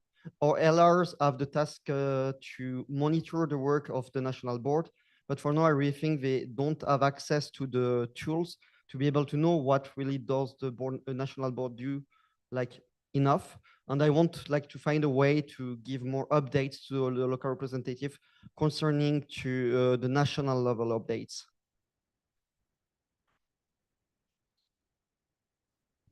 And yeah, next one is the GA consultation. It's a big part of the NR agenda. So this year I tried really to be creative and do like things differently. So last GA for like the EGM election, we organized a bit a debate between the two OC, having LRs representing both of the OC. And I really like the way I'm doing this and the way I'm like getting section involved. And it's not really something I want to continue to do, but also to be to ensure that it will stay a bit longer in the network. So what I want to plan is kind of modifying a bit our documents related to the GA consultation to be sure it will continue. It will also like try to find a way to have still more opinion sharing. I spoke like in my application about maybe You have having 2 minutes left, calls. okay? 2 minutes. Perfect. I'm almost done anyway. And yeah, also like trying to help them to have local consultation strategy to know how to consult the section, the local level. And so now quickly, why choosing me? So I'm quite experienced, I think. Like today is my like 20th NA. So so I'm kind of used to like statutory meetings. If you look at Slack, I love to ask questions. So I think in terms of representation and asking question at the GA, I think I have the experience needed and I kind of know what I would talk about. I think I'm quite critical thinking. I don't want like just to think, yeah, everything is fine. I trust the people. I want to always discuss things and to be sure that everything works good and never vote yes if I'm not convinced. As I said, I'm very passionate and dedicated for this organization. I always have a lot of positive energy. I think it's very important when you're the representative of the country to always show a good facet with a lot of energy. I can be fun, but I also know when I need to be serious. And it's really important to have the two facets, I think. And yeah, I'm quick to connect with people. I didn't put the meme of ESN Austria this time as well, but yeah, like usually I reconnect with people very fast, and it's really important to make a new connection in the network. And yeah, this year I'm sorry, but I will not promise to not steal your mascots. I will continue maybe for one more year. We'll see. And with this, I think I'm done. So I'm looking forward to hear your questions.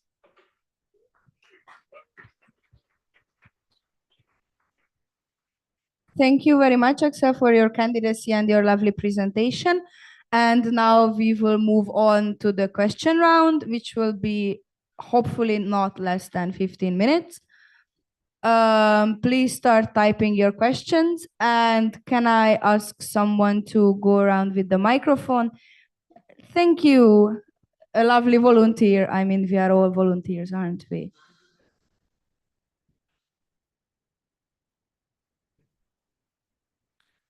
I hope many of you are typing questions now. Okay, I see some nodding. So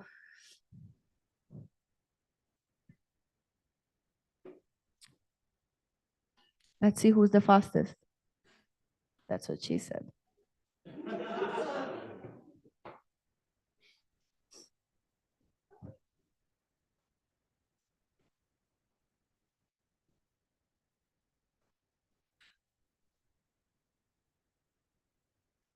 And the winner is, maybe we should do a drum roll or something.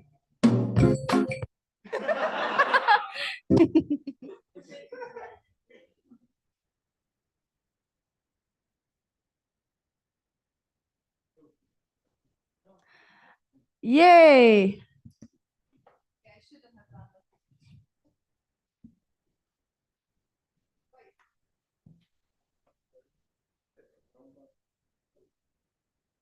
Hello, John ESN Lucerne, local representative.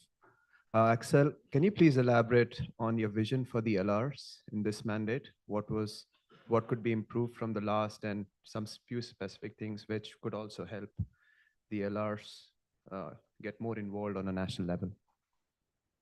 Thank you for your question, John. So yeah, compared to this year, I think like one of the things that I struggle a bit with was kind of lack of time because I always had a lot to do and a lot of deadlines, and sometimes I rushed a bit the things, I would say. And I think like as I said, I want to kind of modify a bit the team to expand it, to have 2 other people and give them more responsibilities to help me. So for example, like this year I was mostly leading all the calls and preparing all the calls with the help of Ines. Next year I would like envision that there will be someone else like stepping in a bit more as a like CLR officer that would like push a bit more into the local representative stuff. Because also like for you as local representative, you have both in charge of national things and international things. While me in my position, I should mostly focus on international things. So I think like it will be mostly increase the quality of the national aspect of the position of the LRs. And yeah, with more people in it, I think just the quality will be better overall. I'm not sure if I answered totally your question.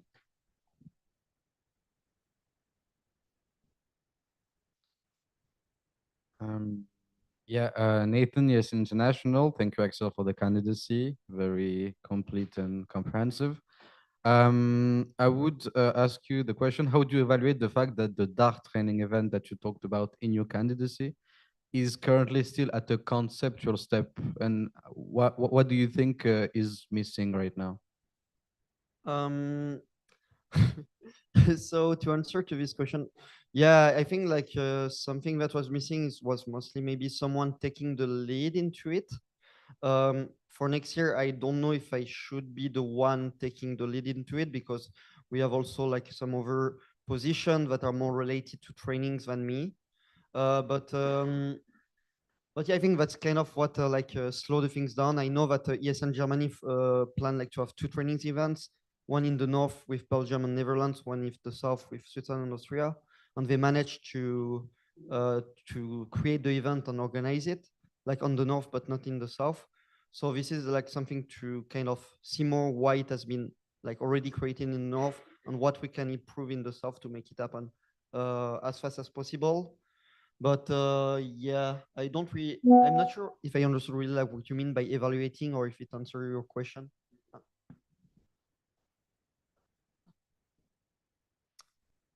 Is it me? Mary is in Switzerland. Thanks for your presentation and application. My question is, what is your ideal situation for the community meetings next year for the LR community in terms of collaboration with other communities? Thanks a lot, Mary. That's a very interesting questions because yeah, LRs are kind of related to everything related to the network. I think in terms of like typical task description of LRs, they are mostly related to like the official stuff on votings and so on. So I would say like it's more related to the presidents, but the presidents like don't always are very interested into it. Sometimes in some other section, it's the vice president. If like it really depends on the section. So I think I wrote it in my application, but I won't like maybe from now until the end of my mandate now, try to kind of consult a bit with the sections to kind of know already like a bit more about what is their vision about what is the task of the president and the local representative to do better. But I think in terms like just from papers, it would be like president would be like the best community to collaborate between the two. Arnaud, yes, in Switzerland. Thank you a lot for your presentation, Axel. I have a question regarding a very hot topic, the body countries. So as we know, yes, in Switzerland has been body countries with the whole network, I feel like. What is your opinion about it? And what do you think are benefits that we can get from such initiative? Okay, so officially, yes, in Switzerland is a buddy country with Serbia, but in reality, we don't have any contact with ESN Serbia right now. So yeah, and during the years, it changed from Belgium, Netherlands, UK. It moved a bit around, but I think like just doing like this is not really sustainable and doesn't have any benefits for us. I think if we really want to have a buddy country, we need to think about it, thinking, okay, this country has a lot in common with us. It's kind of the same size as us, and we should like try to plan like longer terms in terms of cooperation, what we can do. For now, I kind of see 3 countries that it would be possible to be buddy countries with. Would be kind of Austria, Belgium, or UK. Esther first. Just a quick question. So after Yassi's second question, I propose to close the speakers list. Is there any objection to that? Okay, then after your question is on the screen, I will close the speakers list. Any objections? Okay, then Elena will be the last one to ask the question. Yes, ESN Switzerland, ESN Zurich. How was your collaboration with the international level this year, international board especially? Do you mean my personal, or because I think that it's also like the role of everyone in the board to do also some. Sorry. I think it's kind of the role of everyone in the national board and national level to also work toward representation.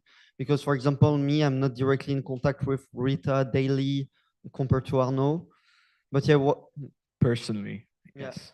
Personally, it was a bit more like I would say web countries, but I was mostly like we organized we discussed together about an amendment toward the budget. For like the ESN card price increase back in GA Ankara. Then I think I spent this year mostly like to do the connections. I visited a lot of NOs. I went to, I will not do the list, but mostly in web. So I think like this year was mostly about like creating the links, doing the connections. Now that I have a better idea of the structure of different NOs, I see better what kind of collaboration we can do. And toward the international board members, to be honest, I didn't like had that much collaboration with them. I was just like getting updated and like replying to some emails. Like if, like for example, I saw once that there was a date wrong in an email and they changed, but I didn't like directly had one-on-one calls with different international board members.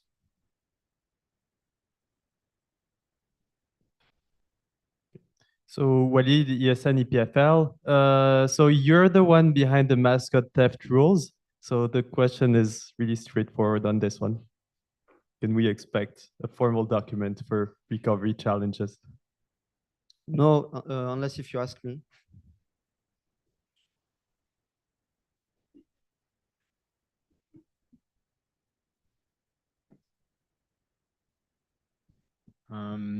Yes, ESN Switzerland, ESN Zurich. As kind of a bit of a follow-up, what would you like to push for in the next GAs? Yeah. So next GA is a bit tricky because it will be elections. So it's maybe not the GA that you need to push the most because we will not have any Swiss person applying, except like if someone wants to collect signatures now, but I don't think so. But like one of the things I talk with different countries, like I talk with ESN UK, for example, I think there is something really important concerning like the deadlines to register like to events. Because for example, this EGM this year, there has been some people that like got a spot and after the deadline to cancel and couldn't know if they will get a visa or not to go to Spain. And there was no way for them to get money back. And I think this is a problem. If ESN is expanding a bit more, it's still expanding, we need to consider a bit more the countries outside EU or Erasmus Plus and everything.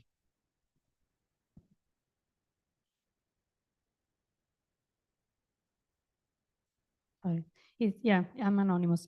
Elena is in Switzerland. I need to give a little bit because I couldn't write everything on that. But since the NR position is not present in every NOs and actually tends to disappear as a position over the years, also as no community, how do you think that the NR position can have a valuable impact on the international level nowadays, and what will be your impact? So I will first answer kind of on the impact of in the national level first. I think like NR can still be kind of vice president. Like in many of different countries, it has been changed to something called network manager, where the NR actually take a lot of stuff from the vice president to take care of the network in general. And That's kind of what I'm going toward, like with the change of the team, kind of. But yeah, on the international level, it's always a bit difficult. It really depends the people from the international level how they value during our positions. I know some people would go first to Arnaud, but some to me. So like it's a bit where it really depends of the countries. Some very value it. For example, ESN Italy still have a very strong international team. But I think overall for Switzerland, it's still very valuable positions to have. Thank you, Axel. Thank you for your candidacy, and thank you for answering the question. Don't push it. And we are moving on to the next candidacy, which is the National Project Manager for the mandate 2024-25. Daniel, please take the stage and the microphone. You will have, yes, and please, if you bring it back, don't push it down because there is like one angle. And if you push it in the wrong angle, you are going to butcher it. So if you can't do it in the first try, just let me do it. So you will have 10 minutes to speak, and it will be followed by a 15 minutes question round. And your time starts now. Yes, thank you. Hey, everyone. So I'm Daniel. So I'm 27 years old. I'm applying for the project manager position. I'm from Carouge, for those who don't know, in Geneva. And I'm Portuguese, like my parents are Portuguese, but I'll be Swiss very soon, I hope. And I'm Jean Eagle's dad for some years right now. I like him very much. So who I am, let's say professionally, I'm a psychologist and neuroscientist. I did the 2 masters, one for each parent, so they are proud. And at the moment, I'm doing a PhD in cognitive neuroscience. So I play a lot with these kind of gaps to see how brain works. And I also teach 2 bachelor and master level courses. Okay, so what is my ESN journey? So I joined ESN in the best moment I could, February 2020. So like you can see, the first city tours were kind of in a small group. And since then, I've been active member, cultural event manager, project manager, a position I created in Geneva, and then vice president. And at the moment, I'm president of ESN Geneva. So that's what I did Geneva-wise, but also at the national level, I've been during this year health and well-being officer. You have seen me on the feedbacks of the board before. And in that context, I've had a lot of fun. Namely, last year as vice president in Geneva in the community weekend we did at Arnaud's cabin. You can see that every people in that picture is there now, still there. And I've been doing like the mental health campaign you heard before with Cecilia. Outside of ESN, I've been active also a lot. That was when I was in Erasmus before joining ESN in Coimbra. I'm on the left with the flag. We dance with it. I also have been president of another association, the Psychological Association in Geneva. So I gave big speeches. And in that context, I held another kind of mental health campaign, which was way bigger, 40,000 francs from the Geneva state. So I have this experience of applying for grants, actually. So that was the past. What about the future? In the future, so mental health campaign. So for those who were there last year, you have seen this slide. That has been done. So sorry, procedural. Yes. If you move your head, move the mic with your head. Thank you. Sorry. So that has been done. So we can wipe it out.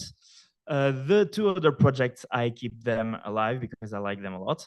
The ESN Safe project, which is something that we aim to actually give the sections material to have safe and healthy events and most specifically parties. And the accessible ESN touches way more, let's say, social inclusion aspects, but also information aspects. And I was very happy to hear Julian talk about the sharing is caring this morning.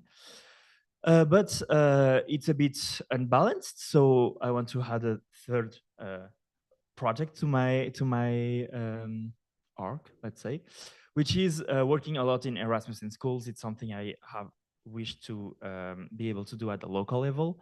And I have this idea of creating a guide with very developed ideas so that the sections can directly implement with activities depending on the age of the children or adolescents that we would visit. And so giving a lot of the keys to the sections so they can apply it more easily. About the team, yes. So the project manager team is quite big. There is a lot of positions. I would like to open every position, so I don't want to block anyone that wants to apply. But these two can be nice to have because usually the projects touch a lot of these two causes. And this one I need it because I don't have enough knowledge on the topic. So if anyone wants for that, I'm already recruiting. But anyway, I will open all of them. And to conclude, I want to say that this picture is not okay. This is calming me. But the squares were so comfy in ETA. But I cannot actually nap. Physically, I cannot nap, so this is wrong. Okay? So, thanks for listening to me. This is Athene, this is me, and an egg. I've been catched while you were dancing downstairs. So thank you very much, and I'm expecting for your questions.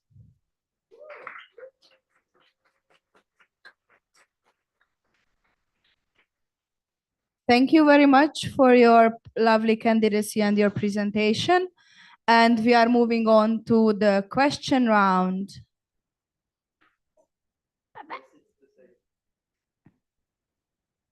And we already have a question, so.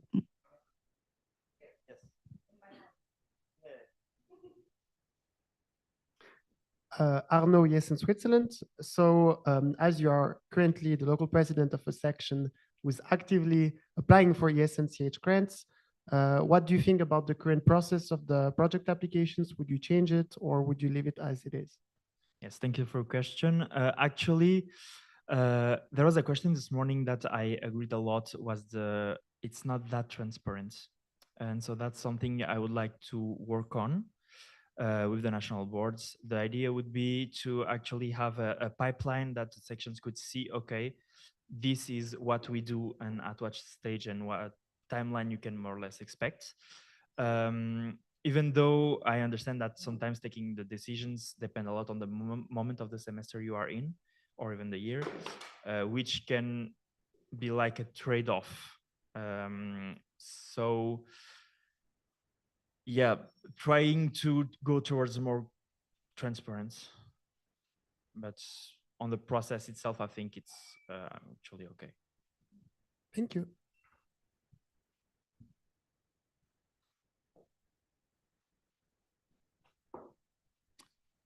Yes, in Switzerland, in Zurich. Thank you for your presentation, candidacy. How would you integrate your ESN safe and accessible ESN projects in national events? Because you've been focusing a lot on local, but I think having like an example at the national event makes it even more appealing. Yes, thank you. Definitely having an example which would be perfect. The thing is that it's these mostly ESN Safe touches the social part, and the social program is done by the OC. So it would be collaborating with the OC that we could make it in place. And having some guidelines beforehand that will also be shared with the sections can be just taken and applied to the NAs. And for the accessible ESN, it's a bit the same idea, is always looking, but this time more with the main share, I would say, depending on the content. Julian, yes, in Switzerland. Similar to Mary, after having almost done a year in the project team, what is the key element you will want to continue and that you're very proud of, let's say like that? And what would be the one thing you would want to improve? So I really like the job Izzy did this year. even though she was quite constrained by the reality of the board that we had. So about what I want to continue would be the vibe we had in the team. It was a quite close team. We had really access to each other and we helped each other whenever it was needed. So I would say that being in the team as of the project manager should be not only focusing on your cause, but being in the team for the causes, even if you have a specialty, let's say. For what I want to improve on that position would maybe, I mean, it's a bit of a follow-up on what I want to continue. It would be turn it even more clearer that you are actually in a team, and so encourage each other's project and collaborate between the causes. Anyone else typing a question now? Okay, please do it quickly.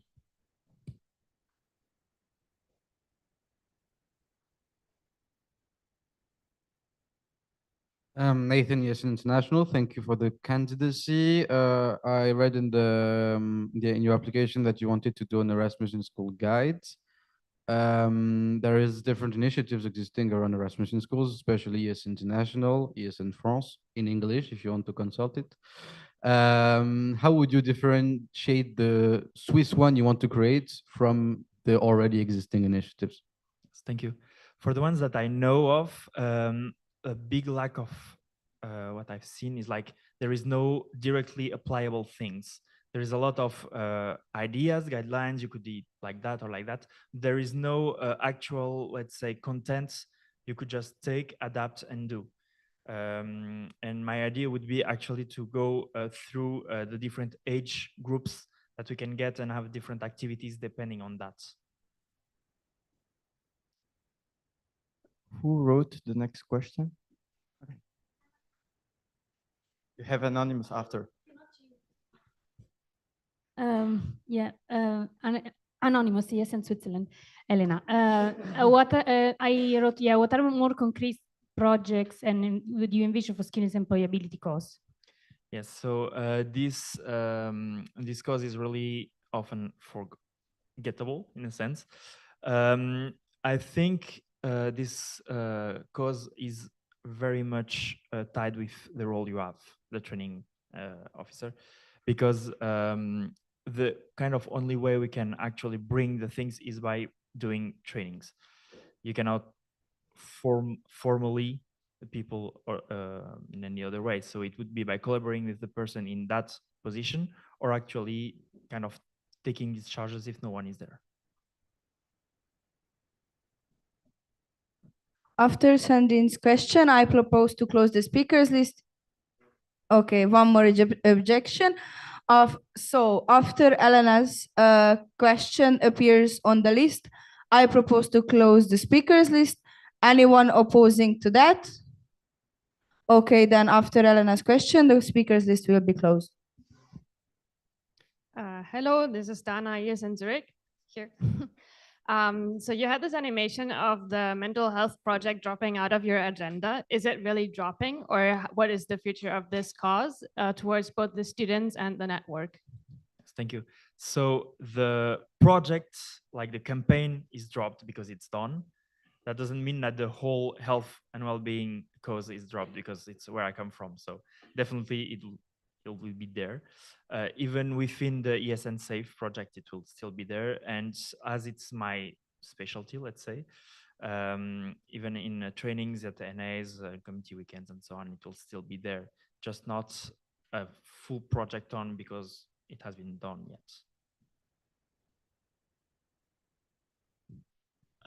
Yes, ESN Switzerland, ESN Zurich. Again, about mobility in schools. So you talked about the booklet, but I didn't see a lot about the implementation, the actual implementation, because a booklet is nice, but people only, like, things only happen when people start doing it. So how would you encourage sections to organize those activities? Yes. So for that, I will definitely collaborate with the the education and youth officer and the president, because it's through education that we can actually motivate the sections to do things. Usually people that do that on the local level, it starts from someone, and usually it's the president because it's a big leverage, and it's the ones that are the most knowledgeable on education and advocacy. And so that would be through giving this idea and showing that, okay, you don't have that much work because things are already done for the application part, that can ease the application process. Sandrine, ESN Switzerland. So as project manager, you'll have to handle sections grant application, but you might also apply for grants for your project. So how do you envision your relationship, your collaboration with the national treasurer?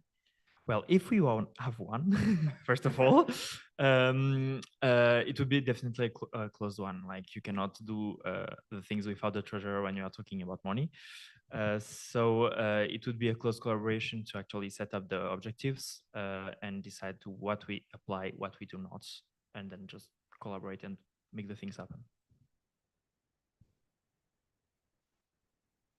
Elena, technology expert. Now I managed. ESN Switzerland. Following also Nathan's question, and also because I was actually involved in this preparation of the current guide that is in ESN International, how would you also participate in improving it? And you also, could you be, for example, available to participate in the consultation? Will this can be part of your task as well? What have you not done, Elena? What? Oh, yes, So, that's also another question for the next time. In that sense, definitely, because as a project manager doesn't have any community in the international level, I would be quite interested to see what the education team could actually get me more. Yeah, and in that sense, definitely participating in creating activities, because activities would be targeted to age groups independently of the type of classes. As Switzerland is so diverse in their education ways. So the idea is what will be done for Switzerland could be exported. Is it covered? Thank you. Big round of applause for the candidacy and the question round. You may take your seat now, and we are moving on to the last candidacy of the day, which is going to be to sit in my chair at the next National Assembly. And I would like to ask the candidate to come up on stage. I'm here. Daniel, you will have 5 minutes to speak, and it will be followed by a 5 minutes question round, and your time starts now. So, hi everyone, I'm Daniel. No, I'm joking. The idea is why I want to be main chair, because this is my 5th NA. I've been in also one more in Maastricht, and it's something that I really liked. I really liked all this organization thing, and I want to discover a bit more of what it is from the inside. And one of my other ideas is that I'm not a student anymore. I don't have exams, and in June it's difficult for most of the people here, so I can help. My experience is that I've managed many general assemblies. I've shown you I've been in several associations, so it's just a bit of the same but bigger scale. And so it's a great thing to develop my skills. And yeah, I'm great at planning stuff like projects and so on. So actually planning all the agenda would be very nice and I think accessible to me. And I have a very strong desire to say officially name and section, please. Thank you. Thank you very much for your candidacy and your presentation. And we are moving on to the question round.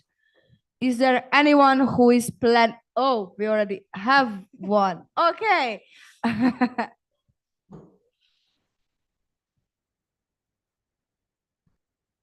So you went into one.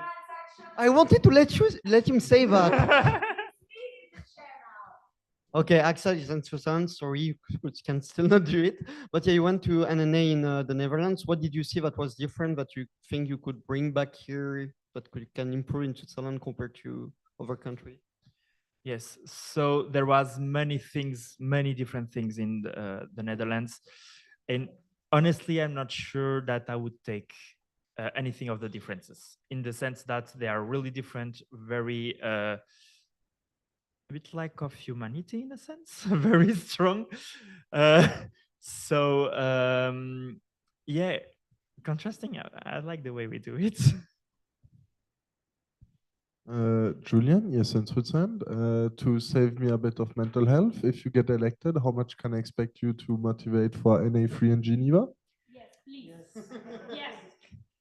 NA3 in Geneva, it's impossible. Maybe because we are discussing things. For the people in the back. I want it on the live stream. Maybe we are trying to get people motivated for NA1, but NA3, I don't have the people for that, so I won't go for that. Anyone typing questions? Oh, okay. Wow. I'm quite surprised, but okay. After Cecilia's question, I propose to close the speakers list. Is there any objection to that? Okay, we have one objection, so I will ask the question. I will ask again. Arno, ESN Switzerland. My question is regarding the time frame where the NA3 is located, because it is both a time where you will have to do a transition to become the project manager, and also a time where you would have to do transition probably on the local level, and also a transition as a board support position. How do you plan to split the different tasks around that time? Are you, yeah. Yeah, so in my idea, I would actually compartment things. It will all depend on when the NA will take place. But overall, the idea would be to start more or less sooner. For instance, in Geneva, I'm slowly already starting a possible transition. So the idea would be definitely to actually compartment the things and have good guidelines to not forget things. Cecilia, yes, in Switzerland. At NA3, you'll still be part of the NL. So how much would you be implicated in the content while still being main chair if you're elected? Thank you. Thanks. That's a really good question. It would depend on if there is a need. If there is a need for me to be implicated on the content, I would step in and try to do something that I'm already good in doing and easy doing for me. If there is no need for me, I'll let others do. Esther first. After Camille's question, I propose to close the speakers list. Any objections? No, then the speakers list is closed. Hello, thank you so much for your candidacy. I'm Camille for ESN Switzerland. Eh merde. Camille dans ESN International. So, how comfortable are you with the statutes and standing order of ESN Switzerland? So, welcome to the family.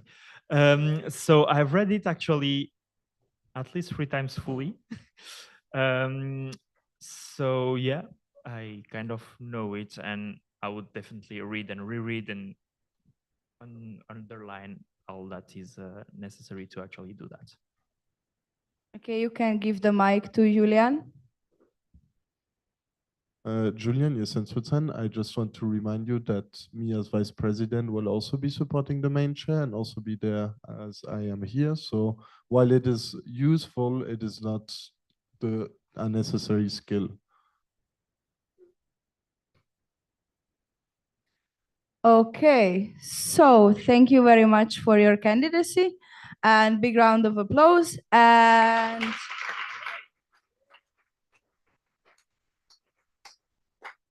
I can't believe I'm saying this, but we reached the end of day 1. Woo! We are going to have closing announcements, and I would like to be the first one to thank you all for your cooperation today. I know it has been a tiring day with a lot of presentation, and I know that it's sometimes it's hard to just sit here and without any coffee or the breathe or whatever. So thank you for paying attention. Thank you for respecting the candidates. And I would like to add one small comment from my side. I know I've been a bit scary today. I promise you I'm not a bitch. I mean, no, yeah, I mean, I'm saying it about myself, but the thing is, this is a hat I'm wearing right now as main chair, but I promise you I'm a fun person, I'm a nice person. You can come up to me, I'm not scary at all. So please don't be fooled by the performance of today. And I'm looking forward to spending the night with all of you and socialize with you. Hello, very quick announcement. The papers and pens are on the table for the sugar cubes. If at some point there's no paper anymore, please come to me or text me and I will refill it.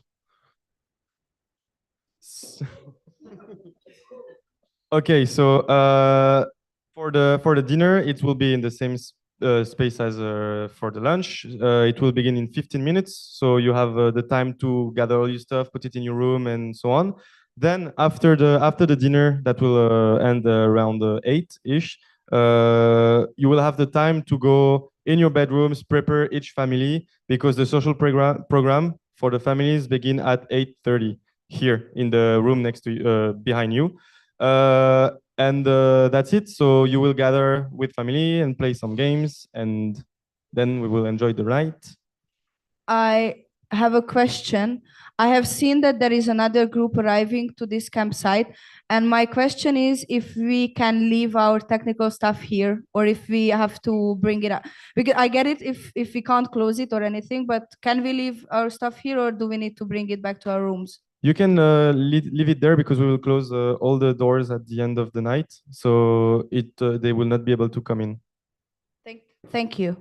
And also, don't forget, tonight we lose an hour of sleep. Well, asleep or partying, depends on the point of view. Time change. Yeah. Sorry. For those who arrived today and don't know where to sleep, can you give us a tour? Can you lead us to our rooms? So everyone who doesn't have a room, please follow me and I'll guide you through. We should have enough bedrooms here for all of you to sleep here. Do we have any other questions to the organizing committee? Okay, then dismissed.